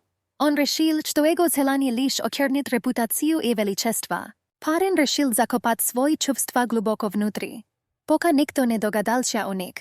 И решил, что по крайней мере он не должен предавать их. Под окнами стояли 3 группы людей. Адель спрашивала, почему они пришли. Графиня уверяла, кто так отправил его величество. Он скитал, kto vo dworce suprugi не хватало людей. Брюнетка вспомнила, кто вчера были деньги, а сегодня слуги от супруга а подарок. Она подумала, что после такого Карл точно не соберется выделять ей дополнительный бюджет. Графиня спрашивала у ее величества, как ей стоило поступить. Девушка утверждала, что хотела бы отправить тех людей обратно. И спрашивала, было ли и решение разумным. Глядя в окно, Адель приказывала не давать тем людям никаких поручений. Она считала, что охраны было слишком много, и думала, что половина из них должна была вернуться. Брюнетка распоряжалась, кто бы слуги разделили обязанности с теми, кто уже работал. Графиня сообщала, кто герцог Деспонте отправил человека, чтобы передать его просьбу об аудиенции у императрицы. Адель удивилась, что мог забыть у ней тот хитрец. Она озвучила, что готова принять мужчину в любое время. Светловолосый мужчина кланялся, приветствуя ее величество и выражая то свое почтение. Брюнетка поздоровалась в ответ с герцогом Деспонте. Приняв приглашение императрицы присесть и выпить с ней чаю, гость продолжил деловую беседу. Он был удивлен, что императрица оказалась превосходным магом. И уверял, что он был крайне тому удивлен. Герцог просил и величество Аделаиду заглянуть в орден магов. Как будет у ней немного на то времени. Девушка спрашивала, не будет ли странно, если она туда заявится. Она уверяла, что была наслышана, якобы магам Экмонта призвали ранжи, как только те выступали в должность. Аделаида спрашивала, что если она приступит к работе, она тоже получит определенный ранг. И уточняла, займет ли она место капитала в таком случае. Герцог, прикрыв глаза, усмехнулся, удивившись, что императрица это имела в виду. Деспонте, отсмеявшись вместе с величеством, спрашивал, почему-то была в таких близких отношениях с герцогом Валдором. Он сетовал, что Адель не подумав о нем решила пойти столь сложным путем. Брюнетка, отпивая чай, уверяла, что она не понимает, о чем герцог вел речь. Мужчина сообщал, что он был из императорского рода Ульрик. И по сути был членом семьи его величества. Деспонте уверяла, что прекрасно знал, какие были на данный момент трудности. Он извинялся перед императрицей за запоздалый свой визит. И уверяла, что в скором времени он уберет с дороги Дьянпуате. Адель вскинула взгляд на гостя. Она утверждала, что конечно тоже считала нужным устранять людей, не знающих свое место. Девушка считала, что раз герцог оказал честь нанести визит, то просила позволения задать ему вопрос. Императрица спрашивала, глядя в глаза магу. Покему все они закрывали глаза на башни. Аделаида утверждала, что и это интересовало как императрицу. Почему они решили просто оставить источники зла. И вопрошала, для чего им были нужны магические башни. Брюнетка уверяла, что на тему Дьянпуате можно было дальше не заикаться. Она уверяла, что вовсе не собиралась зарабатывать авторитет путем завоевания любви и внимания императора. Аделаида уверяла гостя, что ее истинно интересовал эпицентр всей власти в этой империи. И сообщала, что мелкие крошки вокруг него даже не интересовали. Девушка мысленно подначивала герцога Деспонте. Она специально раскрыла все свои карты. И хотела, чтобы тот в ответ показал ей свой истинный облик. Герцог протягивал руку. Он говорил и величеству, что этим предлагал Аделаиде стать хозяйкой магической башни. Он уверял, что в магии была сила, которой одарили их сами небеса. Мужчина спрашивал, думала ли Аделаида, что если управлять башней, то можно было получить власть. Он считал, что получали божественную силу, и уверял, что та могла стать богиней, доверившись ему. Герцог Деспонте, кланяясь, уверял и величество, что он еще придет. Брюнетка пожелала ему хорошей дороги. Наша героиня стояла и глядела вслед наглецу. В ней была смесь чувств. Ей было отвратительно, расстрашительно и тошнотворно от всего этого. Когда гость ушел, девушку начало клонить. Кто бы не рукнут, Адель опустилась и присела. Графиня Гигс поспешила прийти на помощь госпоже. Хана позвала на помощь. И велела сейчас вызвать лекарей. Женщина была не на шутку встревожена. Брюнетка лежала на кровати. Мужчина констатировал, кто у императрицы горelo все тело. Он утверждал, что его лекарства не помогали. Графиня спрашивала, что to z nej bylo takové. Ведь еще утром было все хорошо. Она предположила злой умысел. Лекарь отрицал это, уверяя, что он не обнаружил следов яда. Выслушав слугу, император удивился, что его супруга потеряла сознание. Тот уверил, что и величество до сих пор еще не очнулось. Карл поразхался, что это сильная женщина, которую казалось не проткнуть даже иголкой, вдруг потеряла сознание. А он решил сходить к Аделаиде лично. Императрица бледная лежала недвижимо на шелковых простынях роскошной кровати своих покоев. Парни обещали защитить принцессу Стайла. Поэтому говорили поступать так, как она считала нужным. Шейтен просили высочество не уходить. Он умолял забрать ход одного из них и уверяла, что иначе они тайно проникнут в Экмонт. Аделя с грустью в глазах уверяла, что этот путь был предназначен только для ней. Она считала, что у парней была своя дорога, ведь они должны были многое сделать для Готрофа. Подсознание просило послушаться и взять их с собой. А jeszcze лучше остаться в Готрофе самой. Парни макали на прошкanie принцессы, а она так хотела, чтобы те остались с ней. Теперь Адел жалела, что оставила их, и считала, что хоть бы одного стоило взять с собой, чтобы хоть иногда дышать полной грудью. Но тут где-то вдалеке голос произнес помогу. Это был очень теплый, но надежный голос. Чтобы вы не захотели сделать, я во всем вам помогу. Вспомнила девушка фразу Лионеля Вальдора. Лежа на кровати в своих покоях в бреду горячки императрица звала Лионеля. Сидящий подле и ложа супруг окликнул и по имени. Его взгляд был встревожен. Карл был удивлен, что эта женщина, напоминающая ледяное пламя, плакала во сне. Глядя на ее мокрое лицо, супруг говорил ей просто бед. А если ей было этого недостаточно, то император обещал посадить и на поводок так, что та даже не заметит. А если вдруг не видит, что грозил возведет забор вокруг такой огромный, что девушка и не поймет, что она заперта. Император считал, что Адел только ему одному принадлежит. Слуга докладывал министру обороны, кто и величество потеряла сознание. Lionel от новости потерял дар речи. Мужчина утверждал, что уже 5 лекарей дежурят у дверей и величество, но никаких улучшений не было. Герцог взволновано спрашивал, знал ли тот, насколько серьезно заболела и величество. Дворецкий доложил господину, кто к нему пришел человек из дворца императрицы, a za spinou toho bylo vidno девушку в плаще. Служанка из дворца Аделаиды сообщала, что и величество срочно вызывала Лионеля Вальдора. Парня это немало озадачило. Он быстро собравшись уже довольно скоро прибыл в покой императрицы. Брюнета удрухал вид больной повелительницы. Герцог преклонил колени подле ложа и величества. Он тихо сообщил, что прибыл по и приказу. Девушка сделала над собой усилие и открыла глаза. Lionel ждал и распоряжений. Аделаида села. Протянув дрожащую руку к брюнету, она просила отправить человека в Готров. Она приказывала привести хотя бы кого-нибудь. Брюнетка утверждала, что только его имя она могла произнести в этом месте. И уверяла, что может просто не выдержать. В ее янтарных глазах стояли слезы. Императрица нежно касалась лица Лионеля. Брюнет уточнил и приказ отправить человека в Готров с тем, чтобы оттуда привести человека к ней. Каин Нокс, Гивелин Лукан, Теодор Синяк. Перечислила девушка. Она просила одного из них пригласить. И была уверена, что те непременно придут, когда узнают, кто она зовет. Но потом Адель передумала.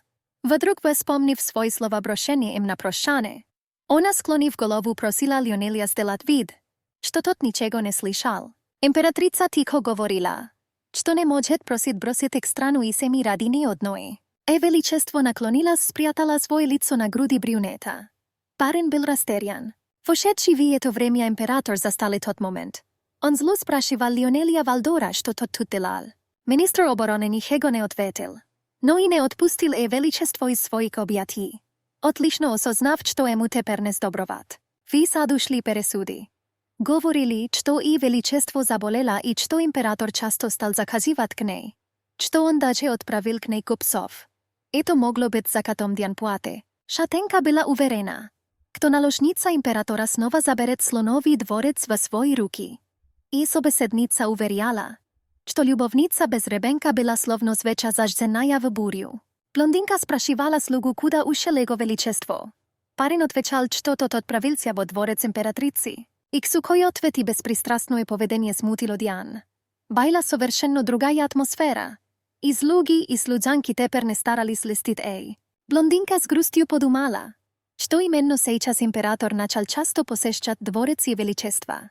Девушка не знала, что ей делать и как поступить. Диан заметила, как светловолосая случанка выходила из спальни императора. Наложница осознала, что она никогда раньше не видела и. Но у той девушки были золотые волосы и голубые глаза. В это время, как император зашел в покой супруги, Лайонел Валдор, графиня приобняла госпожу и уверяла брюнета, что сможет о ней позаботиться. Министр сообщал, что и величество позвало его к себе. Он предполагал, что у той закрутилась голова. Хана тихо сказала, что госпожа снова заснула. Император спросил у графини, правда ли, что супруга позвала своего помощника. Женщина подтвердила. Император Карл и министр обороны Лайонел Валдор стояли подле ложа и величества. Его величество подумал, что у супруги было изящное лицо и мокрые глаза. Он негодовал, кто в таком беззащитном виде Аделаида предстала перед почти незнакомым человеком. Карл задавал себе вопрос, о чем се парень подумал, увидев императрицу в таком виде.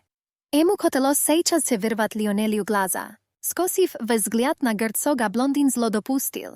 Кто-то желала заполучить его императрицу. Император негодовал и собирался еще показать, кому принадлежала эта женщина. Графиня, разряжая неловкую паузу, говорила господину министру, кто ему было пора идти. Карл рявкнул, чтобы парень стоял на месте. Он погладил нежно лицо спящей супруги и приказывал министру принести ему мокрое полотенце. Лайонел шал кулаки, но смолчал. Графиня Гиггс уверяла его величество, кто она бы могла помочь в этом деле. Но тот отказался. Карл говорил, что рыцарь Валдор был помощником императрицы и считал, что парень наверняка сможет это сделать. Вскоре брюнет принес на подносе сложенное влажное полотно. Император прикладывал компресс с него супруге на голову, пока Карл указывал за супругой. Лионел стоял рядом. Скоро император положил на поднос высокое полотно для компресса. Император говорил Лионелию, глядя тому прямо в глаза, что отныне, когда и величество спит, ему следовало ждать за дверью и комнаты. Герцог Валдор вышел из покоев императрицы раздраженный и нервный. Он шел широким шагом со сжатыми кулаками. Парень мысленно отвечал императору, что, открыв глаза, и величество позвала его, а не супруга. Он единственный знал, что Адел считала это место адом. И еле сдержался, чтобы не крикнуть это в ответ. Лионелию хотелось закопать свою страсть поглубже и больше не показывать свои чувства. Но он снова был сокрушен и не знал, как се справиться с тем. Карл говорил слуге, что готов продолжить с ним разговор. Парень извинялся, что не смог уточнить ситуацию внутри поместья Валдор. Блондин зло спрашивал, находился ли министри императрица в одних покоях. Слуга утверждал, кто по его мнению те были в разных комнатах. Ему также сообщили, кто oni ездили в трущобі за рекою Нявара. Уточнив, кто императрица туда ездила с министром. Карл выругался. Он сравнил Лионелия Валдора с рыбной костью, кто застряла в горле. Блондинка была удивлена, кто его величество пришел. И улыбалась ему, глядя на него своими небесно-синими глазами. Блондин смотрел на наложницу холодно, выдерживая паузу. Потом также холодно прошел мимо не. Император сел за рабочий стол. Он сухо спрашивал блондинку, по какому она здесь была делу. Диан замялась с ответом. Но тут наложница увидела светловолосую служанку. И тут се задала с вопросом, кто та была такая. А девушка из прислуги сообщила императору, что она готова разобрать документы. Диан поняла, что она уже видела эту служанку недавно. Прислуга скоро управилась и сообщив, кто закончила с бумагами. Спрашивала, стоит ли их убрать. Император похвалил девушку за ее работу. А Диан с ужасом вспомнила фразу, что она и сама прекрасно знала. Как много в их империи блондинок с голубыми глазами да и помоложе и самой. Когда император отпустил прислугу, та поспешила покинуть кабинет его величества. Диан смотрела вслед девушке, пока за то и не закрылась дверь. Потом она сказала императору, что только заметила, что у него поменялась девушка, помогающая с бумагами. Карл о то и хорошо выразился. Блондинка уверяла, что после переезда и на самом деле очень не хватало помощниц. И спрашивала, могла ли ona tu толковую служанку забрать к себе. Karl zdercano odvetil, što razrešet na ije usmotrenie postupit. Naložnica rasplila svi blagodarnostiak. Podse Dian puate imela razgovor s bratom. Ona vinila togo, što prosila ego vnimatelno sledit za slučankami. To vychodilo, kto to daže odno poručenje ne mog normalno vypolnit. Paren sprašival, što teper najmom prislugi zavedovala imperatrica i Kana Gigs. I uverjal, što po etoj pričino nikak ne mog povlijat na to, kogo brali rabotu, a kogo uvolnjali. Devuška smotrela prijamo bratu v glaza. Ona govorila, što slučanka odvedstvenaja za dokumenty imperatora dolčna perejti k nej vi uslučenje. I utvrđdala, što togda on dolcen budet s nej razobracja. Naprijačeni blondin izumleno prikriknul. Po ego mnenju sestra sošla s uma. Vete, to bila imperatorskaja prisluga. Vaj slučaj ošipki. Mesperebila. Ego opasenja kazalis naprasnimi. Vedvi Slovak ne bilo prosbi ubit sopernicu. Junoša dolčen bil liš dat slučanke ne bolšuju sumu za molčanje i odpravit v stolicu. Pitajas uspokojit pil sestrici. On naprijačeno ulibnulsja i kosnulsja pleča. I poprosiv ne perebarščivat. Zaveril, što esli zametit kak imperator pozval i, to primet meri. Vnov ne davo končit frazu. Dian zakričala, što togda se bude sovsem pozno. Brat dolcen bil rešit v sedoetogo. Goluboglazaja blondinka ubegala, nakinuv povrk odeždi černi plašč. A vi rukak nesja kak je to vešči. Poli razvevalsja na vetru. Pokata ne ogledivaja spec halak vychodu. Vsled poslišalsja vopros. Subščitliv sluče podobnoj situaciji. Senščina prikazala objazatelno datej znat. Ved skoro pridet ešte od nas slučanka. Očerednaja gorničnaja. Celajuščaja stat v toroj puate. Lady Diana sidela u zrkala i nanosila kosmetiheskie sredstva na lica. Vzglianu fev otračení na slugu, Perez prosila kak ta išezla. Devuška raskazala. Kto zametila kak pomošnica sobrala svoj vešči i vskore ubezhala. Na seji raz obrnuvšis. Ona vyrazila neponimanie, pochemu ta ušla tak внезапно. I kazalos, kto blondinka prosto ispugalas. Podojdia i ulibnuvšis. Služanka skazala, kto v ljubom sluče gospođe stojit raslabicia. Tolko tak gospođa smožet kak možno skorej zaberemenet. Zametiv na konec. Što imperatrica sidit v krovati, k nej podbezhala služanka. I vyrazila radost, što ta nakonec prišla v sebja. Ne ponimaja kakoj sejčas den. Adel utoknila skolko prolečala tut. Kako kazalos, prošlo uđe 2 dnia. Svesi v noži. Brunetka dala služanke zanjacja svojimi volozami. Pozle negromko sprosila ne prosipala s Liona i ne zvala li Lionelja Valdora. Vespomnilsja dialog. Puskaj privedet kotja bajkogo ni bud. Tolko ego imja devuška mogla proiznosit v tom meste. I tolko ego prosit. Milady byla polna uverenosti v tom, što te sobytja byli liš i snom. No kako kazalos net. Imperatricu uvedomili o tom, što vo vremja i sna, k nej zakodilego veličestvo. Mužčina tak silno perezival, što dače vyzval lekarej i každý čas sprašival o sostojani suprugi. Blondinka v pyšnom plate guljala koridorami dvorca. Pozadi nej, skloniv golovu, plelas pomoščnica. V operedi devuška uvidela, kak rezkim dviženjem imperator otvoril dver komnaty. I vyletel naružu. Udivivšis, uvidev pered soboj samogo imperatora, ona popitala, što to predprinjat. Potianuvšis kej ruk molodogo človeka. Dian načala sprašivat, kuda on tak spešit. No ne dogovorila. Neobrativ na barišnju absolutno nikakogo vnimanja. On umčalся proš. Blondinke ostavalo sliš rasterjano smotret vsled. Es grustju v glazak. Naposledok ona negromko pozvala ego veličestvo. Rešivu toknet, Dian podošla k sluge. Posle čego napriamuju zadala vopros. Očnula li imperatrica. Veličestvo i pravda prišla v sebja. A brunet konečno zhe, tolko što peredale tu vest gospodinu. Posle togo devuške stalo ploko. Ona osela na pol. Kanej podbecala vystrevočenaja prisluga. Vigolove nosili z kuća mysleji. Ved imperator napravilsja k imperatrice. Da bi uvidecia s neji. Slezi uzhevo vesju skativali s poiščekam. Bespokojl vopros. Kak возлюblený mog takesne postupat. Nakonec ego veličestvo pribilo ve pokoji. On bil rad videt nakonec očnuvšujusja Adelaidu. Devuška stojala u okna. Kogda uslyšala vošedšego gostia, obernula na zvuk. Ich vzglady vstretilis. Ona poprivetstvovala ego velikestvo. Karla oken interesovalo i bespokojilo samočuvstvie zeni. Polnostju povernuvšis. Ona opustila glaza. И пробормотала, что сейчас у тебя было намного лучше. В голове крутились мысли. Адел вовсе не понимала, покему муж делал вид, что беспокоился и что задумал. Присев в кресло и взяв чашку с напитком. Карл уточнил. Теряла ли супруга сознание ранее? При жизни в Готрофе. Последовал отрицательный ответ. Император был слегка обескуражен. Он заверил, что обеспечит супруге постоянное наблюдение лекарей и лечение. Стараясь не сильно обращать внимание на всю эту заботу, Адел спокойно согласилась, что будет лечиться. Вновь наблюдая со стороны, он понимал, как его собеседница была прекрасна. А леди не понимала, почему он так уставился на нее, высматривая детальные мелочи красоты. Он подметил, что глаза супруги сверкали, как лучи солнца. А черные волосы были подобны шелку. У этой девушки были превосходные манеры. Вспоминая Диан Пуате, император заметил, насколько они были разными. Он окликнул brunetku w jej oficjalnej formie. Ta lekka udивленно поглядев на него подняла голову. Мужчина продолжил говорить. Произносил очевидные фразы про то, кто женился на ней, а также, что она его императрица.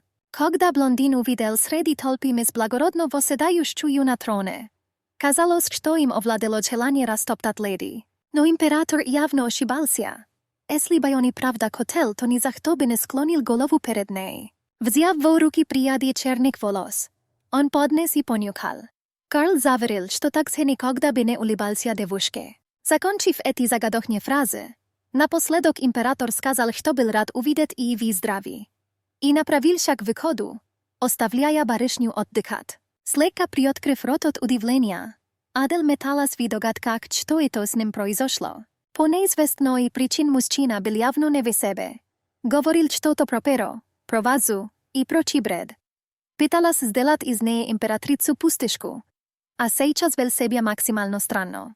Всплыли в памяти также и старые слова.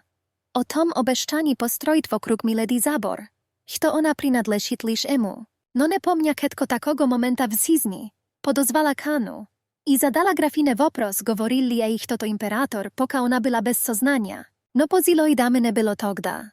Tato se не знала вашем причина, но была полна уверенности, кто господин испытывал к ней совершенно новые чувства. Опять задумавшись, Адел произнесла в пустоту вопрос. Является ли это хорошим знаком? Нет, а и нужна была сила. Не та крупкая и шаткая, основой которой будет симпатия его величества. А личная сила. Приуне услышал просьбу стать магом официально. Ведь только так она сможет получить право голоса на высшем совете. Вспомнив эти события, Аделаида сказала помощнице, что ей срочно нужно было встретиться с герцогом Деспоне. Два брата стояли в комнате. Прозвучал неоконченный вопрос об и величестве. Попивая чай, брюнет получительно ответил, что та его правду наконец-то проснулась. Но заметив возмущение на лице и в действиях Лионеля, брат подскочил с просьбой успокоиться и начал уговаривать, что во дворце была напряженная атмосфера. А если отношения между императором и императрицей изменятся, то он должен будет готовиться отступить назад. Однако если речь шла о его должности помощника, to jeszcze nie przyszło время. Im нужна была информация о башнях. Да и у самой императрицы тоже были на него свои планы. Ничего не ответив на это, юноша подумал лишь о том, уверен ли парень, что только это держало его на должности советника. Юноша влетел в покой сестры. Окликнув, он спросил, правда ли Диане не здоровилось. На кровати сидела сама мисс. Рядом стояла прислуга. Рука блондинки была прижата к животу. Ona obradowалась, увидев на пороге брата. Парень был очень встревожен. Ему сказали, что у сестры плохое самочувствие, но сейчас она сидела такая радостная. И он начал догадываться. Наконец вновь заметив ей руку, которая погладживала живот. Он попросил Диану не говорить правду и не подтверждать мысли. Но миледи вправду наконец-то была беременна. Это прямо таки читалось в ее взгляде и позе. Юний Пуате с надеждой в голосе умолял сестру подтвердить свою догадку про ее беременность. Диана отвечала, что вероятность того была высока со слов врача. И голубые глаза светились надеждой. Ведь даже не было еще и месяца срока. Но врач обещал заходить проверить ее состояние. Ленокс нежно взял сестру за руку и говорил, что она молодец и хорошо постаралась. Блондинка уверяла, что и отсутствие аппетита Тошнота и емоционалная нестабильност, все это било из-за беременности. Ленокс Пуате считал, что сестра носила под сердцем ребенка, который станет их спасителем. И в это время малыш не появлялся, чтобы сделать это в нужный момент. Юноша утверждал, что теперь Диану оставалось только молиться и ждать, чтобы ребенок в крови оказался мальчиком. Блондинка разделяла его мнение. Ona to jeszcze wczoraj думала, что упала к вратам ада. Но на самом деле это был рай. Поэтому то девушка и считала, кто и ребенок обязательно должен родиться мужского пола. Кана Гиггс была удивлена, кто и величество только недавно встала на ноги, а уже собиралась выходить из дворца. Аделаида, улыбаясь, уверяла заботливую графиню, что это не займет много времени. И чтобы помощница не переживала за состояние здоровья императрицы, та предложила пойти с ней вместе. А лихной служанке обещала, кто она скоро уже вернется. Придя в место назначения, императрица уведомила, что она хотела бы встретиться с капитаном магического отряда. Парень сообщил, что тот был у себя в кабинете, и предложили величество проводить туда. И служащий повел Аделаида длинным коридором. Служанка семенила следом на небольшом расстоянии следом за госпожой. Выстрехне им люди. Завидев императрицу, вежливо приветствовали и удивлялись и появлению здесь. Величество сдержанно отвечала на приветствие и проходила мимо людей. Со склоненными головами. Девушка, глядя в спину удаляющейся императори, предположила, что та получила официальный титул мага. И собеседник допустил, что у той будет еще и служебный ранг. Магва вспомнила тот день, когда башня спускалась на дворец. Тогда вице-капитан Ленокс Пуате медлил с решением. Поэтому команда магов не спеша отправились разбираться с башней. Девушка тогда думала, что увидит гору трупов рыцарей своей крови. Но была удивлена увиденному. Алое небо, винем горящая башня и левитирующая императрица. Девушка маг созналась, что она никак не могла ожидать такого. Она слегка улыбаясь уверяла коллегу, кто je величество Аделаида уни на глазах в одиночку у них жила башню методом, о котором они никогда и не слышали. И скитала, кто несомнений в служебном рейндж. Герцог де Спонте радостно встречал в дверях кабинета и величество. Радушно приветствуя je. Брюнетка попросила прощения за визит без предупреждения. Мужчина просил величество не говорить так. Он просил гостю проходить и присаживаться. Скоро Аделаида, удобно разместившись, пила ароматный черный чай. Герцог спрашивал, был ли визит императрицы связан с тем, о кем они говорили в прошлый раз. Мужчина сдержанно уточнил, желала ли величество стать хозяйкой башни. Аделаида уверяла, якобы она имела такой характер, что любила, когда все принадлежало только ей. Де Спонте утверждал, что благодаря статусу она могла позволить себе все, да и с ним могла всего достигнуть. Герцог уверял, что для начала и нужно было получить официальный титул. И сообщал, что в Экмонте тот давался после сражения с другими магами. Он уверял, что раз и величество в одиночку уничтожила башню, то достойным соперником для не будет вице-капитан ордена магов Ленокс Пуате. Императрица не подала виду, хотя и юноша не нравился. И уточняла, какой ранг она получит, если одержит победу в том поединке. Адел подумала, что до этих пор герцог строил крепкие отношения с семейством Пуате. И удивлялась, что теперь тот собрался отречься от них.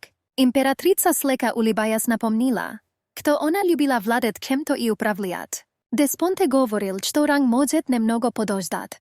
И считал, что для начала и величеству нужно было получить официальный титул. Поставив чашку на стол, Аделаида спрашивала, что этим герцог хотел сказать, что ему трудно дать ранг. Де Спонте просил величество не сердиться. Он пояснял, что получить коронованной особе ранг в отряде магов было несколько проблематично. Ведь кто by тогда посмел давать приказы. Герцог просил гостю подумать о том, что она скоро станет официальным магом империи Экмонт. Адел спрашивала, какой был в том смысл. Ведь признание не изменит тот факт, что она была магом. Она видела смысл в официальном присвоении титула. Только если это позволите участвовать в заседаниях Высшего совета. Герцог де Спонте наконец-то понял, какую цель преследовала императрица. Адел допускала, что герцог не желали туда пускать, так как она наняла Лионеля Вальдора своим помощником. Императрица уверяла, что, как де Спонте сказал ранее, Oni byli одной семьей. И просила довериться ей. Деспонте посчитал даму бестижей. И спрашивал себя, в каком месте эта девушка была невинна и осторожна. Он считал, что императрица отправила к ним хищника. Он отвечал ей величеству, что они конкретно были одной семьей. И обещал обговорить это с императором. Адель благодарила. Она спрашивала герцога, правда ли, что во многих местах империи находились башни. И спрашивала, как он собирался с этим разбираться. Герцог уверял, что слышал якобы в Готрофе башни у них дошли до того, как они касались земли. Он предполагал, что там были более современные методы по уничтожению. Деспонте сообщал, что императрица была плохо осведомлена о свойствах этих порталов. Это несколько удивило Адель. Он уверял и величество, что башня вызывала другую башню, а та втягивала следующую. И уверял, что когда его планы воплотятся в жизнь, тогда все маги смогут использовать свою силу. Деспонте утверждал, что тогда и накнется Икера. Он заверил императрицу, что когда наступит этот день, все те, кто не являлся магом, превратятся во второсортных людей. В скором времени Аделаида шла садовой дорожкой в сопровождении верной служанки. И величество была несколько растеряна и даже стала плохо себя чувствовать.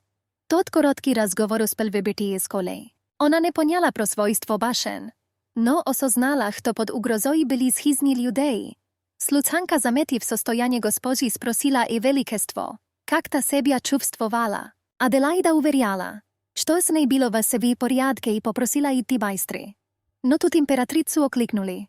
Повернув голову, она увидела Лionela Valdora, спешащего и навстречу. Брюне говорил, якобы слышал, что и величество выздоравливает.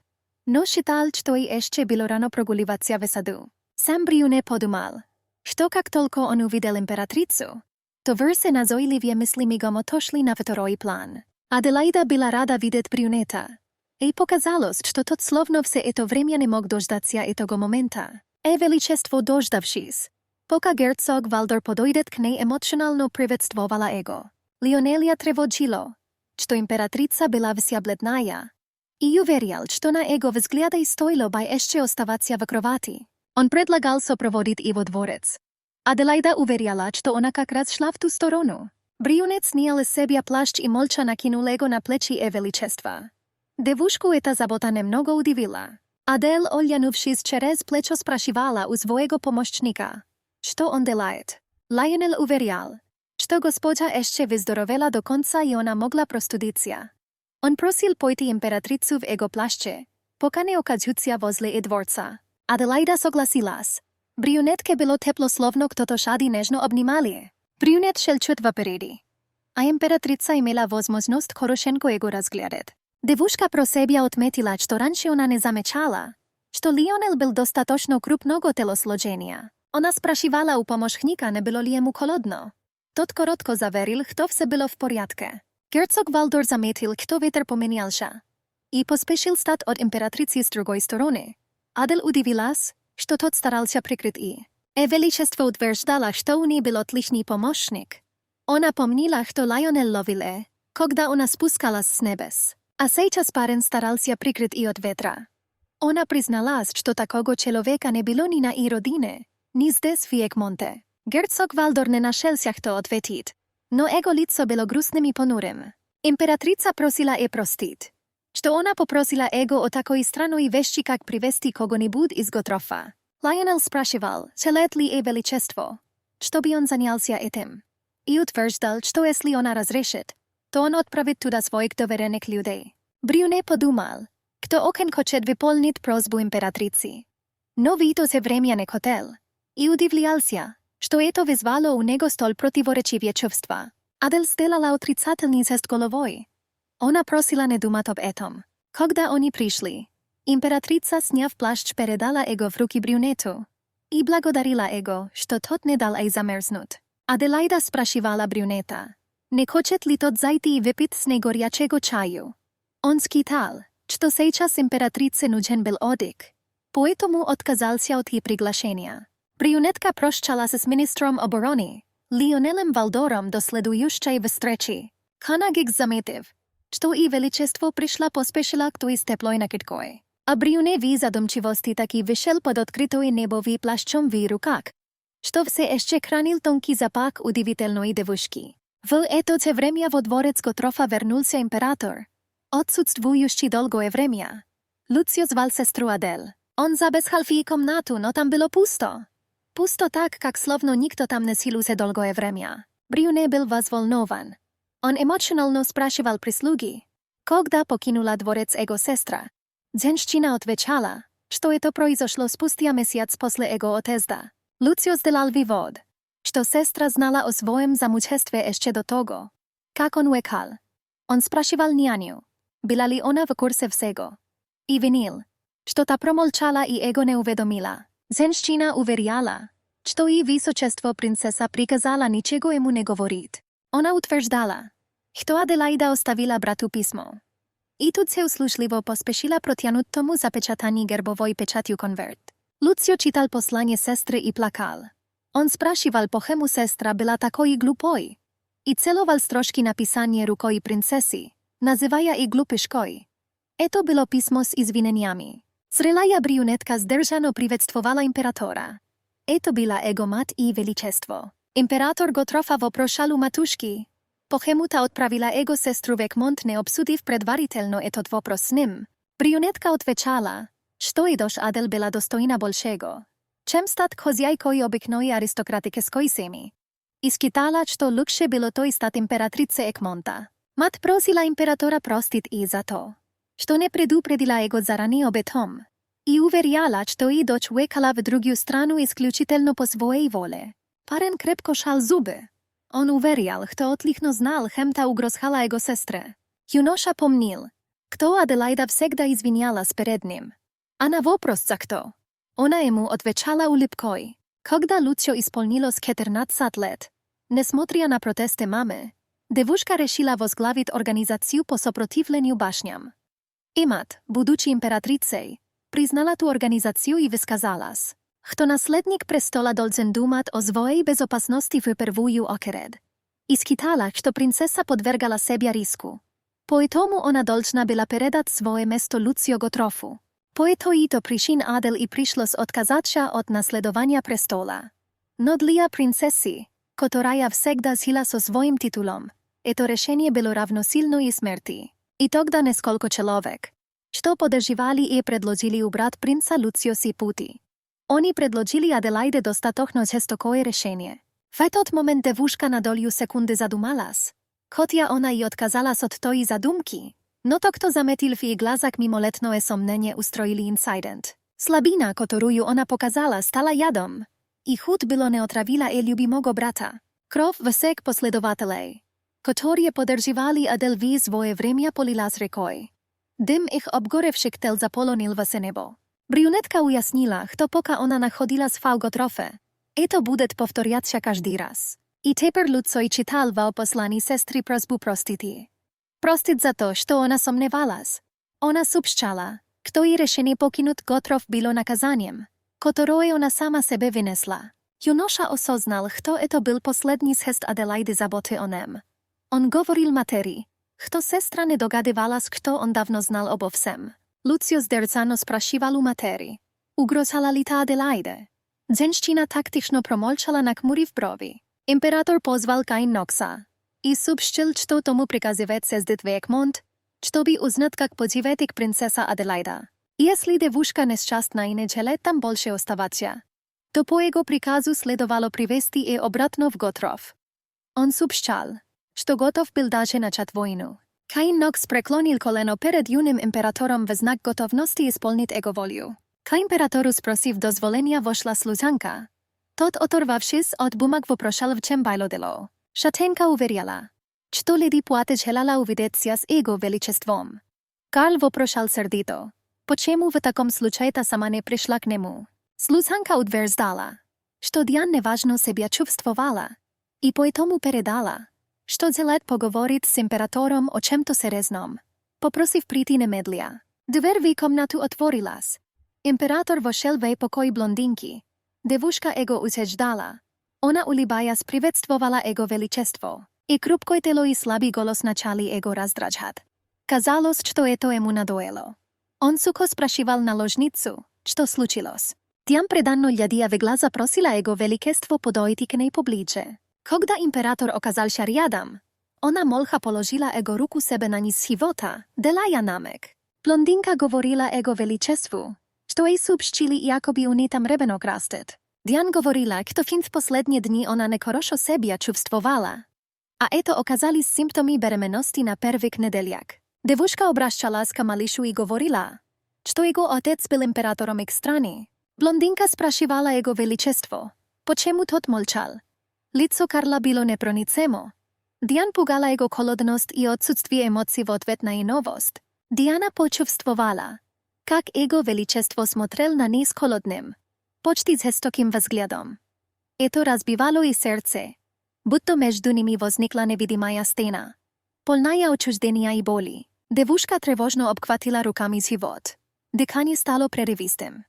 Император, увидев это, инстинктивно протянул к ней свою ладонь. Мужчина посмотрел ей в глаза, заметив беспокойство. Он осторожно спросил, подтверждена ли je беременность врачом. Диана неловко приподняла брови и ответила отрицательно. Она добавила, что симптомы напоминали беременность, поэтому ей следовало быть очень осторожной. Карл поинтересовался, когда они смогут узнать точный результат. Наложница ответила, что им стоит запасти с терпением, так как придется подождать еще месяц. Тот сдержанно кивнул, услышав ответ. Внезапно император развернулся и направился к выходу. Девушка испуганно приоткрыла рот, тревожно осознавая, что он собирался просто так уйти, оставляя ее в растерянности. Диана стремглав бросилась за мужчиной и схватила его за рукав. Неловко улыбаясь, она спросила, разве он совсем не рад последней новости? Император Карл недуменно взглянул на наложницу, пытаясь подобрать слова. В его глазах читался холод, который выдавало его сдержанное выражение лица. С трудом выдавив сдержанную улыбку, мужчина заявил, что действительно ради той новости. В завершении он пожелал девушке беречь себя, а затем вышел из помещения. Диана обессиленно упала на пол, ее ноги подломились. Она тяжело вздохнула и с отчаянием уставилась в пустоту, словно пытаясь найти в ней утешение. Внезапно блондинка осознала некто важное, и ее голубые глаза расширились от ужаса. Понимание накрыло ее, заставив сердце забиться быстро. Девушке вспомнилась родная мать императора леди Бестриса. С детства она знала о ее трагической судьбе, и это воспоминание внезапно навеяло тяжелые мысли. Родив наследника престола, женщина таки не была признана матерью будущего императора. Ребенка сразу забрали после родов. Она не видела, как он рос, и даже не участвовала в его воспитании. Его величество всегда схвалил свою мать. Именно поэтому Диана предполагала, что его отношение к ней будет совсем другим. Она испуганно прикрыла рот ладонью и безнадежно всклипнула. Блондинка сожалела, что лишь сейчас начала все осознавать. Даже после восшествия императора Карла на престол он не исправил записи о леди Беатрисе, хотя имел для этого достаточно сил. Лицо Дианы исказилось от горя. Она поняла, что его величество похоже не хотели методný ребенка, и это осознание пронзило ей болью. Спустя время император сидел в своем кабинете, рассказывая о случившемся доктору. Тот был крайне удивлен. Заметив его растерянный взгляд, Карл начал нервно постукивать пальцами по столу. Мужчина зрелого возраста neuvereno заметил, что такого не могло произойти. По его словам, вероятность была крайне мала, почти невозможна. Доктор отметил, кто неodnokratno naznahal это лекарство Диан. Ono всегда действовало прекрасно и давало ожидаемый эффект. Император уверенно взглянул на собеседника и сделал вывод. Кто этот случай? Единственное исключение. В его глазах цвета аметиста мелькнула тень сомнения, будто он начинал что-то подозревать. Лекар опустился на колени и снова искренне извинился, выражая глубокое сожаление. On tak se dobavil, kto predvaritelný diagnoz mógł okazać się nevernym. Jego величество был в полном замешательстве, не зная, как справиться с ситуацией. Он беспокоился о реакции императрицы, ведь ее и без того слабое положение могло пошатнуться еще сильнее. Оно стало бы еще более нестабильным. Размышляя о возможных последствиях, мужчина почувствовал, как к нему закрадывалась хитрая мысль. Jego zrażki daže sleka расширились от осознания. Если события развернутся так, как предполагается единственной опорой Аделаиды останется только император Карл. Ухмыльнувшись, он осознал, что это был шанс изменить ее мнение о себе. Резиденция Ордена Магов. Белое величественное здание с высокими колоннами и сверкающими окнами. Фасад украшен узорами, а крыша полукруглая, плавно огибающая здание, добавляя ему элегантности. Великий маг Ленокс Пуате вошел в зале с уважением обратился к его светлости. В его небесных глазах блестело почтение, выдавая глубоко укорененное уважение к собеседнику. Седоволосый мужчина жестом предложил ему сесть. Парень кивнул и тихо расположился в мягком кресле. На лице Ленокса Пуате отразилось волнение. Его брови приподнялись, а губы сжались. Холодный пот проступил на лбу, выдавая напряжение, несмотря на попытку сохранить спокойствие. Герцог Деспоне продолжал неосознанно сверлить Ленокса взглядом. В действительности его мысли были заняты предположениями о судьбе двойняшек. Если бы не его давнее решение. Десятки лет назад мужчины встретились брат и сестра Пуате. Они находились на территории, на которой ему было приказано уничтожить башню. По счастливой случайности маг стал свидетелем пробуждения сил Ленокса. Он решил взять детей с собой. Ведь они потеряли родителей и нуждались в защите и наставлении. Магические навыки светловолосого парня были превосходными. Он сыграл ключевую роль в том, кто бы взят под контроль Орден Магов, продемонстрировав свою силу и мастерство в критический момент. Красавица Диана была смышленой и обладала привлекательной внешностью. Благодаря этим качествам она сумела совладать с чувствительным характером императора и взять его под свой контроль. Со временем пользы от блондинки стало значительно меньше. Люди шептались, кто она была однолетним цветком, а симпатия его величества к ней заметно угасла, уступая место новым увлечениям. Герцог Деспоне пришел к выводу, что принцессу Диану следовало отправить за пределы дворца. Важно было также уговорить императрицу взять на себя ее роль, чтобы сохранить спокойствие в дворце. Подняв взгляд на Ленокса Пуате, мужчина слегка ухмыльнулся и обратился к нему. Он поинтересовался, смог бы тот одержать победу над императрицей в бою 1 на 1. Немного заикаясь, тот кивнул. Он заявил, что если ему прикажут, то готов сражаться с ней прямо сейчас. Приложив руку к груди, парень попросил его светлость довериться ему. Герцог Деспоне не понимал, почему он без раздумий утверждал o swojej pobede, nie dopuszczaja i myśli o porażeniu. Однако глупым человеком легче управлять, чем умным, так что это имело свои плюсы. Взволнованным тоном принц Пуате обратился к мужчине, заявив, что у него важнее новости. Не сдержав улыбки, он сообщил, что Диана была беременна. На лице герцога отразился легкий шок. Его тонкие брови приподнялись, а аметистовые глаза засияли. Он решил уточнить, правда ли это, и принц уверенно кивнул в ответ. Мужчина задумчиво начал чесать острый, гладко выбритый подбородок. Его хитрая улыбка становилась все шире, и он был невероятно рад слышать такие превосходные новости. Герцог сразу же решил, что Леноксу больше не нужно было сражаться с императрицей. Он не сомневался в его навыках и не хотел портить настроение и величеству без необходимости. Тот согласился. Будучи в приподнятом настроении, седоволосый мужчина поинтересовался у собеседника, что можно было подарить их хозяйке.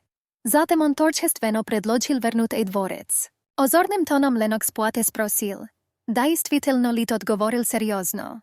Он с радостью отметил, что будущая мать должна быть в комфорте, и без сомнения, будет лучше в привычном месте. Выскинув руки, герцог заявил, что берет на себя все расходы. Затем он приказал Леноксу пойти и сообщить, что собирается арендовать весь дворец слоновой кости. Тот искренне нахал его благодарить. Как только парень покинул помещение, мужчина остался наедине с собственными мыслями. Ему казалось крайне странным то, что Diana забеременела. Герцог знал, что у императора был комплекс по поводу своей родословной.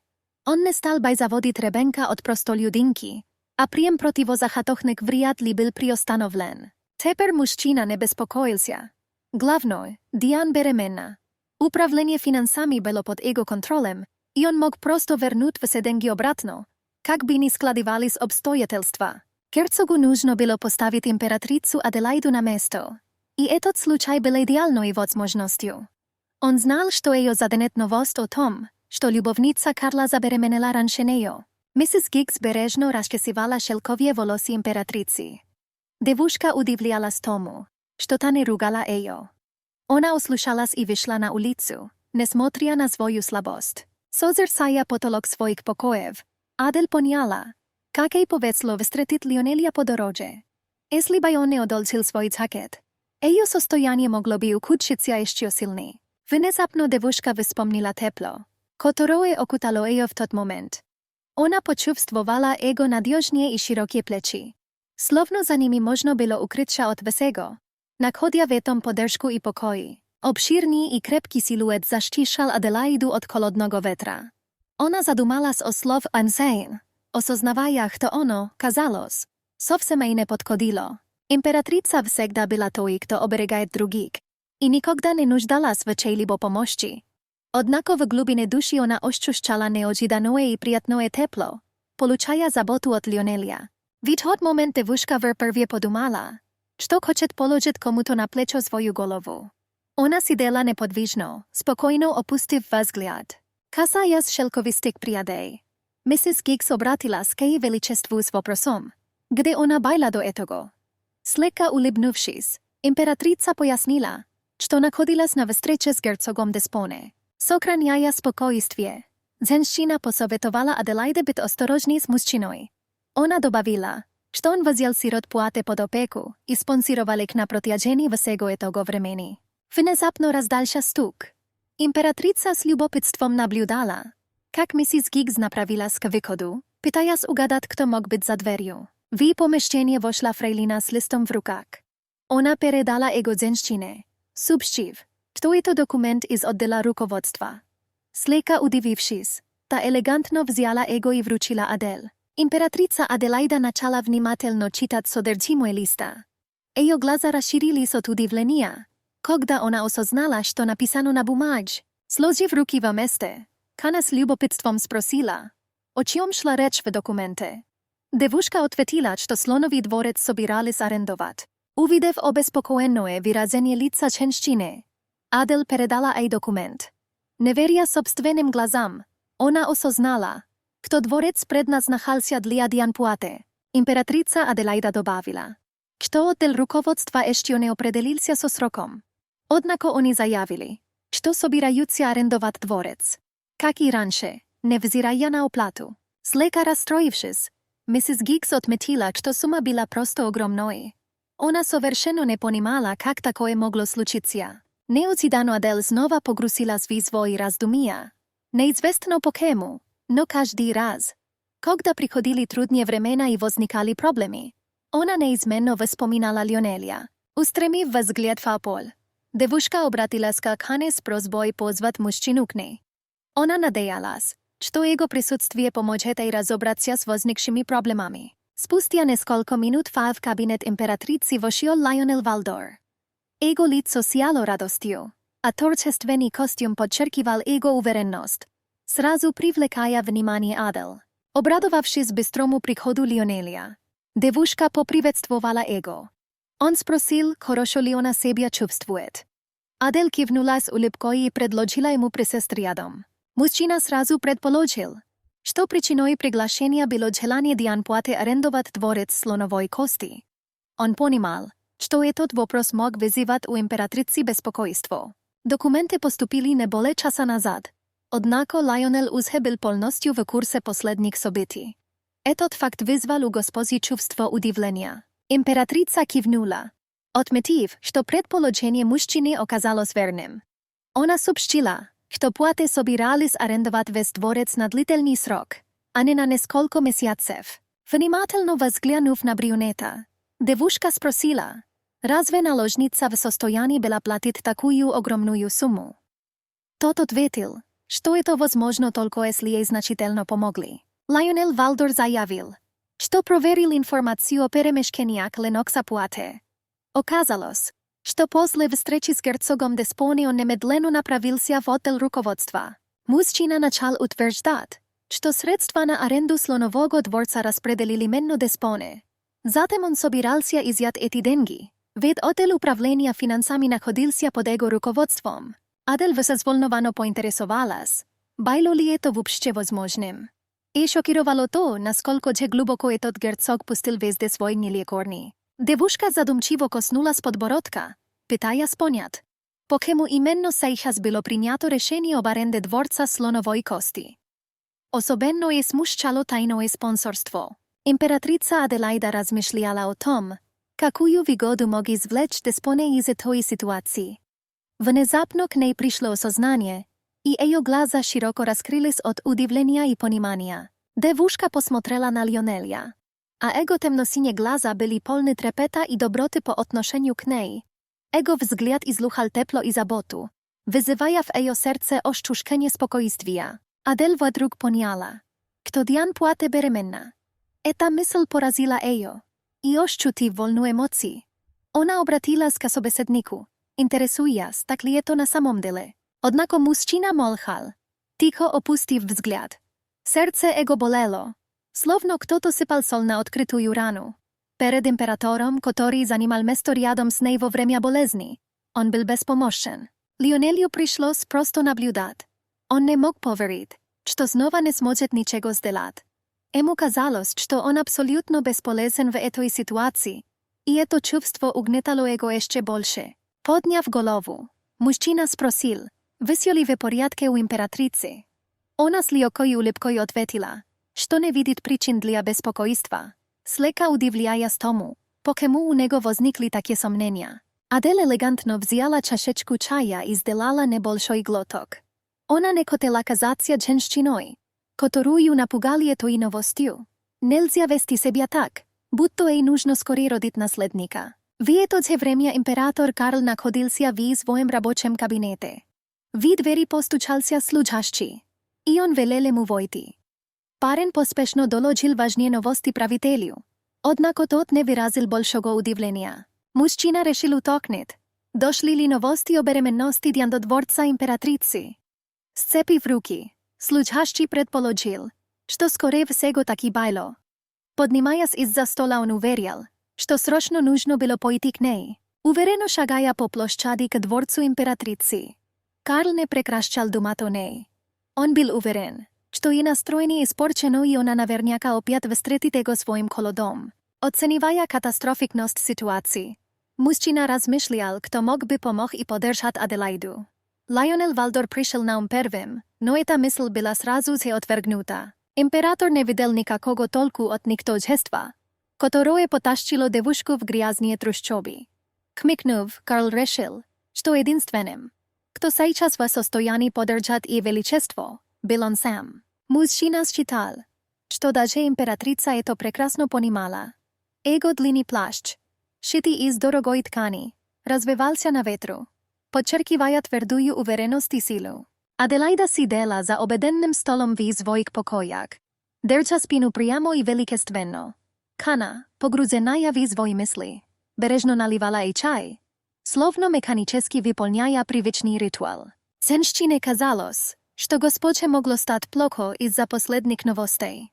Однако та продолжала с невозмутимым видом поедать свиной стейк. Графиня Гиггс с облегчением выдохнула, ведь девушка не восприняла вест слишком серьезно. Внезапно и раздумья прервало теплое касание Адел, и слово о том, что ей следовало расслабиться. Императрица обеспокоенно смотрела в поникшие глаза Каны. Она поинтересовалась, почему та выглядела такой расстроенной, словно случилось что-то неисправимое. Аделаида добавила, что это было совершенно не похоже на нее, и та извинилась. Поднявшись с кресла, девушка отметила, что не желает слышать извинения, и попросила не волноваться за нее. Затем госпожа развернулась и подошла к большому окну, заявив, что она императрица Egmonta. В ее мыслях проскользнуло мнение, что она просто являлась женой нынешнего правителя. Этот титул не обязывал Адель становиться матерью будущего императора. Смотря вдаль, она отметила, что не стоило волноваться только потому, что наложница его величества забеременела от него. Почтительно поклонившись, Кана Гиггс заявила, что госпожа была абсолютно права. Ее морщинистое лицо оставалось спокойным и сосредоточенным. Девушка размышляла. Кто такой исход событий был предопределен? Ей не было надобности устраивать переполох, поскольку все шло своим чередом. Видя на балкон, Аделаида продолжала смотреть вдаль. Она понимала, что, будучи императрицей, не могла избежать своего долга родить наследника. Это сознание навевало тяжесть ответственности. Девушке стало интересно. Смогла бы она исполнить свое обязательство, если бы и первая супружеская ночь прошла в день свадьбы?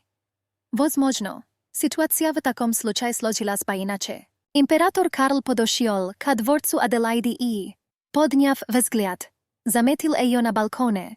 Подол ее синего платья колыхался ласковым ветром, создавая ощущение легкости и грации. Мужчина заметил. То даже услышав новости о беременности Диан, Адел сохраняла решительность и стойкость. Он продолжал смотреть на нее, восхищаясь ее внутренней силой. На лице императора появилась легкая ухмылка. Его супруга вела себя весьма достойно, как и подобало настоящей императрице Кмонта. Спустя несколько секунд мужчина все-таки окликнул девушку. Она повернулась к нему и слегка удивилась такому гостю. Карл продолжал смотреть на Аделaidu уверенным взглядом, наполненным теплом. Затем она, сдержанно улыбнувшись, пригласила его войти внутрь. Императрица мирно сидела на красном диванчике, держа в руках маленькую чашечку с горячим чаем. Ее спокойное выражение и мягкий дневной свет в комнате создавали атмосферу уюта и умиротворения. Делая очередной глоток, Адел не могла не заметить пристальный взгляд мужчины. Казалось, он рассматривал каждый сантиметр ее тела, и ей было непонятно, о чем он думал в этот момент. Неожиданно император попросил девушку взглянуть на него. Адел в недоумении посмотрела ему в глаза, заметив, что он даже улыбался, что немного удивило ее и вызвало легкое смущение. Сдержав нервную улыбку, Аделаида не могла понять, был ли он в своем уме. Затем мужчина отметил, что она, вероятно, уже слышала последние новости. Карл накал убеждать супругу не переживать, утверждая, что слухи не должны ее беспокоить. Адел с недоуменным выражением лица взглянула на него, спрашивая, что именно он имел в виду. Неожиданно супруг поднялся с места и направился ближе к девушке.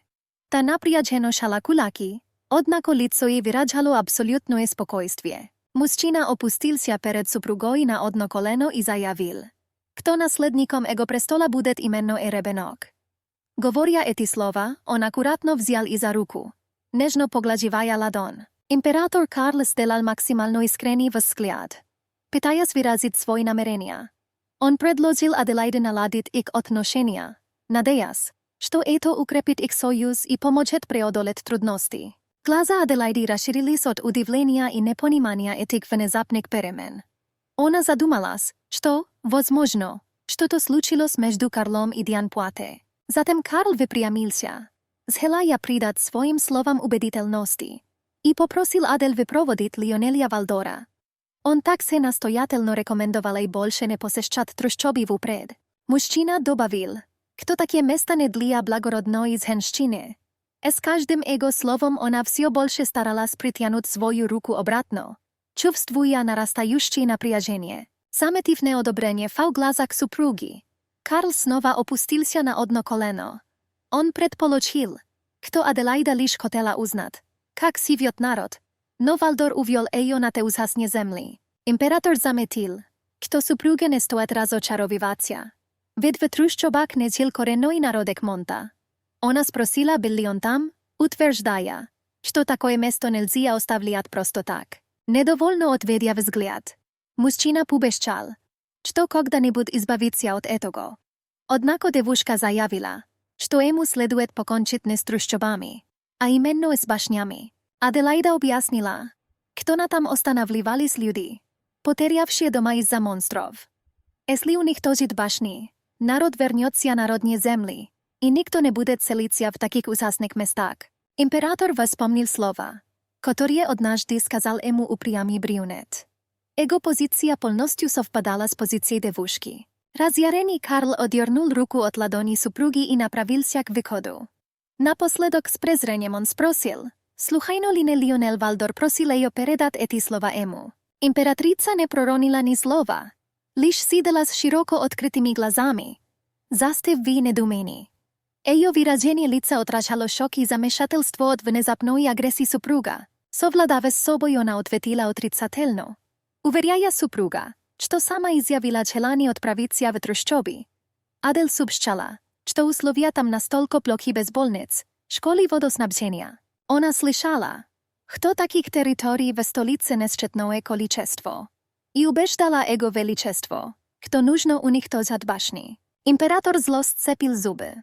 Он подумал, что это было дело рук Лионеля Валдора. Карл вспомнил свое отрочество. Тогда он благоговел от величества императрицы. Но та вовсе не обращала на него внимания. Женщина говорила своим фрейлинам, что ей очень нравился Лионел Валдор. Кот тот и был еще очень юн, но был столь благороден. Императрица ценила, что у юноши была превосходная родословная и выдающаяся способности. Она утверждала, что будь у них дох, то она бы выдала и за Лионеля замуж. Карл услышал это случайно и злился, но герцог де Спонте сомневался. А склонят ли аристократы головы перед будущим императором, учитывая его скромное положение. Поэтому было решено держать всех в узде с помощью башен. Карл заверял супругу, что башни — это была основа его власти. Он уверил, что знатно подчинились бы ему, не будь тех порталов с монстрами. Аделаида была поражена. Она спрашивала, как он мог считать это бедствие рычагом воздействия на людей. И была удивлена, кто император мог говорить такие слова. Супруга уверяла его величество, что у жителей трущоб были настолько плохие условия жизни, что они не могли даже платить налоги. И утверждала, что чем больше было бедных людей, тем слабее была его власть. Карл махнул рукой. Он, отвернув голову, приказывал супруге закончить на этом. Брюнетка взяла в руку сверток. Разложив его на stole, ona prizywała imperatora wzgląd na kartu. I sprasziwała, znal li tot, kto eto byli zakrasnie odmetki. Na kartę był pokazan radius dejstwia baszni. Adel prizywała wzgląd skolko ostalo z bezopasnych zemel. Ona utwierdzała, что это было похоже на настоящий ад на земле. Супруга спрашивала, как Карл собирался уничтожать трущобы в такой ситуации. А если решить эту проблему, то было непонятно, куда пойти людям, что там сейчас живут. Это было, что послать тех на смерть. Аделаида уверяла его величество, что им нужно было серьезно заняться устранением башен. Она была уверена, кто построит власть на жизнях людей. Позже се может обернуться против него самого. Наша героиня мысленно просила супруга сказать, что тот вас понял. Кот она и не любила его, но и так не хотелось, чтобы и чувства переросли в ненависть. И поэтому просила уничтожить башни, обещая помочь. Карл спрашивал, думала ли супруга, что когда падут башни, то она останется в такой безопасности. Он говорил, что совсем не понимает. А ей нужно было просто принять его помощь. Но девушка за кем-то загоняла себя в такое непростое положение. Император просил супругу послушать его и перестать забивать и прекрасную голову столь сложными вещами. Склонившись над девушкой, его величество уверил, что той больше подошли бы цветы. Брюнетка прямо смотря императору в глаза уверяла, что подобное она впервые слышала в свой адрес. Карл уточнял, правда ли супруга собиралась помогать ему с уничтожением башен. Он спрашивал, но ли она с таким красивым лицом собиралась блуждать по тем адским местам. Он отлично помнил, что тогда Аделаида в одиночку справилась, уверяя, что to была башня лишь среднего уровня. И предполагал, что в Готрофе и ценили и такие места стали для девушки местами развлечения. Карл предлагал императрице в таком случае в следующий раз, когда спустится башня, попробовать самой с ней разобраться. И говорил, чтобы она шла в первый рядок. Брюнетка, глядя прямо супругу в глаза, уверяла, что она и того-то как раз и хотела. А император подумал, что как она и просила, он отправит ее в самое пекло, чтобы от ней больше не было и слова по этому поводу. В это же самое время события развивались во дворце императрицы матери Готрофа. Брюнетка лежала на широченой кровати, получая услугу массажа от одной из своих девушек из дворцовой прислуги. Она удивленно переспрашивала у помощницы, что-то только что сказала ей. Длинноволосая шатенка уверяла, что Каин Нокс и Гевелин Лухан тайно прибыли в порт. что его величество передал им письмо. Но его содержимое девушке не было известно. Императрица мать села. Ona говорила, что и так было ясно, кто юный император любит свою сестру. И предполагала, что Люjo написал, кто бы та возвращалась, коль там ей было тяжело. И допускала, кто тот считал, кто и самой легко было после того, как отправила свою дочь невест куда. Ona считала, что Adel была во многом на не похожа. И сожалела, что их разногласия дали такой результат. Брюнетка была уверена, что если бы дочь послушалась, то oni stali by s nej sojusznikami i oporoi drug druga. Когда мать начинала думать об этом, то у ней начинало ныть сердце от боли. И док Аделаида была идеальной наследницей престола. Вот только само место ей не подходило. Потому что кристально чистой воды рыбы ни за кто не видит. Девушка спрашивала госпожу, что будет, если рыцари приведут принцессу обратно. Та уверяла, кто такого не будет. Императрица мать знала, что прежде чем покинуть дворец. И Адел тайно взяла яду императорского лекаря. И потому она знала, что она больше никогда не увидит свою дочь живой. Хоть и сама была еще совсем ребенком. Принцесса Готрофа выбрала умереть вместо того, чтобы вернуться домой. Двухмахтовое судно плыло на всех парусах вперед по курсу. Погода тому способствовала. Блондинкаин Нокс стоял на носу и выглядывал шефа вдаль. Его волосы раздувал порывистый морской ветер. Шади к нему подошел брюнет. И окликнув, спрашивал, от чего товарищ приунил.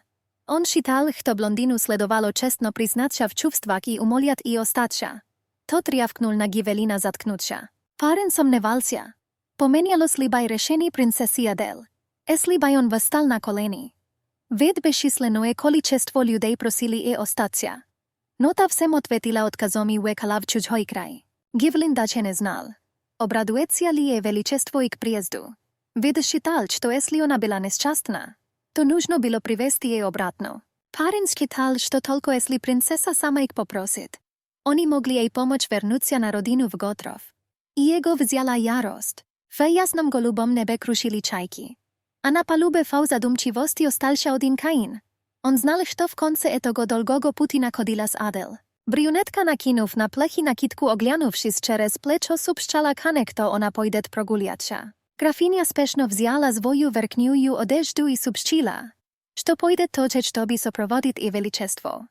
Но Adel уверяла, что хотела бы прогуляться одна. Но госпожа Гикс уже оделась.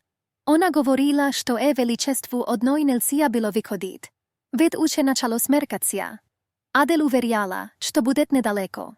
И вернется еще до того, как станет темно. Графиня, придерживая рукой штору, смотрела в окно на госпожу, что удалялась по садовой дорожке дворца.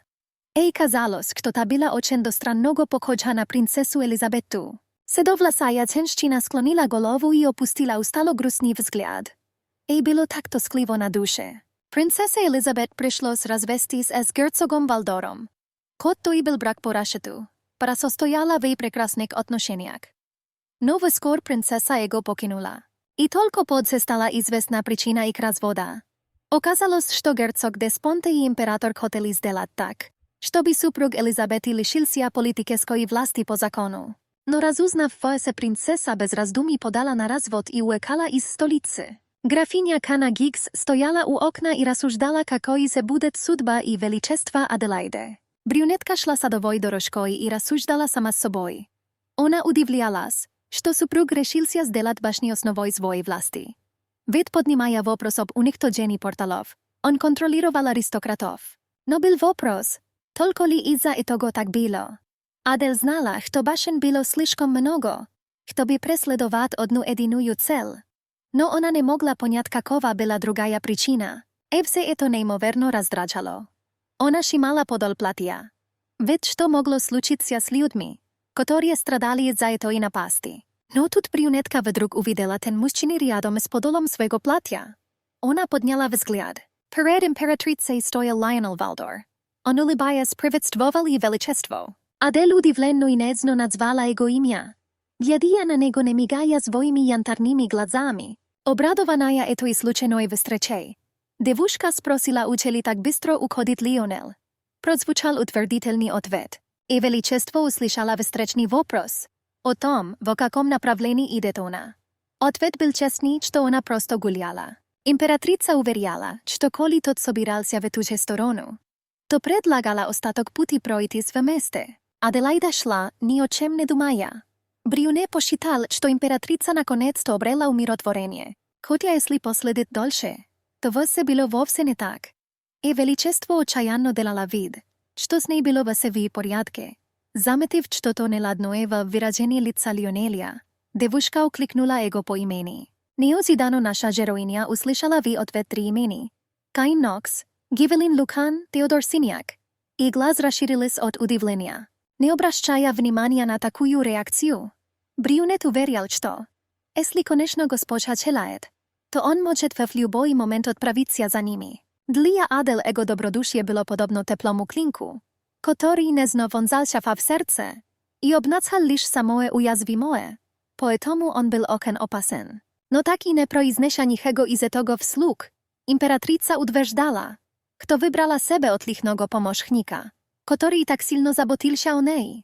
Proguliwając po wieczernemu sadu, minister obrony pointeresował się, kim byli te troje. Nie skrywaja nikiego, Adelaida odpowiedziała lisz prawdą. Что te люди вместе с ней разрушали башни у ней на родине. Как понял парень, это были те, кто отвечал за главное здание организации. Он слышал о семействе Нокс в его трофе. Кейн Нокс, высокий пепельный блондин, являлся единственным ребенком в семье. Из-за того, что этот драгоценный ребенок помогал ей, то отец при любом удобном случае приходил к миссис просьбой. Лайонел сразу догадался, что просьбой было, чтобы она выгнала юношу из своей организации. Императрица подтвердила все эти догадки. Но Каин был так же хорош в уничтожении башен, как и сама Аделаида. Лайонел был рад, когда заметил его улыбку. Он так хотел увидеть, как и величество улыбется, что специально решил задать вопрос о Готрофе, делая вид, что интересуется этим. Лайонелю была интересна и реакция. Но мысль он не закончил. Адел спросила, где был пошит жакет, который в прошлый раз министре одолжил. В той одежде было очень тепло, и она хотела такую же себе заказать. Брюнет побещал узнать, шьют ли там женскую одежду.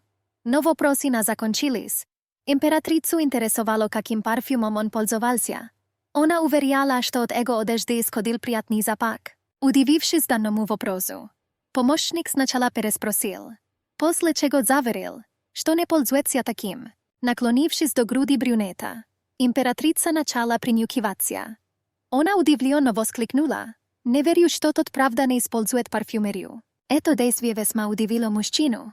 Тем временем он не спешил отходить. Наконец, немного отойдя от своего спутника, Аделаида молча подняла на него свои глаза. Смутившись от того момента, ведь он был лишь ее помощником, Лайонел, смущенно прокашлявшись, ничего более не говорил.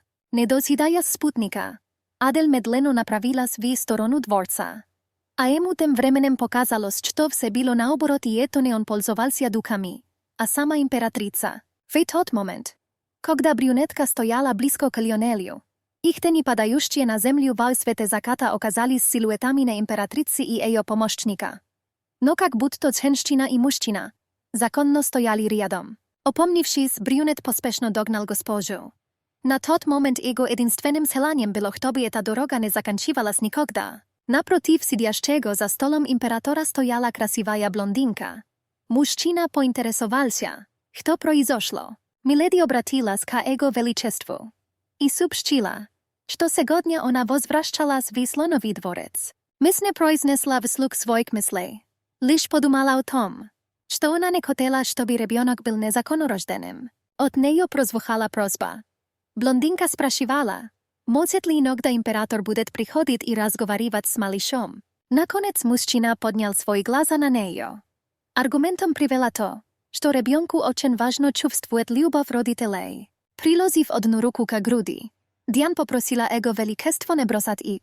На эти просьбы наложницы блондин лишь хмуро посмотрел на несхеланую собеседницу. От чего-то эта фраза привела его в бешенство.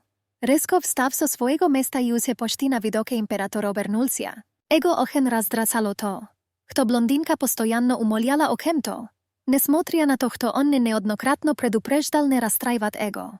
Edva ne plaša. Девушка, высклипивая, сказала, что ей только и остается, что просит. Едва не крича. Приближаясь к наложнице, император напомнил, что он всегда говорил, что Диан должна будет довольствоваться лишь его любовью. Он в ответ услышал лишь яростные крики. Уже будучи на взводе, девушка крича спрашивала, разве он когда любил саму и теперь ее ребенка? Обдумывая ее слова, блондин тупо опустил глаза в пол. Ничего не отвечая, его величество решил до конца выслушать собеседницу. На грани истерики Диан спрашивала, где он был в тот день, когда ее выгнали из слонового дворца. Да и пока она находилась в гостевой комнате, тот не зашел к ней ни разу. Едва не падет на колени, она коснулась плеч императора. Грустно заглядывая в его глаза, блондинка окликнула его величество. Сльоzy вовсю катились по щекам. Наложница не понимала, поэтому решила спросить, кем заслужила такое отношение к себе.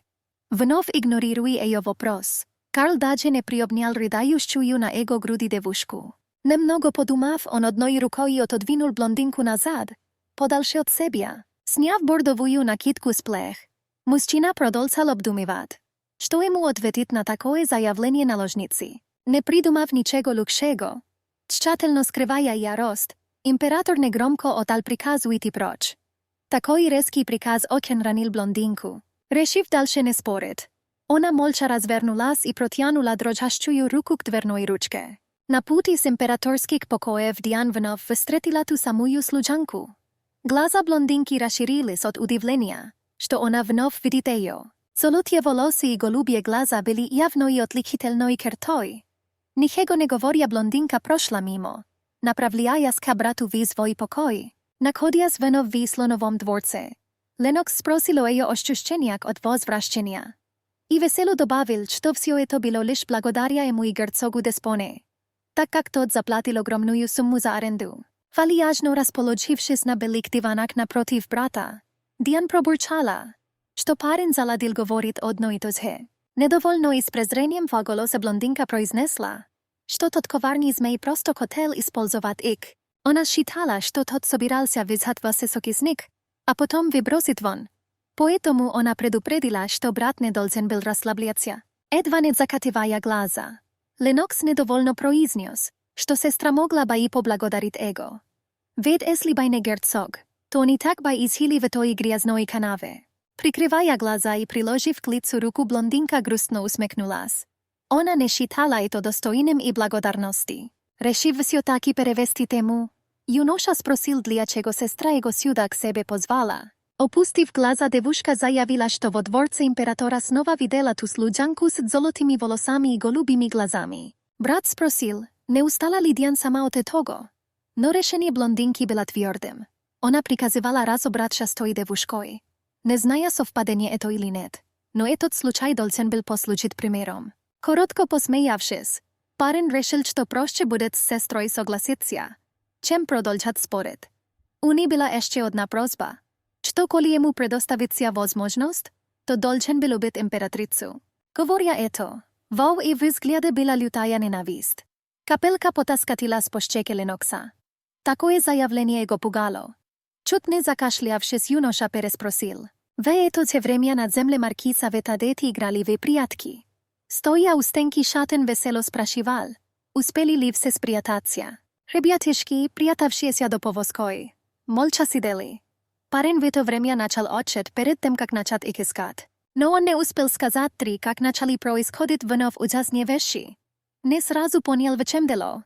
Его зрачки сузились от резкого испуга. Кто-то из людей, заметив это действие первым, сообщал, что то была башня. Как оказалось, вновь на них с неба спускалась смертельная опасность.